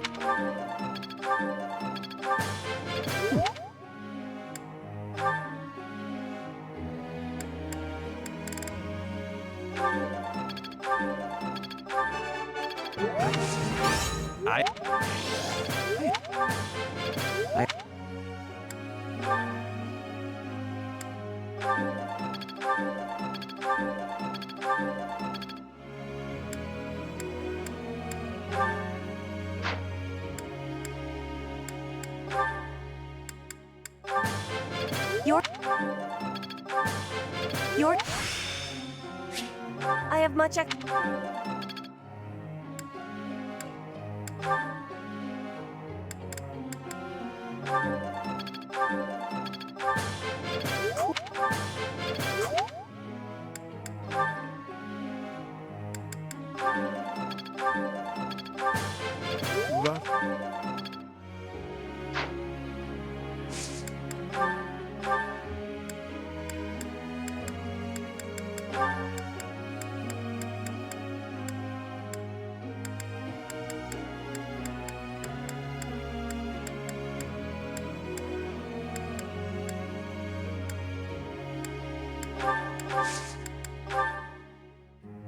ask you something?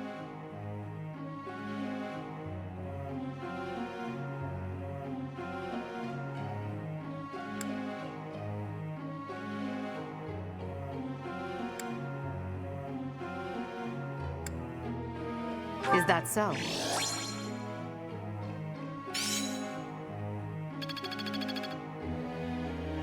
Professor.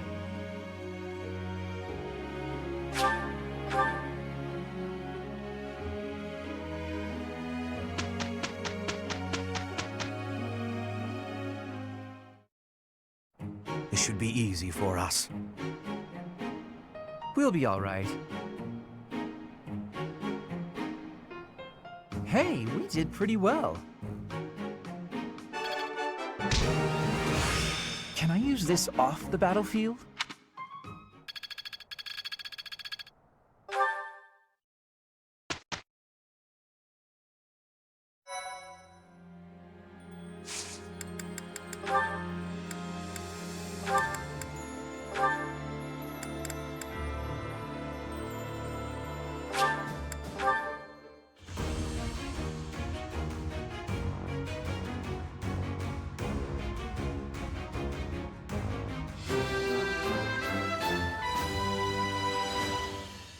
I've passed, have I?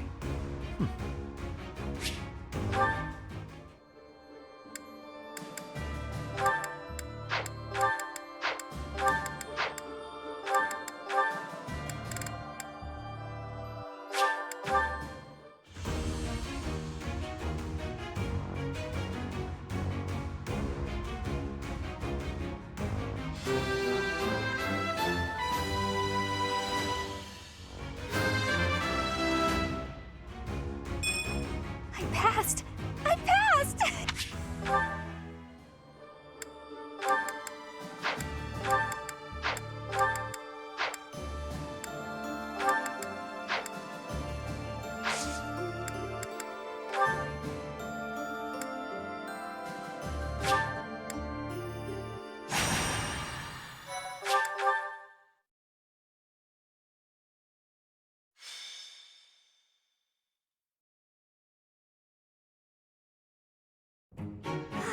Nothing like a moment of perfect stillness. Why is it preferable to have stillness? Petra? Please don't sneak up on me like that! Oh, you're here too, Professor? What's going on? I was asking my question first. What are you enjoying about air that is still? Still air makes me feel better, that's all. It means you're in a nice, closed-off space where you can hide. But spaces that are wide and open are wonderful. Places like forests and oceans. Guess we'll have to agree to disagree about that. I am not understanding your answer, but I am appreciating your explanation. I am reminded. I was wanting to ask if you wish to be going to the forest or ocean with me. What? What part of anything I said would make you think I wanted that? So, your grandfather is in trouble. He's trying to lend us soldiers from Bridget, but the church is sending messengers there because they'd be in trouble if the Empire gets stronger. You are saying messengers, but the truth is they are a threat. Bridget is having no power to refuse. I get it, but what does this have to do with me? Professor was asking this of me. I was told, if I am going to a faraway place, to be taking Bernie with me, since she is hiding away. What? Professor? What did I do to deserve this? Haven't I gone out of my room enough lately? You say that, but I don't think I'm ready for this. Bernie, I'm wanting this as well. Please, join me. Since you put it that way, Petra, I'll think about it. Do you really want me to go, Professor? All right. I'll lend a hand. For everyone's sake. What is the point of lending a hand? Are you not needing both of them to battle? What? No, it's a figure of speech. Oh, don't make me imagine that.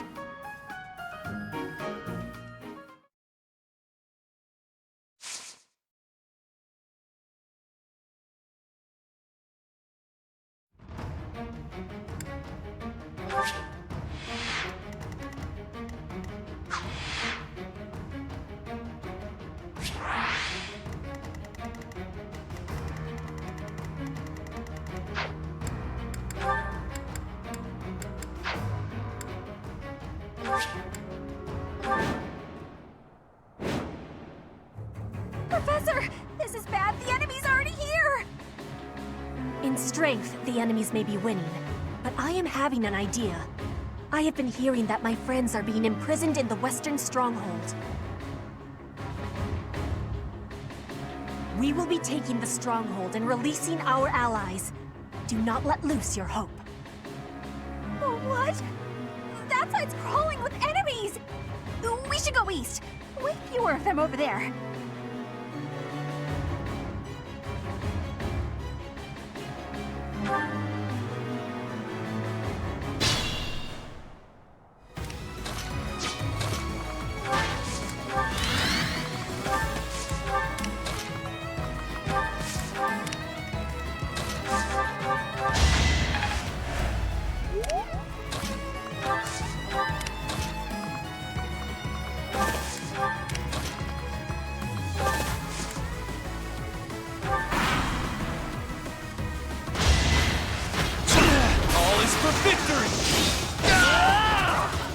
No time for pity.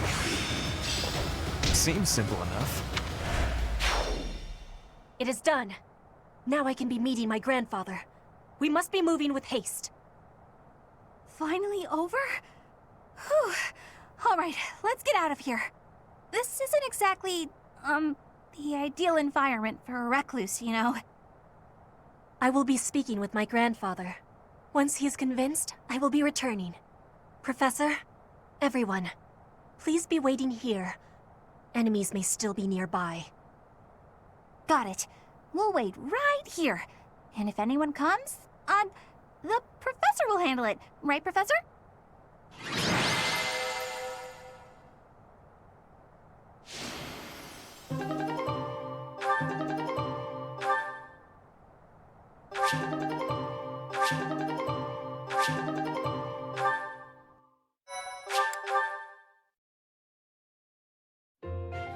The vegetation around here is pretty different from the kinds we usually see. It may be no good for a recluse, but the forest does have its own charms, doesn't it? Didn't you know? I love greenery! Especially carnivorous plants. They're my favorite! Yes! They just sit there nice and still and wait for their dinner to come to them! How great is that? And they all look so unique, too!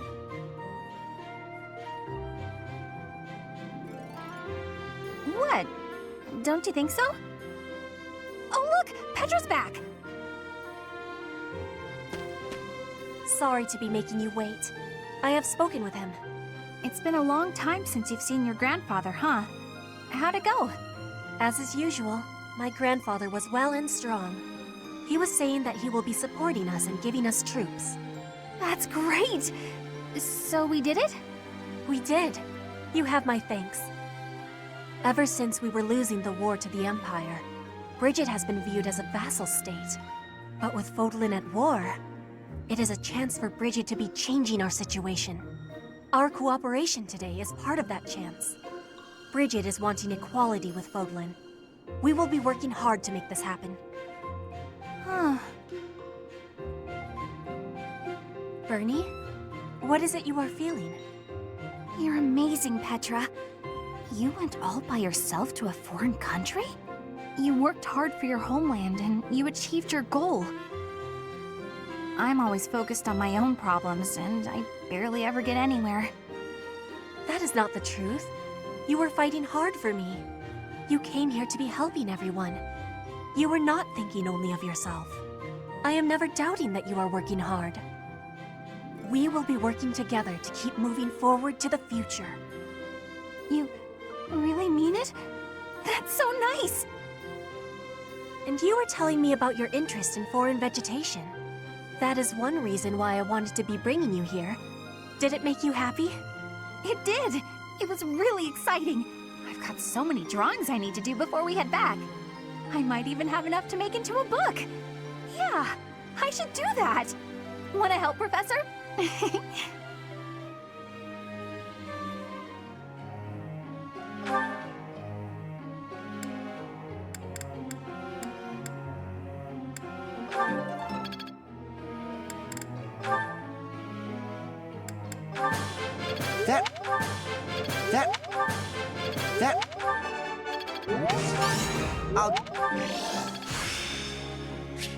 Let's put this to the test.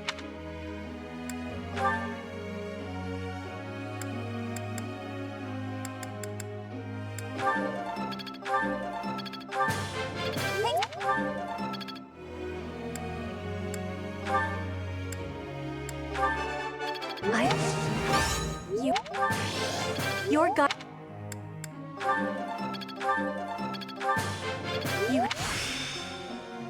I have much expertise now.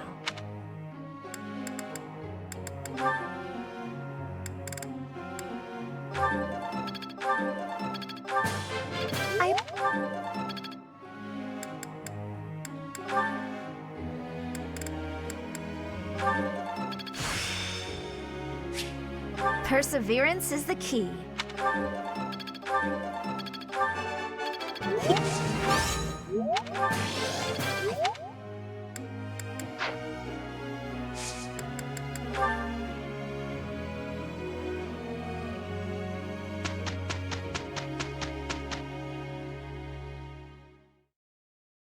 Hey, we did pretty well. Now is the time to master this. I see.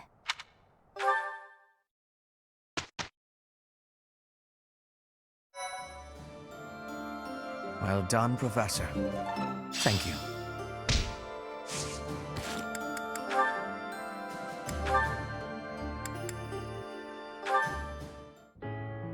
Ah, a perfect balance of rich, smooth, and acidic. Coffee tastes best the day after roasting. Hello, Ferdinand. You seem to be in a good mood.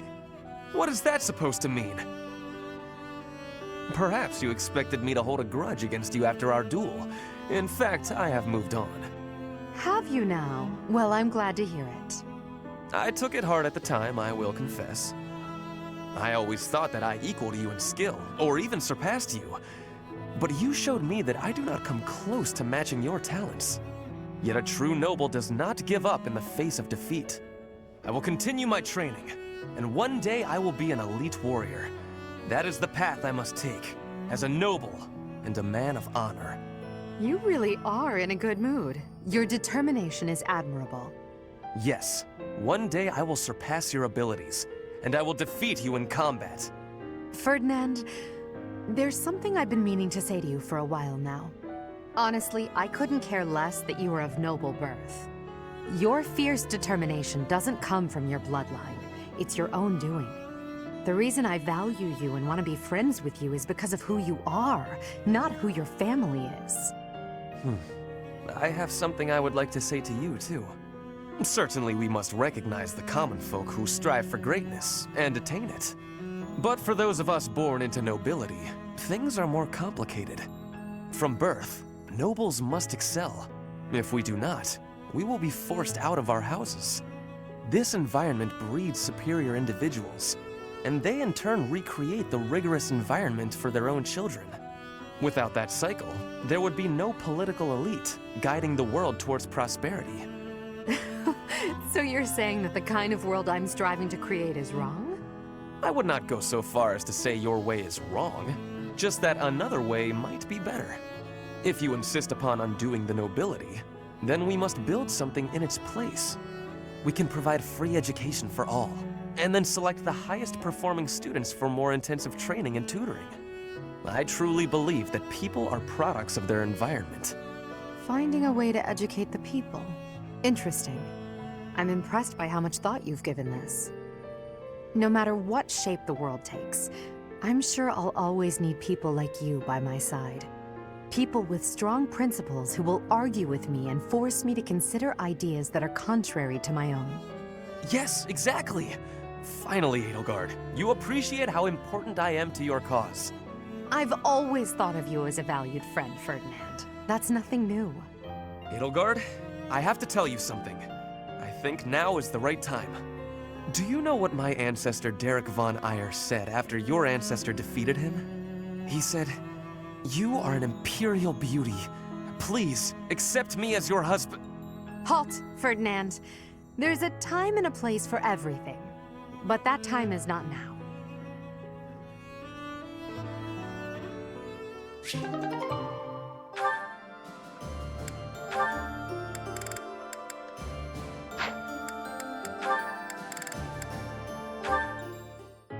Linhardt, please accept my apology. You are not deserving of this punishment. I am the one who suggested it would be great firewood. I suppose it's only fair I get punished too. No one ever bothered to inform me that pile of trash was the property of the Imperial Army. My apologies, Petra. My idea turned out to be worthless. It was not worthless. It had great worth. You gave me great help so I could be smoking all of that meat. I give you all of my gratitude for that. Well, at least you'll have no worries about provisions. I just realized they didn't actually tell us when the punishment will be over. You can be leaving if you are wanting to. I will not be telling anyone. This is my responsibility to take. How are you so obedient and yet so passionate at the... Oh, look, Petra! The book you were searching for! The Complete Guide to Fodlan's Wildlife! I have so much happiness! You are full of amazement. Well, books are my field of expertise. Still, what a stroke of luck. Linhardt, can I be asking you something? What's that? You are no longer saying I am bothering you. Instead, you are helping me with my requests. What is the reasoning? Why am I not bothering you now? Interesting observation. I wonder why that is. You always ask me so earnestly. You seem to throw your entire being into all that you do. I guess I rather like it, working as hard as you do. On occasion, that is. You are liking the hard work? Yes. You inspire me to be, well, something that is not normally me. If you are liking it, then I will keep working hard. With your wisdom, I can be working even harder than before. That means I will be needing your wisdom from now onward. With my strength and your wisdom, there is nothing we can't be doing. I think you may be right. Your strength and my wisdom, that sounds like a wonderful combination.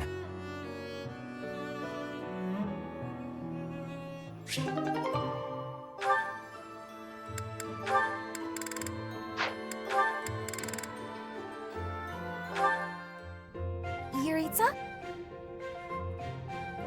What? I've got it all figured out.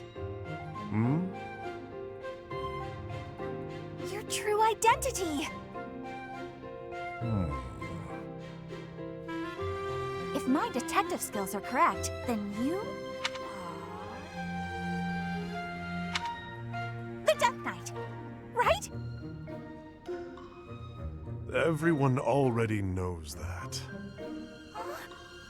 What? Everyone knows? But how? Aw, and here I thought that I'd uncover your big spooky secret. Oh, Bernie, you're such a shut-in that you missed the biggest news in town.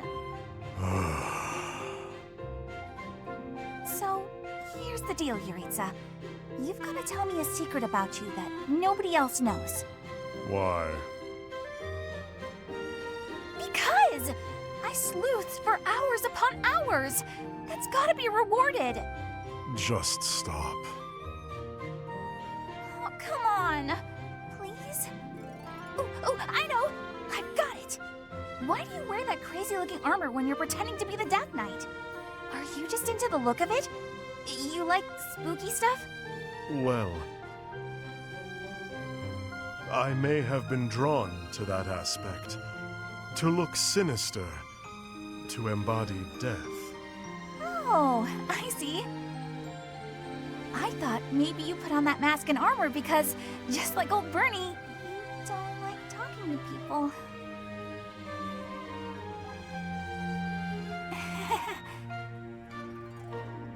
There may be some truth to that. Talking to people is intolerable. Oh yeah? I think I'm sensing a real kinship between us. So, with that whole spooky getup on, it allowed you to speak to people with confidence. No. Oh, hey, Yuritsa. Don't tell anyone about this, okay? This is our little secret. I don't mind, but I also don't understand.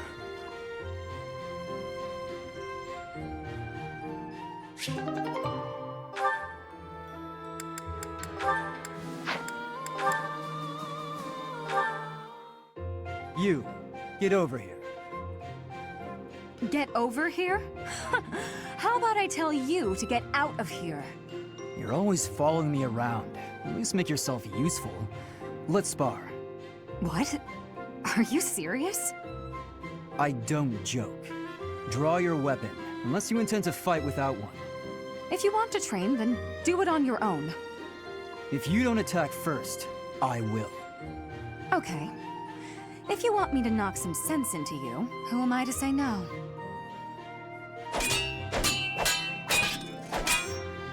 For someone whose only aspiration is marriage, you're pretty strong. Is this your attempt at flattery? Oh, it is, isn't it? When I was in the opera, I always trained for self-defense. Couldn't really get by without it. Nowadays, if you can't use a sword, then you're just in the way. Perhaps I had you all wrong. I thought you were just a frivolous girl who cared only for men of status. On the contrary, you seem well aware of the realities of the world. I respect that. Yeah, all right. I'm beat. I'm going to go sit down and relax with a cup of tea. You'll join me, naturally. I will? We just trained together. Are you really going to turn me down?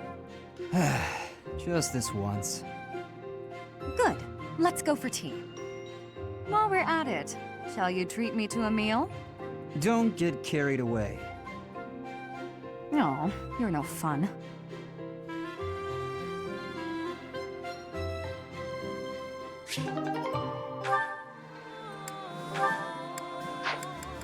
I've got a dream, you know. I don't know if it'll come true, but it's nice to hope. Remember when I went to Brigid with Petra? I drew a picture of some of the flowers I saw there. Next time, I want to go even farther. Maybe Dagda. Maybe even past that. I want to fill a whole book with drawings of the biggest plants I see. And the carnivorous ones especially. Oh, I hope I get the chance. The way your sword glides through the air. I am in awe. You, paired with that sword. It may bring about my end.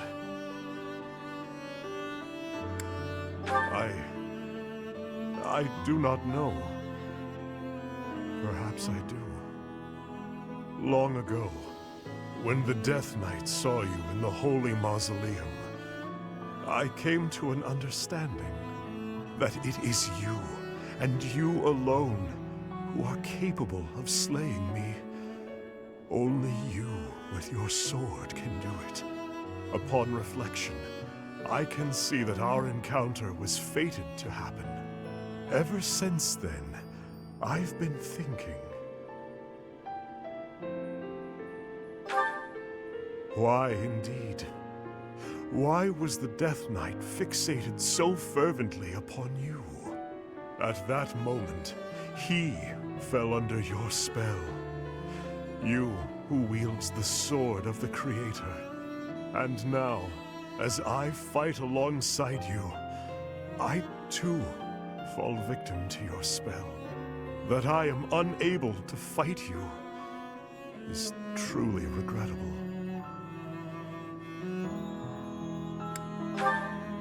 Yes, I suppose that is true. This futile, pointless war.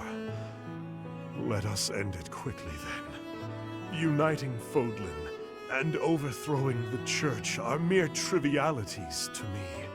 All I truly need is you. You, and nothing else. It does. In the meantime, continue to strengthen your swordplay.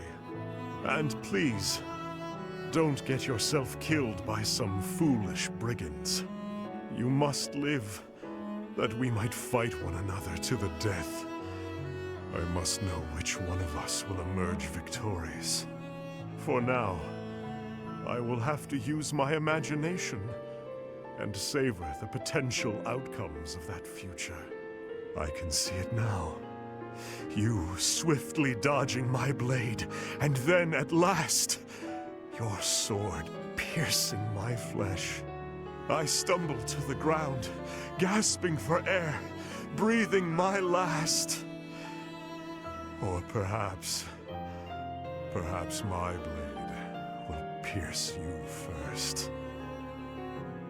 No, that is enough. I must refrain from such fantasies. They make my urge to slay you all the stronger.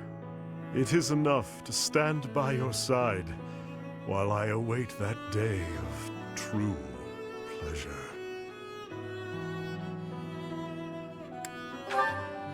Indeed. You and I are fated to be intertwined. I will follow you to the very gates of hell.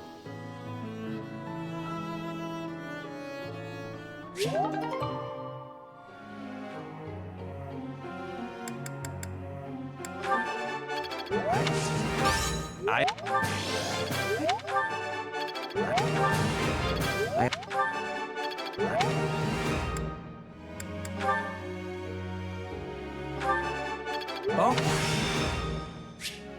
It's within my... Help? It is... Oh! It is... It is...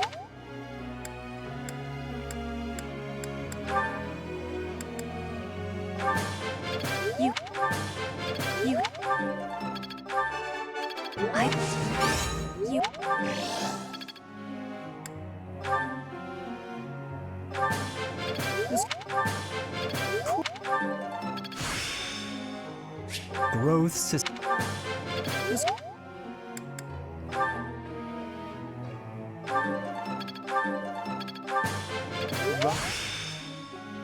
It is part of this.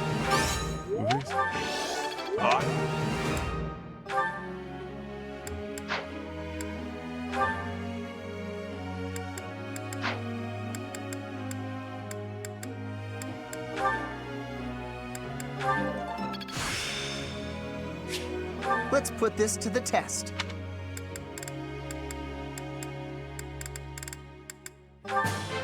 That... I'll... think...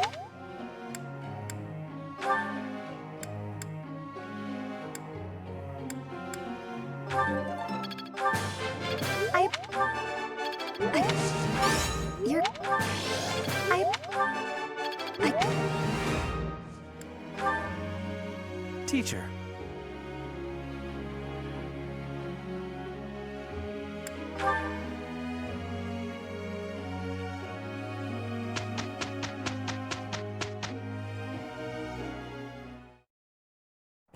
No wall is too high for us to scale, now that we understand and respect each other. Must you be so dramatic? Let's just get this done. Do not spoil it. Let me enjoy the moment, please. For the two of us, this was only a trifle. I feel the same, Hubert. The professor must be pleased with our glorious triumph as well.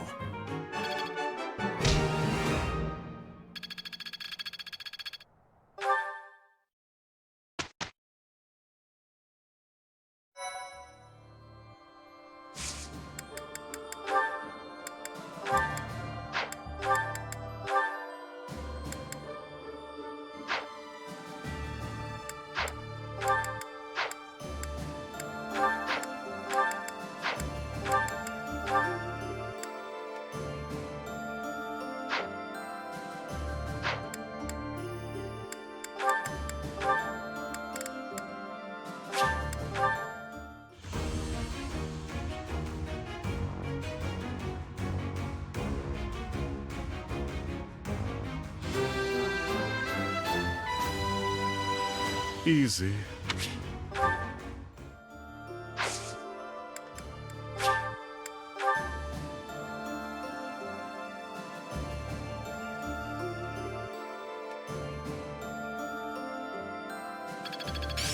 I'm getting the hang of this. There must be more to this.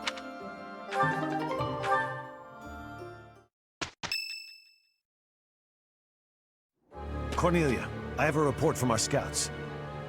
The Imperial army that departed from Garreg Mach en route to the capital now appears to be marching here. What did you just say? The speed of the army's movement quickens. They will be here to invade within days. I just sent some of my troops to support the capital.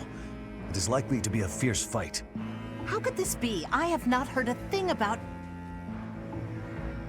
Oh, I understand now. I am the target. You? Are you sure they do not mean to take Aryan Road for strategic reasons?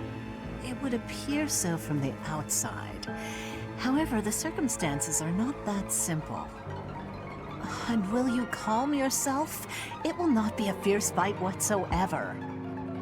The sweet children I have prepared will protect Aryan Road well. Cornelia. Aryan Road is a fortress city that was built about 400 years ago. Originally a base on the front lines of the battle against the Kingdom, it was built using Imperial money and technology. However, the head of House Rowe secretly planned to betray the Empire. As the fortress neared completion, it was rebuilt as a base to defend against the Empire. When the fortress was completed, House Rowe declared its vassalage to the Kingdom. Since then, Aryan Road has never fallen. Not once. The beautiful white walls that protected against its enemies have earned it the nickname, the Silver Maiden. In the end, that is all it is to the Empire. The Silver Maiden stands as a bitter memory. We will now be destroying that memory. The past is the past. Now is now. A fortress that has never fallen. I can't wait to make it fall. How savage of you. And yet, I must say I agree with the sentiment. Let us take the sturdy Aryan Road and continue our march against the Kingdom. An invincible fortress? Sounds perfect. Unfortunately, it will soon no longer be invincible. The Silver Maiden's iron skin is about to be damaged. It's sad, really. Is it silver or iron? Use your language with clarity, please. Really, Lynn, there must be a better way to say that. Since we are attacking a heavily guarded place, we must take extra care to prevent allies from getting injured. Thank you, everyone. I'm counting on all of you. Now, let's resume our advance. This battle is for the future of Fodlan.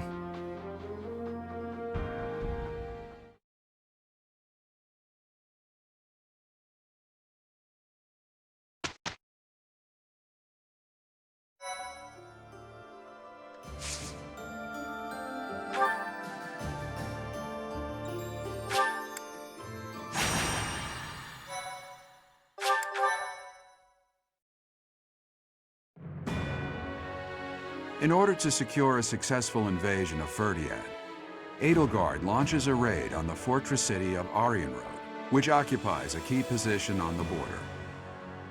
At Aryan Road, a mage serving House Blavid, named Cornelia, and the head of House Fraldarius, Rodrigue, strengthen their defenses.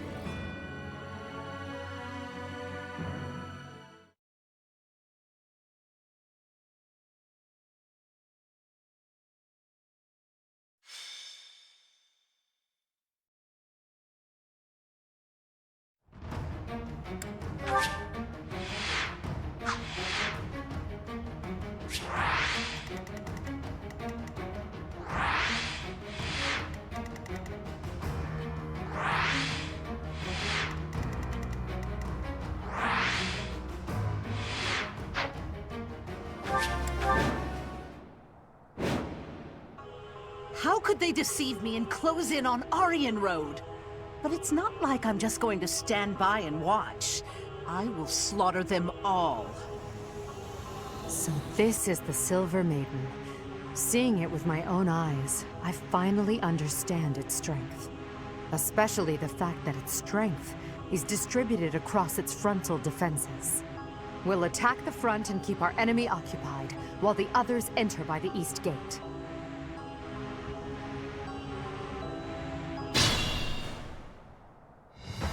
Tightness, my lovely dolls. Seek out the enemy and destroy them.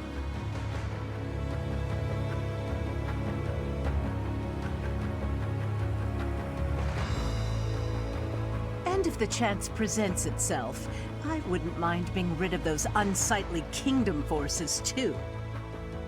Are those Cornelia's magical weapons? Impressive.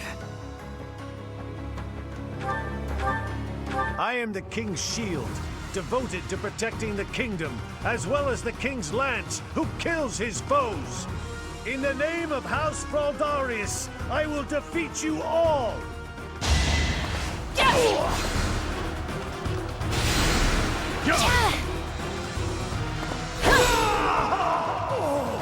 So this is it.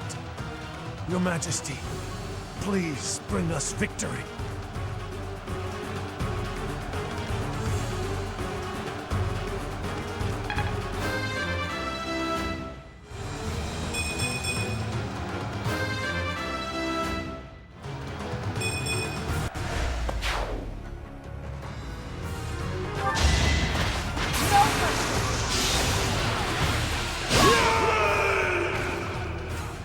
So this is where I meet my end.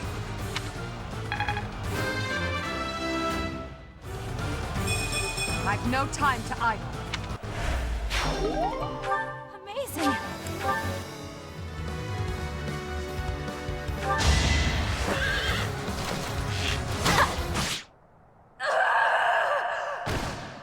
Or maybe I've become like him.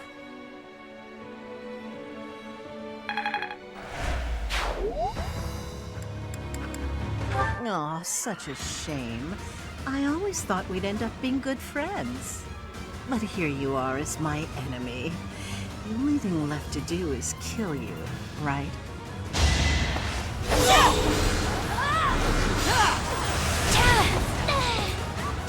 It's over!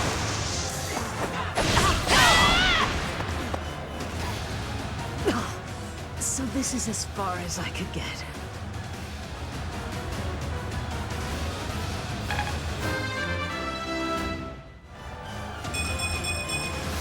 There's still room for improvement.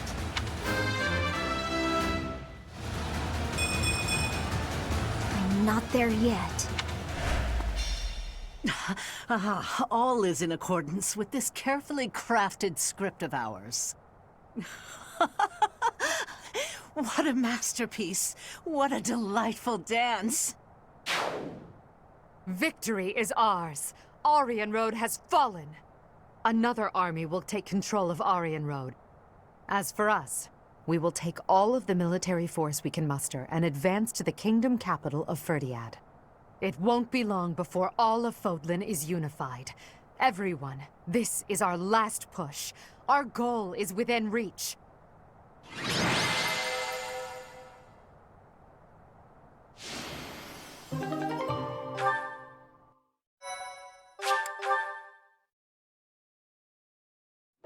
What turn of events has brought you so suddenly to Garreg Mach, Uncle? Well, my business in the old Alliance territory had roughly finished. I wanted to see the face of my niece, who so bravely took Aryan Road. I have heard that it was done with truly magnificent tact, and that you even deceived some of your allies. I'm happy to have earned your praise. However, to say that I deceived my allies is a bit misleading. I despise leaks of information, and there may have been a church rat hiding amongst our ranks. Ah, I see. However, there are some unfortunate consequences. Cornelia surely planned to betray them, but she has been struck down. Truly wasteful meddling. Unless... was it your intention to kill her?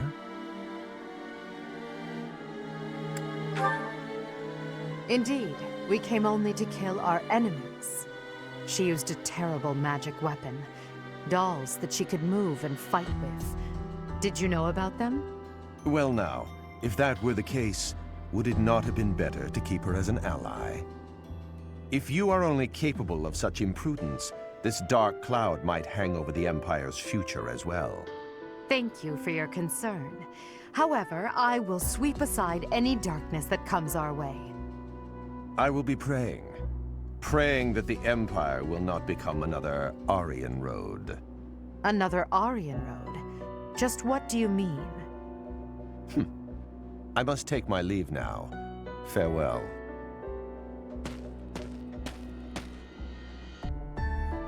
Lady Edelgard, there you are. We just received some truly shocking news. It is said that pillars of light have rained from the heavens and disintegrated Aryan Road. Disintegrated?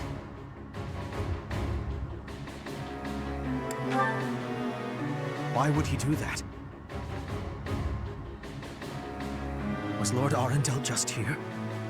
So that would mean... Hubert, give me the full report. My apologies. I, of all people, should be able to control my discomposure. The pillars of light descended and exploded, resulting in the complete destruction of the main building and the north wall. It is believed that all key people within House Row, including its leader, were killed. Of the Imperial officers and men we kept at Aryan Road, about a third are unaccounted for. It can't be true. So, this is my uncle's trump card. In exchange for striking down Cornelia, he has destroyed Aryan Road. Perhaps we acted too soon in our disposal of Cornelia. No. If we'll be fighting them soon, there's no disadvantage to weakening their forces. It's also extremely valuable that we forced them to show their hand. Hubert, the investigation you made into the legend of Aelel, the Valley of Torment. This is likely what took place back then as well. Yes. The probability is high. Yes, it is quite likely. North of Garreg Mach, there is a valley where the earth is always aflame. Once javelins of light fell from the sky there. They pierced the earth and set the forest ablaze, creating a land of torment. We believed it may have been the work of the goddess. But it was actually an attack by those who slither in the dark. That sums up all that we know. By gifting us that knowledge, those who died at Aryan Road will not have died in vain. Indeed. It would be good to control the flow of this information. True. We'll conceal this from everyone as best we can. I trust you, my teacher.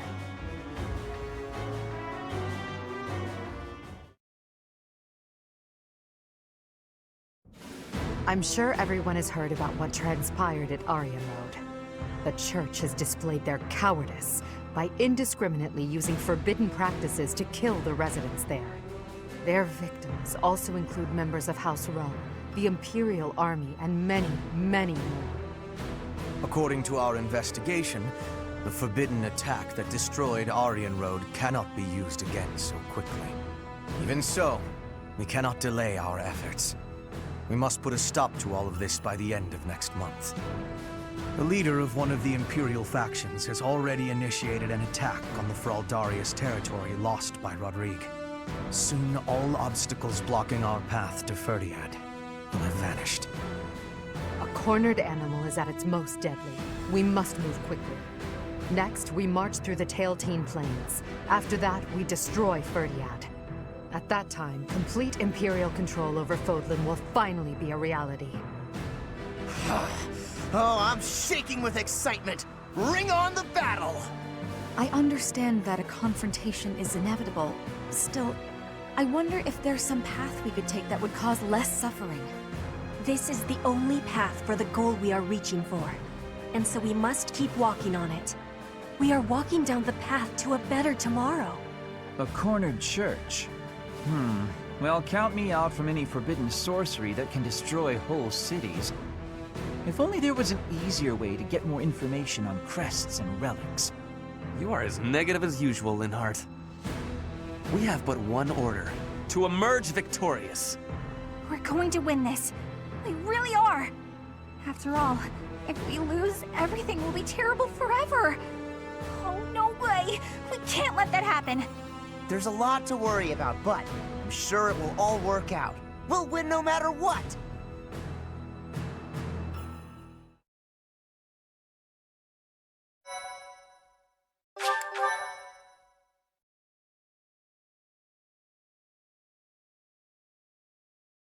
Part 2. Crimson Flower. Great Tree Moon. Field of Revenge.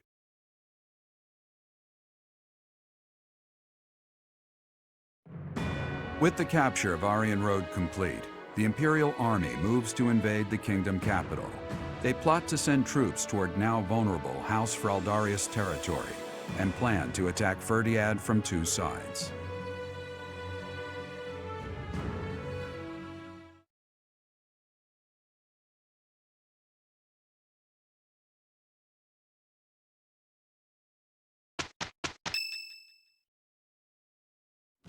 So, Aryan Road has fallen. Rodrigue, I swear that I will not allow your death to be in vain. The scouts have just now returned. Seems the Imperial Army is marching toward the kingdom capital. Are you certain about this, Dimitri? As king, do you think it wise to intercept them yourself? No need to worry yourself. Even if I am defeated, the Blathed bloodline will live on. And the kingdom's territory has never been rich in resources. If the castle falls under siege, our loss is inevitable. I will deploy my army onto the plains and wait for the enemy. Please, position your forces so that they can flank the Imperial Army. Yes. Given the present situation, making the plains our battlefield is a logical choice. I have no objection. However, there is only one person I am after. I have no interest in any other prey. I will take you at your word. Erasing the other child's existence is my task, and mine alone. I will get you back, Mother. I promise. What do you think, Lady Edelgard? Will they shut themselves inside of Ferdiad? They will try to intercept us. Of course, Ferdiad will not fall so easily. Even so, if we were to cut off their supply line with a large army, it would eventually fall. It makes much more sense for them to wager everything on a victory at the Tailtean Plains. The same plains where the so-called divine Saros defeated Nemesis, the King of Liberation, in a comeback victory over 1,000 years ago. And about 400 years ago, the hero Lugh created the kingdom by defeating the Emperor of the time on those very plains. Their goal must be to recreate that scene. Yes, I suppose so. Although the Imperial Army is powerful, if we were to compare the strength of our best to the best of the Knights of Saros, we would likely come up short. The Kingdom's army and House Blathed are also renowned for their unmatched persistence. On the battlefield, it can be assumed that their one and only goal will be to strike you down. Are you telling me to stay off the battlefield? Naturally. You are their aim, Your Majesty. You must know it only makes sense to keep you out of their reach. And you must know that, at a time like this, I absolutely cannot withdraw. Of course I know that. That is why I will refrain from asking you again to stay away from the battlefield. The Immaculate One, descendants of the 10 elites, and other extremely fearsome foes await us. But with the help of our friends, we have a chance of defeating them. We're the only ones who can. Within our group, I am included among those with the kind of strength we need to win. I absolutely will not remove myself from the front lines. Professor, you have that same strength as well, whether or not you realize it yet. Please, don't get yourself killed trying to protect me. Until the very end, we'll survive this trial together. Understood?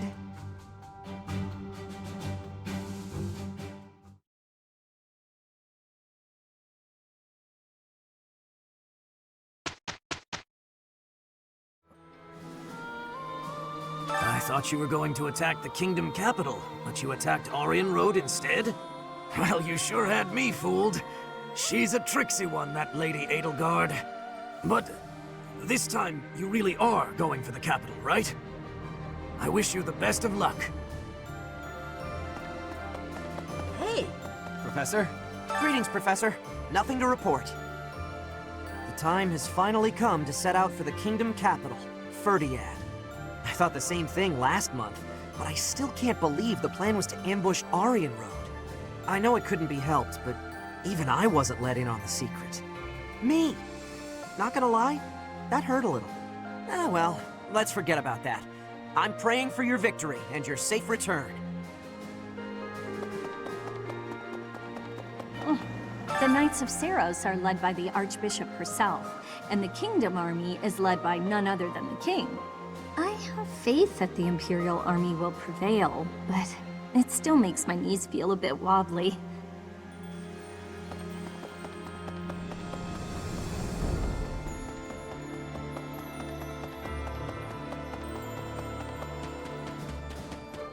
Okay. Rumor has it, King Dimitri is always accompanied by a man from Dusker with a terrifying face. And what's more, this man is said to be so huge, he's often mistaken for a bear.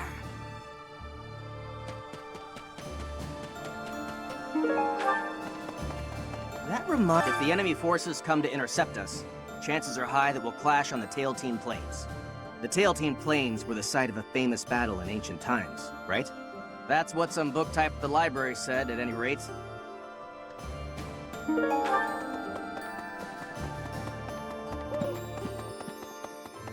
How about Ferdiad, the kingdom capital? From the Empire's perspective, it seems like the northernmost edge of the world. I have come a long way following you and Edelgard. To think, what if I had succeeded Duke Eyre as Prime Minister? I would never have had all these experiences. Please do not tease, Professor. I think all of this has changed me a little bit. For now, let us join together and walk the path that Her Majesty lays out. I have worries. What have I been achieving? When the war is ended, I will be returning to Brigid with much new potential. But have I had enough growth to become the ruler? This is the truth. I will fight with all of my strength so that I will know with certainty. Brigid pride, techniques, and culture. I will be showing all of the world who we are. Once you set out on your next mission, you won't be able to have a proper meal for a while, right? You should eat up while you can. Build up your physical strength to prepare for the mission. Professor! Did you want something? Sorry, I was a bit lost in thought. Or rather, I was thinking about work. My brother had sorted out all his personal affairs, but apparently he'd forgotten about his work duties. So now I've got a ton more work on my plate. Oh, brother, why must you be so careless? Once this war is over, I'm gonna take a vacation and get some well-earned rest, back home with my mother. What? We're almost to the kingdom capital of Ferdiad. Just imagine, the war might almost be over. But is it true that Aryan Road was annihilated? What in the world happened? What is the Seiros Church, really? I always have, and I always will. If we win this battle, it will be an end to the kingdom and to the church. Under the Empire, an era of peace would begin. Many people are cleaving to this notion, but I wonder if it would really end up as such. It's true. It's nothing but hypotheticals at this point. I wonder, was the collapse of Aryan Road really the church's doing? Or could it be that... Never mind me. Just thinking aloud. The war is at its end. Has the time finally come that I might kill you?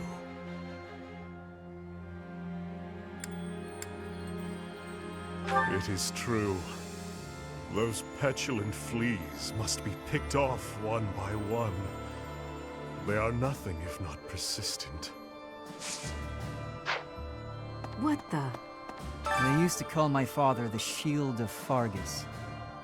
Now he's gone, and Aryan Road has fallen. Yet the Knights of Seros remain, as does the Boar. What terrifies me most is his stubbornness. He'll keep on fighting to the last man. He's a monster. I've seen it firsthand. Professor, what should I do? Everyone's acting like this is leading up to the final chapter in a book or something. Is the battle ahead really going to be that climactic? Am I not taking it seriously enough? You think so? Alright, I believe you. I'm ready for this. I am. Yeah, we're going to win. Alright, off to the kingdom capital we go! Huh, I feel like I've said that before. Alright, I'm fired up and ready to go! Lord Arundel. As long as he exists, Lady Edelgard will... I believe I have explained before that he is the one who commanded the likes of Solon and Kranya. Cornelia, whom we defeated at Aryan Road, was also one of his. An irksome sort. We must not fail to be rid of him. He is a maggot, crawling in the filth of the world, feeding off the Empire like a parasite. I have a request for you.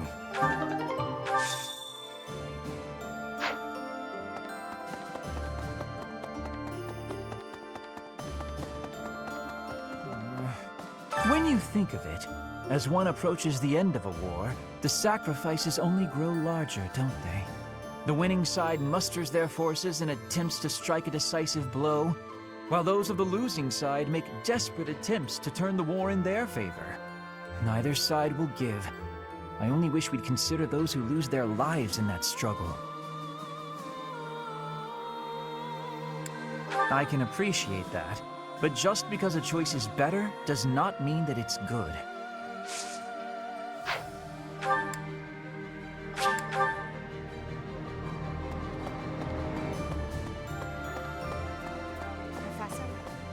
This month, we will take all of the military force we can muster and advance to the kingdom capital of Ferdiad.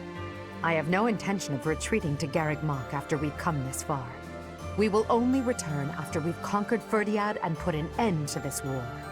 Be sure to steel your heart and ready yourself for the battle ahead. Are you certain? If so, please help me raise the morale of our allies. Here again, I see. Of course, Your Majesty. I couldn't investigate this place freely when those of the Church were around. Understandably. Now, about my proposal to create an institution for Crest and Relic research. I've decided to move forward with it. As for who will lead the charge... You want me to be in charge of the thing after all, don't you? Actually, no. I was just considering some conditions for whoever applies for the job. Conditions? What kind of conditions? To start, I won't allow the position to be a secondary one. That excludes lords who are busy looking after their own territories. Are you suggesting landholding lords would have no means of applying? Quite the opposite.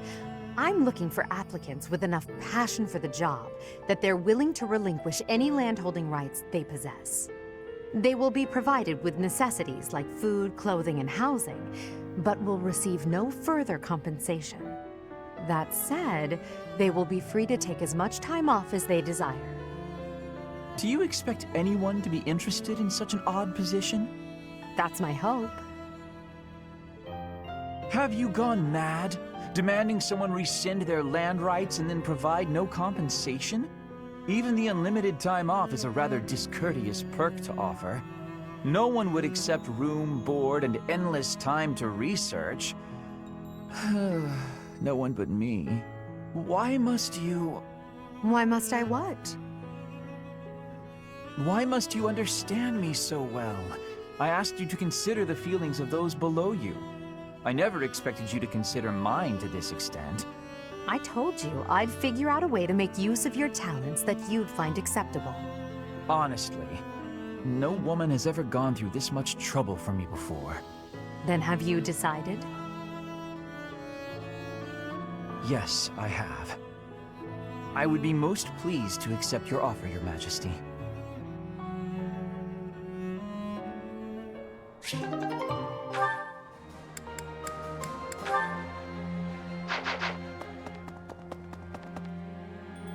Professor.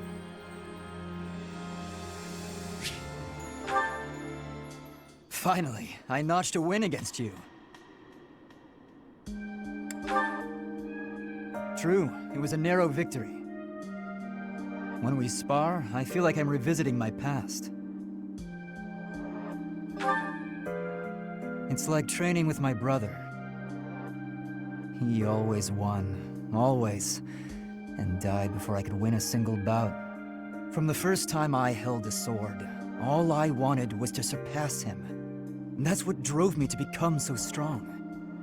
Perhaps it's absurd to say such a thing, but I've spent all these years training for a duel with a corpse. Yes, I suppose I did. I can never again spar with my brother, not unless he climbs out of his grave. Still, I continue my endless pursuit of strength. Maybe because I have a new opponent to measure myself against. You, obviously. I beat you this time, but when we next cross swords, who knows what might happen. It was a close match, not a crushing victory. I know that I can do better. I will surpass you in strength, and then I'll become stronger still. Just what I was hoping you'd say. Anyway, thank you for helping me find an answer to the question you asked all those years ago.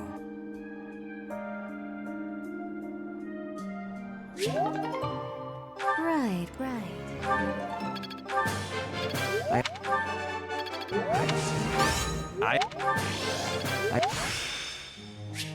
Now is...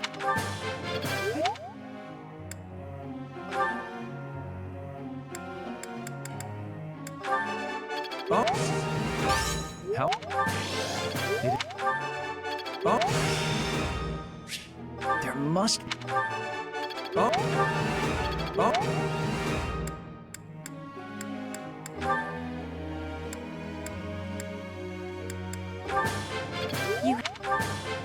You're...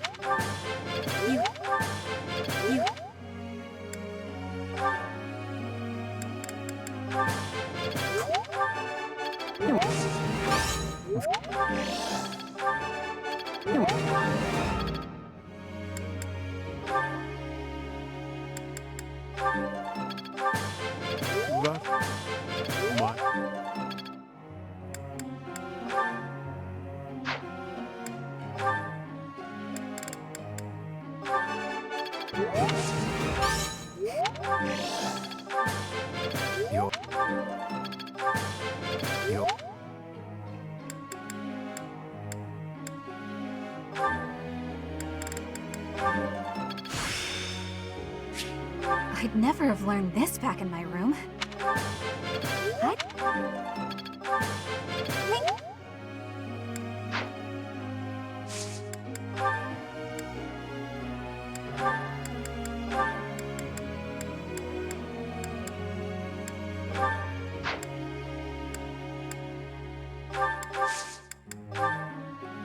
Tell me something.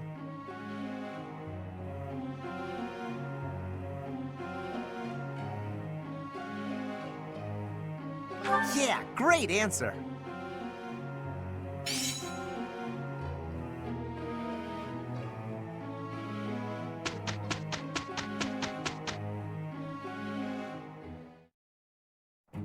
It will be easier together. All will be well. Hey, we did pretty well. Perseverance is the key.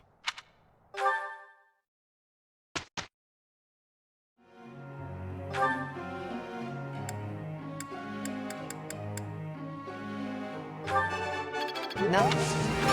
Pray. No. No. I'm...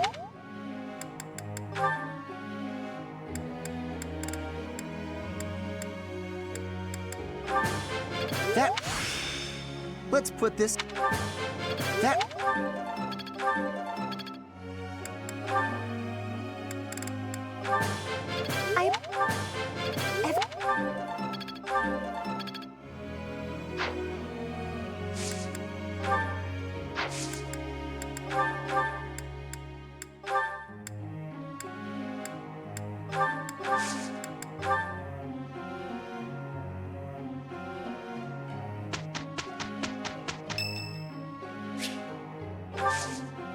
Thank you. Together, I think we can manage it. It's you. What a relief. Hey, we did pretty well. I'm getting the hang of it.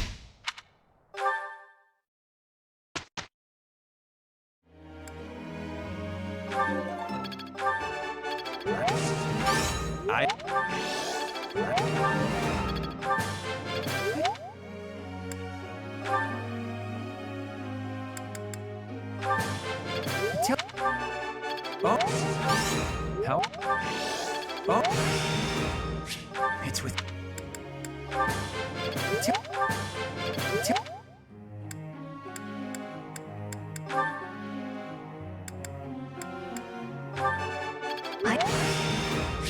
I have... You are... You...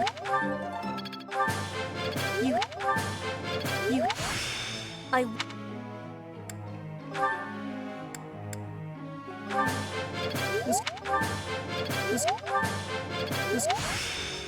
I still...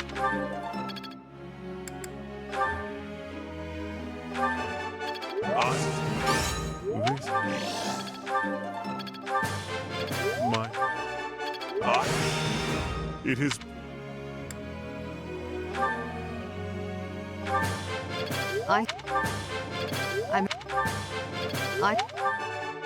No. Pray.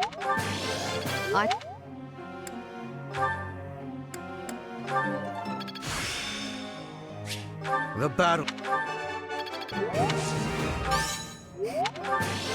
Yo.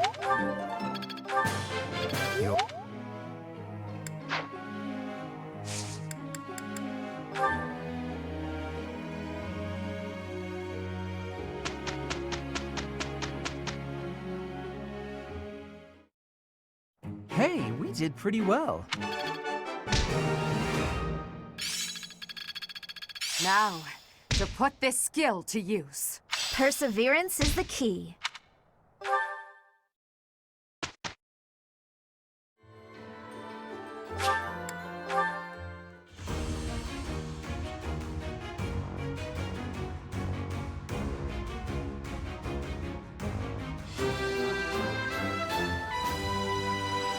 My future is bright.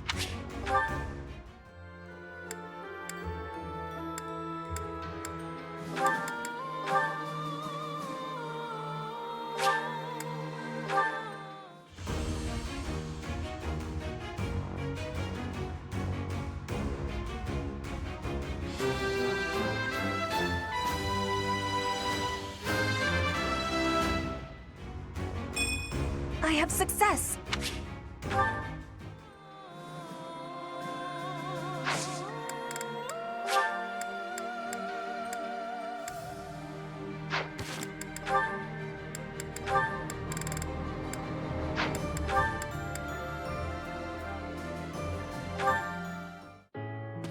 Hello, Ferdinand. Wait, that aroma. Your nose is as sharp as ever, Hubert. Yes, it is a bag of fresh coffee beans. Why did you buy coffee? You said you don't care for it. My stance has not changed. Drab, bitter, with that muddy texture. If I have even a sip, my hands start to tremble. Rather harsh. What are you doing with it then? Well, you see, but wait a moment. What is that? Is that an imported tea from the East? It is indeed keen eyes. Flaunting my favorite drink right in front of me. And you do not even drink tea. Fiendish. It is for Edelgard, I assume. Before I answer that, I would like to know what you are doing with the coffee. Well, Is it a gift? Perhaps for someone you fancy? A gift, yes. For you. Who is the unlucky... Did you say for me? This coffee is a gift for me. Have I heard you correctly? Yes, that is what I said. A noble does not go back on his word. Just take it. I should decline. Why? The thought of receiving a gift from you, unbidden and unreciprocated, fills me with revulsion. Therefore, accept this tea as a gift from me. From me? Are you certain? I would hate to deprive the intended recipient of such a fine tea. That would be difficult to do, since I bought it with you in mind. Oh, in that case, thank you. What? You were planning to give this to me all along? That is what I said. Really?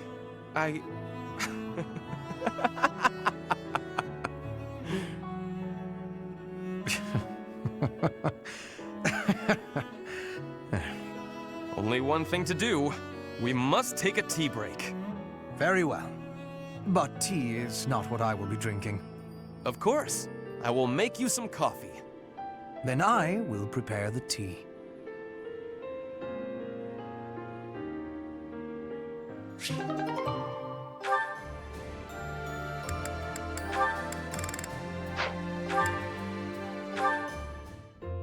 So, Felix, is the tea to your liking?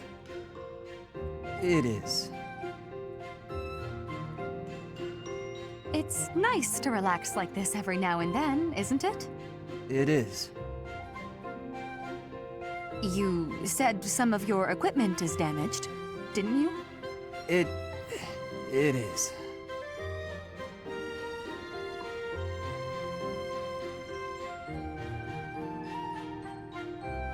Are you not in the mood to talk?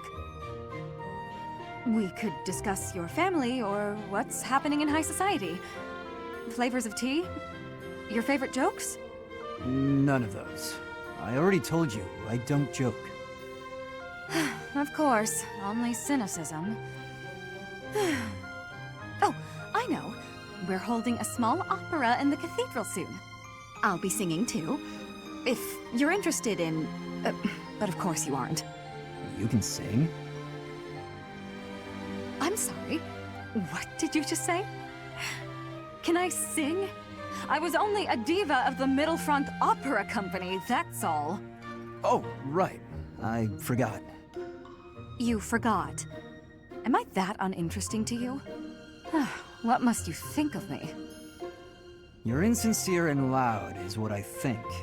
But you do make a good sparring partner. And a good tea companion. Oh. Anyway, when's the concert? It's an opera, and you don't have to come. You just invited me. You can't tell me not to come. That's for me to decide. Oh, then you must be there. I'll sing my heart out just for you. I haven't said I'll go. Are you going to come or not? If you keep teasing me, I might just pretend to cry. Fine, I'll go. Fantastic! I look forward to it.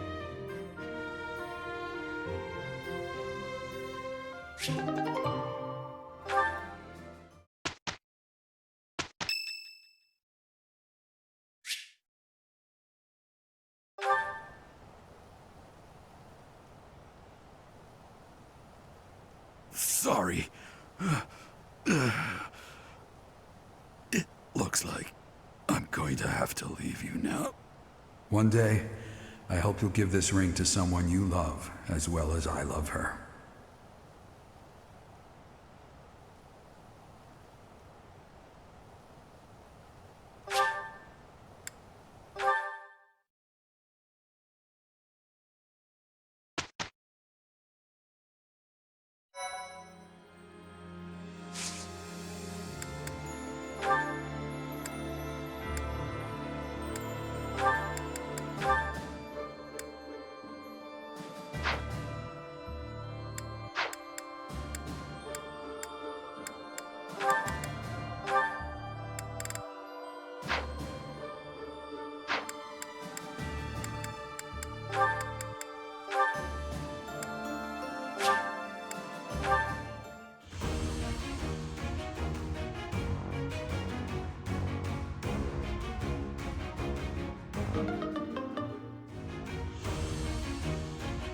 I suppose I wasn't ready.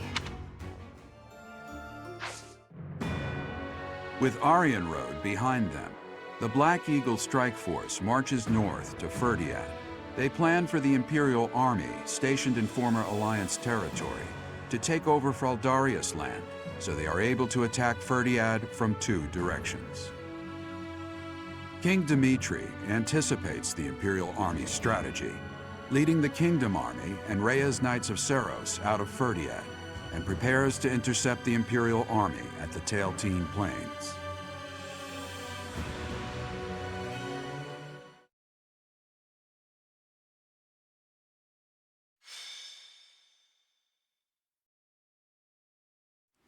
Mother. Oddly, the rain has come to fall yet again. At this place. Once again. I will fight to take you back. The one who keeps me from seeing you again. I will be sure to return them to the earth from whence they came. The foolish descendant of Hresvelg, who bears her fangs at me, will suffer the same fate. Lady Rhea. Call me Seiros now. I am no longer the Archbishop, but rather a warrior. Yes, Lady Seiros. Because of the rain, we have not yet confirmed the position of our enemy, or of the Kingdom Army. Search the route to Ferdiad. It is unlikely that they have strayed far from it. When you discover the Imperial Army's main force, commence the attack. If the Kingdom's army has already engaged, flank the enemy as planned. As you wish. Wait for me, dear child. I will be paying you a visit soon. When this sword has been plunged into your chest, yes, that is the very moment I long for. I was hoping they would strike the church first. We must have miscalculated the rate of their advance. Reorganize the formation. We have no choice but to buy time until the church arrives. It will be a long battle. Are you afraid to do? No. So long as I am at your side, there is nothing to fear. I can always rely on you. Just watch, my friend. We will prevail. I will not fail to get revenge for all who have fallen. I would follow you anywhere, Your Majesty. Good luck out there. You as well, Dedue. You as well. Your Majesty. For you, I will. A flag of blue is flapping in the rain. It must be the Kingdom Army. Yes. It seems that King Dimitri is leading the troops himself. However, the Knights of Seiros have yet to be seen. Perhaps they have split up. I can't imagine that Dimitri would leave the capital to the church and face us with the Kingdom Army alone. He must be planning to use the church to gain the upper hand in battle. With the rain, that must be difficult to coordinate. Still, the Knights of Seiros must be around here somewhere. And we should be on alert for attacks from the side and rear as well. Inform the entire army. Yes, sir. Now that I think about it, the Kingdom's army is quite different than it once was. They have taken a position of interception. In the past, the king would have introduced himself before beginning a fair fight. A fair fight. The words alone remind me of how he once was. Don't you agree, Professor? Yes. He often spoke of such things back at the monastery. Well, at the present, the words fair fight do not seem to suit Dimitri anymore. He dislikes making victims of his friends. But other than that, He will do most anything these days. If he stops at nothing to continue the onslaught, I cannot imagine what will become of the battlefield. True. As soon as we can take our battle formation, we must advance. Dimitri, that past you cling to, I will soon free you from it.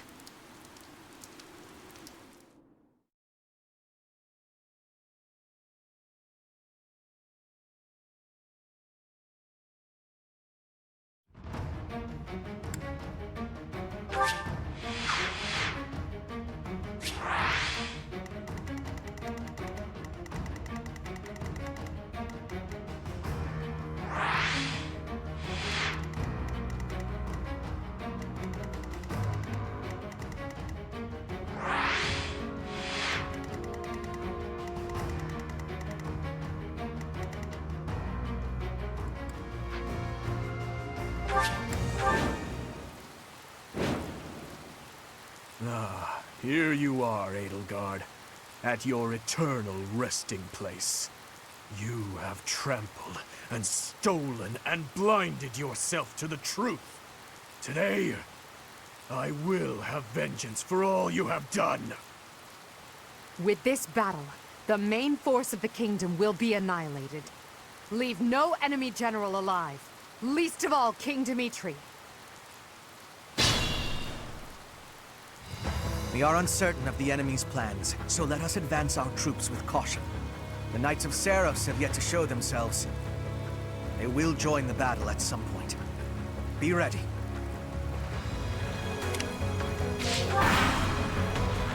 Don't let this chance for vengeance go to waste. Glory to the flag of the Knights! Good fortune to His Majesty! Fortune to Vargas!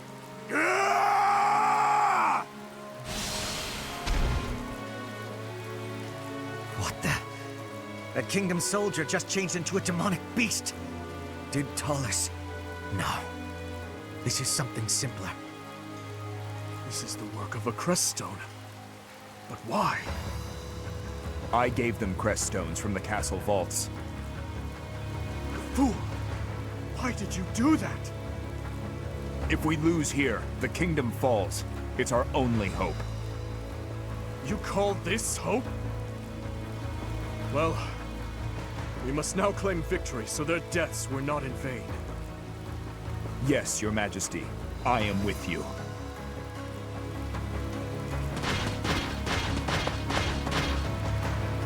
Don't worry, everyone. The reinforcements have arrived. Reinforcements. We're in danger. We must defeat the enemy's generals before we're overwhelmed.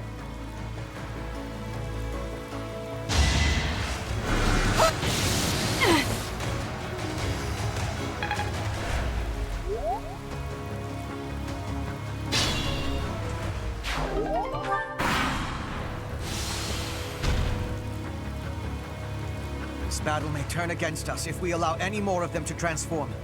We don't know which soldiers have crest stones. We must do away with all of them, and quickly!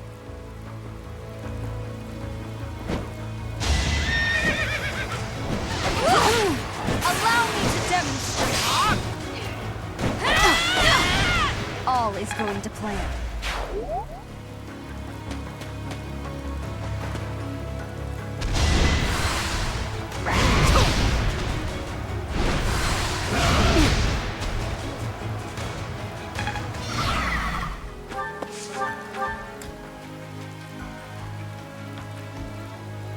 I'm sorry, Professor. I can't join you. There are important things I must stay and protect.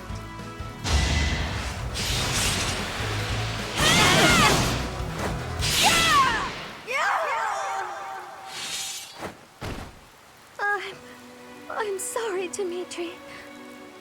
I can't seem to stay on my feet.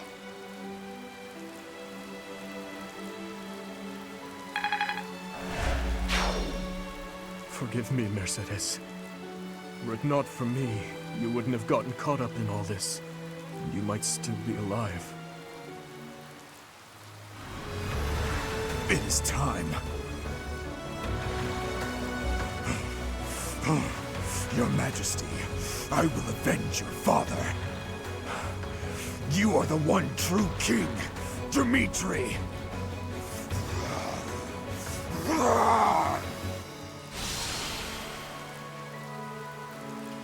Dedu, I will fight by your side until the bitter end. As long as I am with you, this lance of mine will know nothing of defeat.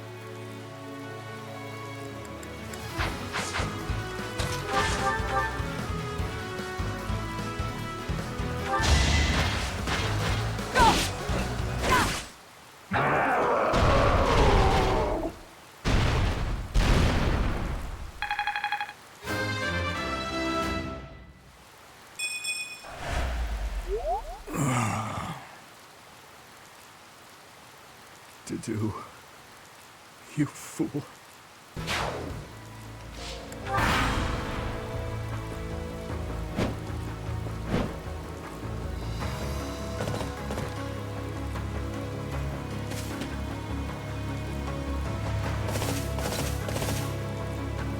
How could I be late when I finally have the opportunity to destroy the Fallen One? This rain, it is the lamentation of my mother. Observe, I shall not fail in restoring balance. You will not kill one more soul. You will not steal one more thing. I will not allow it. Here and now, I stand against you.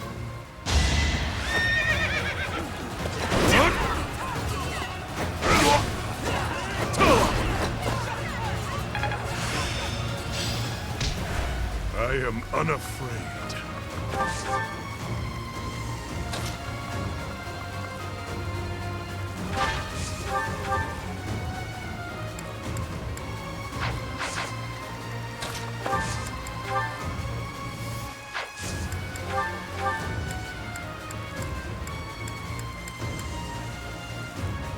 Why did you choose Edelgard, Professor?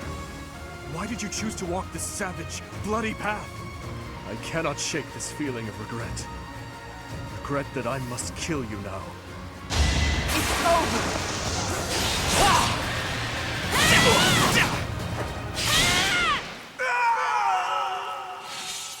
No, not yet. I can't die just yet.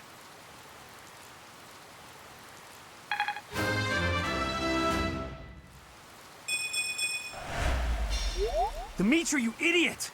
Retreat! Wait, your injury. No! No, it can't be. There is no retreat for the Knights of Seiros. Fight until none are left standing. Slaughter them all and send them straight to hell! An ancestor of the Hraesvelgs, who became Adrastia's first emperor. He saved me, supported me, gave his all to the cause of defeating Nemesis. That I should find myself here at Tailteam, striking down his son. I don't advise presumptions, Rhea. I will not die by your hand. In the name of the goddess!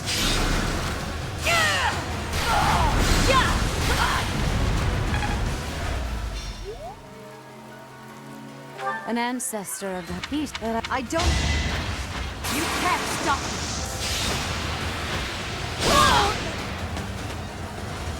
How can this be?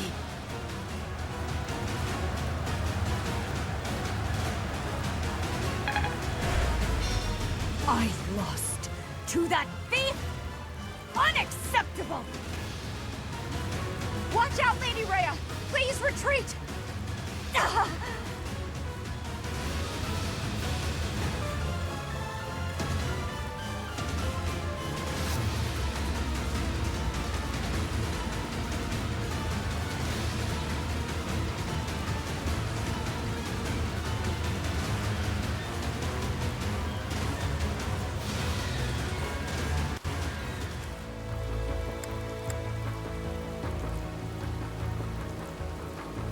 So what are you waiting for? Let's finish this today. We will burn together!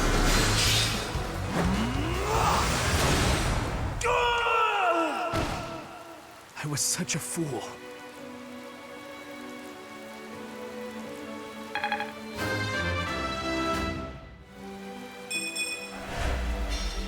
So, this is how it ends.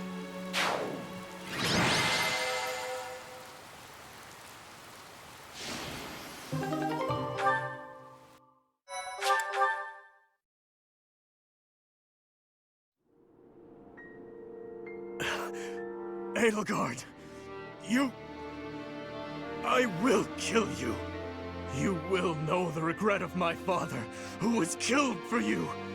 Of my stepmother, who was slain by your own daughter. You will bow your head before all of the lives you trampled for your ideals. Before you die in misery. Your obsession with me is appalling. If you were a normal human, you would most certainly have died already. Farewell, King of Delusion. If only we were born in a time of peace, you might have lived a joyful life as a benevolent ruler.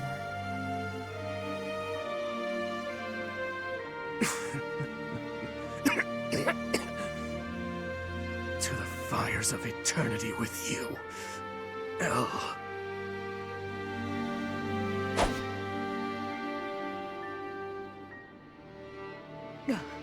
Everyone withdraw immediately! Fall back to Ferdiad! The goddess is watching over us. If we hold strong, we will surely be saved. Understood. Retreat! Why do you insist on being such a loathsome obstacle? You stole my mother's heart and wield the sword of the Creator, just like that savage King Nemesis. I swear, with these very hands, I will take her back. Until then, wait for me, dear mother.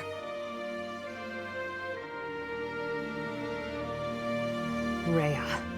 She is our enemy, but I must admit that she plays her cards magnificently. You mean using the goddess's name in order to boost morale? That's true, but she also shows great skill in devising her tactics. Using the bewildered Kingdom army as a shield, while she and the knights retreated. If they ran all the way back to Ferdiad, it will be very difficult to pursue them. Yes, together we'll end this once and for all. For all the lives lost in battle, by our allies and foes alike. And for Dimitri as well.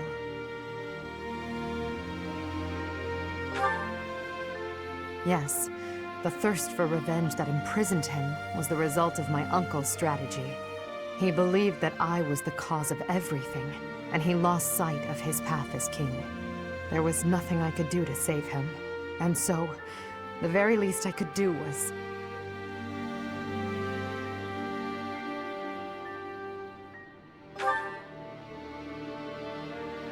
No.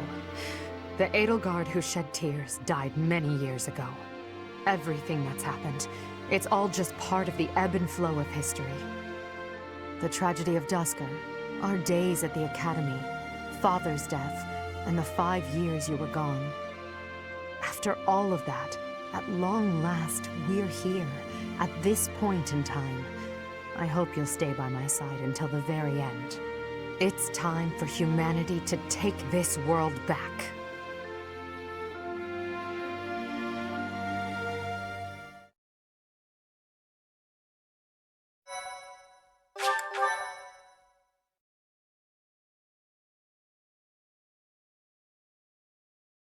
Part 2. Crimson Flower. Great Tree Moon. To the End of a Dream.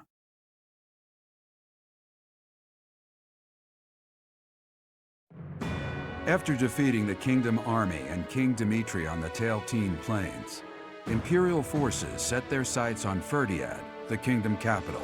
The final battle against Rhea draws near.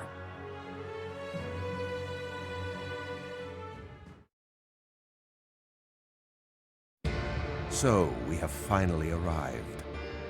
It has been a very, very long road. Why are you here, Uncle? We haven't prevailed just yet. Even better. I decided I wanted to see the end with my own eyes. The very moment that humans will finally be free from the control of that false beast of a goddess. Understood. Behold to your heart's content. Just don't get in our way. Of course. I could not stand to be dragged into the fighting. When this fight is over, a world completely controlled by the Empire will be upon us. Not completely. I will only do what I must. But until our reign becomes stable... Uncle, no, all of you. I believe that your power and knowledge may be essential during that time of transition. Perhaps so. We also will do what we must. For that short while, we will lend you our strength. Yes, we're counting on you. For now. Professor, may I speak with you? I know the timing is less than ideal, but there's something I need to tell you. I imagine you've already sensed it, but even still, I must tell you the truth of the power you wield and of what you are. I expected as much. You, like Rhea, share a bloodline with the so-called goddess. Your mother likely had some connection to the goddess, whose power has always been sleeping within you. 5 years ago, when your power awakened, I was afraid you would choose to join with Rhea. Yes, in the sealed forest, when you returned from the eternal darkness. As you know, my goal is to free our world from the control of Rhea and the other children of the goddess. I seek to obliterate her, as well as those around her who use the Church's power to control Fodlan. I swore to free the people from Rhea by striking her down, whether or not it meant making an enemy of you. And yet, you came to my aid and chose to walk with me on the path against Rhea. I was overjoyed, of course, but I was also confused. I thought that perhaps it wasn't the path you were meant to take. But I chose to trust in you, to rely on you and your strength. And now, here we are. Thank you for listening, my teacher. I'm glad I finally had the chance to talk to you about it. After Rhea is gone from this world, I don't know what will become of you. But whatever happens, I hope you know that you're very special to me. You are the one person in this world who can share the heavy burden I must carry. Someone without equal, who I can always speak my mind to. It's time. Let's go, Professor.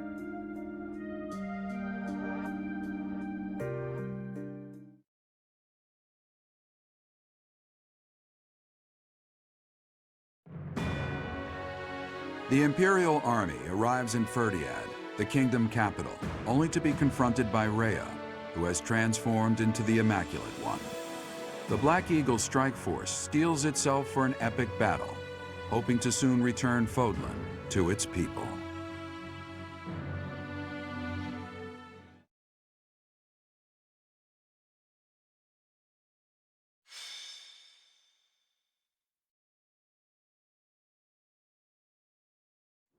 Rhea, members of the Church of Seiros, surely there's no need to continue this fight. What could be gained by shutting yourselves inside the capital of a kingdom without a king? I will give you this one chance, and no other. Throw down your weapons and surrender. Unlike you, I have no desire to unleash wicked atrocities upon this world. Their silence speaks volumes. Shall we commence our attack? I'll wait just a moment longer. There are still many residents within the city. Unlike my attack on Garreg Mach 5 years ago, the Church will not allow the inhabitants to evacuate. What the hell are they planning? Lady Rhea, or rather, Lady Seiros, the Imperial Army is calling for our surrender. Is it wise to ignore them? Perhaps we could leave Fodlan and devise another plan. We shall not surrender. We must not lose. Even if it must split the heavens, we shall not yield to the wicked ones. Understood. I will do as you command. You have my fealty no matter what, until my last moment of life. I'll stay by your side too, forever. Now, Catherine, set fire to the city. The Imperial army will burn in the flames of eternal torment. What? No, you can't do that! Catherine, now. As you wish. But is there truly no other way? I have no patience for foolish questions. I shall sacrifice as many lives as it takes. That apostate who insists on taking everything from me will be crushed by my own hands!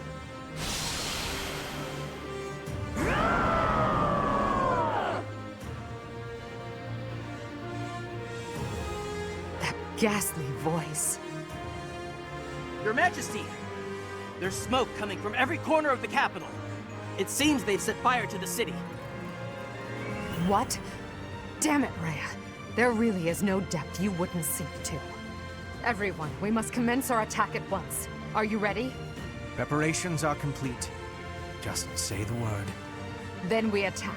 We'll head straight for the castle and strike down their leader, Rhea, that vile creature called the Immaculate One. This is the end of our long war. After this victory, Fodlan will finally be united and truly free. The capital we're about to invade is engulfed in flames.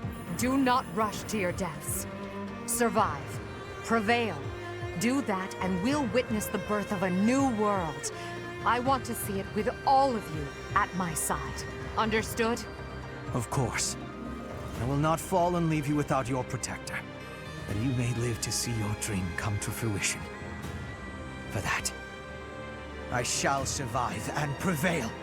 I am carrying the future of Brigid. I will not be dying here. I will be winning. For myself and for everyone. I will be surviving. We've been cutting our own path this whole way. There's no stopping until we reach the end. I can't die, or all my great work so far will have been wasted. Don't worry about me, AD. I won't fall before I've found my happily ever after. Maybe when this war is over, I can finally snag a good catch and settle down. Somehow we're already here. I wonder if the peace we secure will allow me to research as much as I'd like. If so, let's end this quickly. Edelgard, Professor, I'll do my best for both of you. If I die here, it would be with shame and regret. Oh, I can't let that happen! Once the world is united, I will lend my strength to both Edelgard and the Professor. To that end, I will lead us all safely to victory. My pride and duty as a noble demand no less, as do my own principles.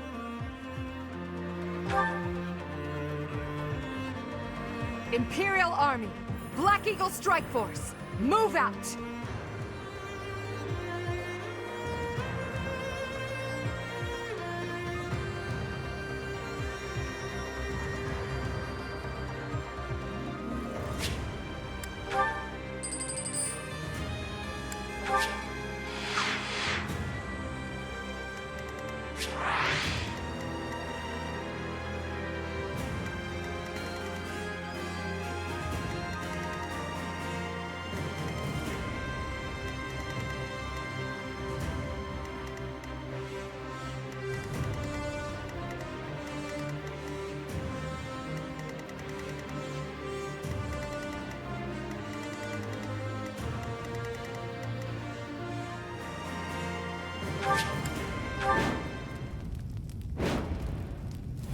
It's so awful to see the kingdom capital go up in flames. But at least we made it this far. We finally stand before the palace. These flames will kill our friends and foes alike. Those who stand in our way will perish with the flames. Immaculate One, your reign ends, here and now. With fire raging all over the city, our enemies won't be able to advance in large numbers. Instead, they may try to defeat us with small squads of elite warriors. Indeed. I suspect as much. And at their head is the one who stole my mother from me, and likely that mutinous whelp, Edelgard. The whole city's burning! Oh, this isn't good. I'm flammable, you know? If possible, we must be avoiding the flame and be careful of strong enemies. If we want to minimize our losses, we will need to be flexible in our approach.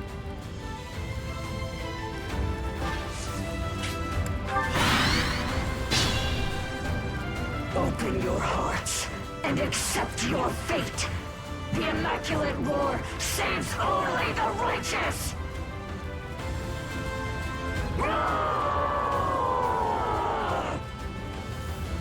What? Her howl was unadulterated magic. I didn't know such a display of power was possible.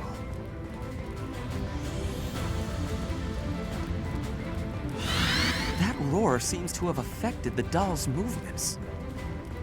Whenever the Immaculate One howls, those dolls become stronger.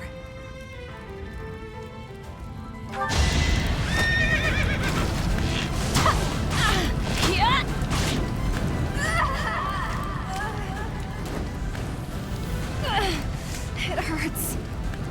Help me, Father.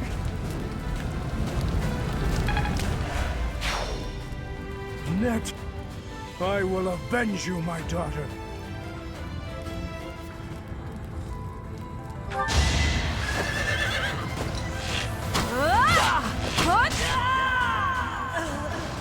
Lady Rhea, thank you for everything.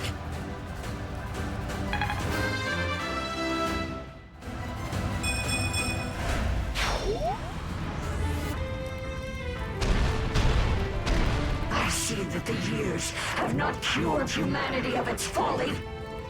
You still wish to hurt and betray my mother and myself!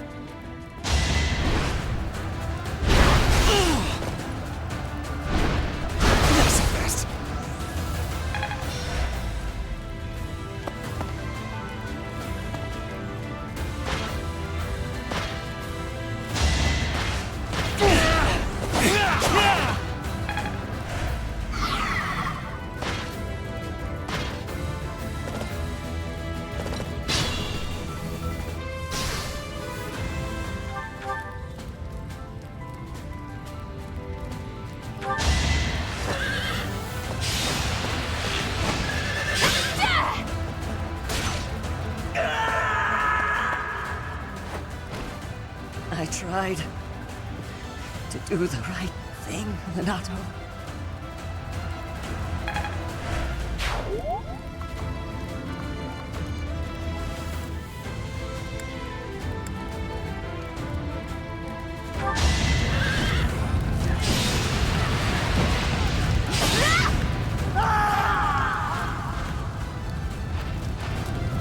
Majesty, I beg forgiveness.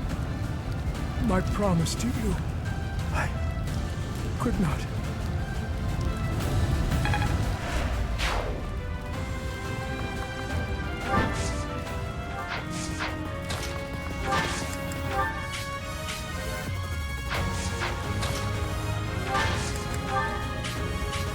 So it's true.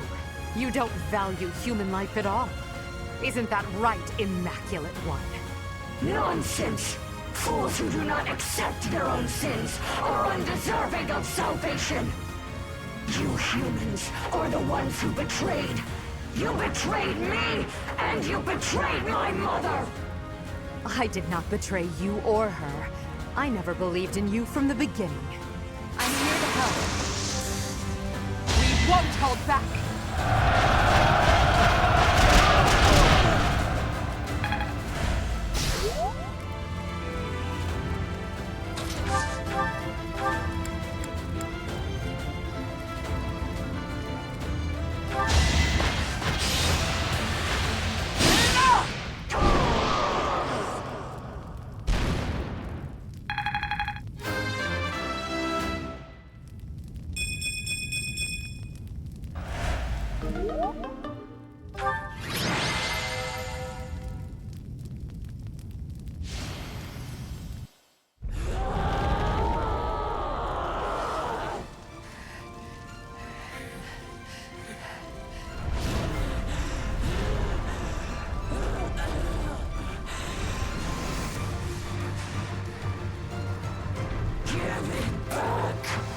When humanity stands strong, and people reach out for each other, there's no need for gods. Rhea, your reign of tyranny is over.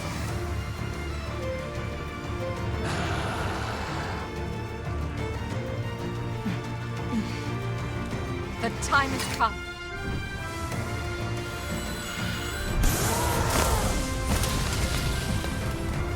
I'm ending this once and for all!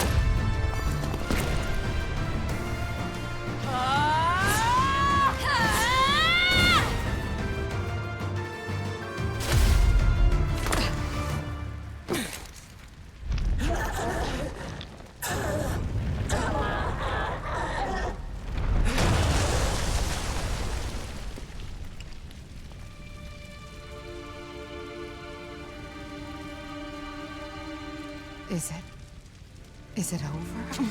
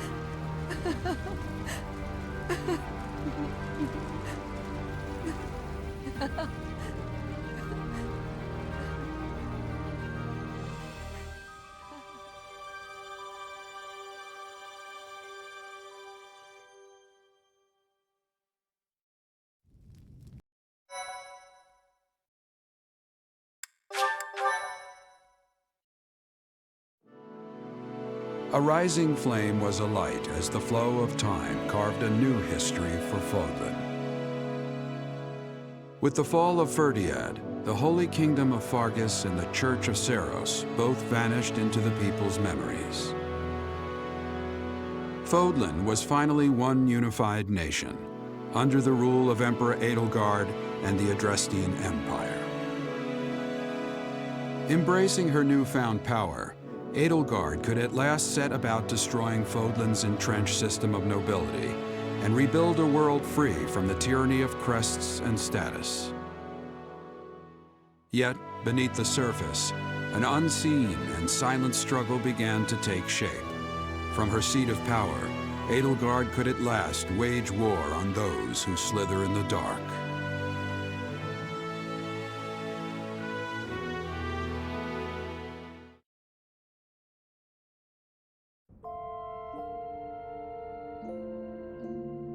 The children of the goddess have been defeated at last. The shape of the world will be forever changed. Humanity is free now. The world is ours once again. Can you believe it?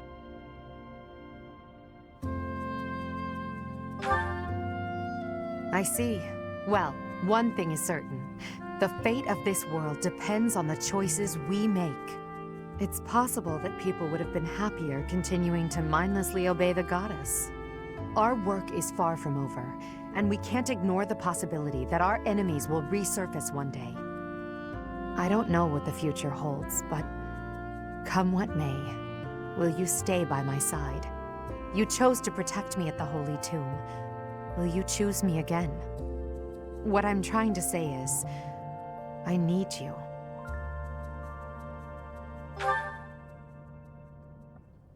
You called me Elle. That means more than I can say. And this ring, it's lovely. Thank you, my dearest friend. I will happily accept it. I must admit, I feared my feelings would be unrequited. So long as I had you by my side, it never mattered how many enemies I amassed. You were all I needed. All this time, I longed to share my feelings with you, and it seems you wished for the same. Now, our wishes have come true. This feeling, it's overwhelming. I promise the same. Together we can achieve anything. We will crush those who slither in the dark, and restore peace and order to Fodlan. I will then find a suitable successor, and hand over the reins of the Empire. When all that is done, it will be just the two of us. I look forward to starting our life together in the light of a glorious new dawn. Yes, that is all we can do for now. We must remain focused on our goals. To think that I may truly call you my partner and equal now. The solitary reign of Edelgard has come to an end. From now on, we walk this path together. With time and care, the darkness shrouding this world will be lifted. You and I will become the light that shines over Fodlan, just as you have shined upon my life.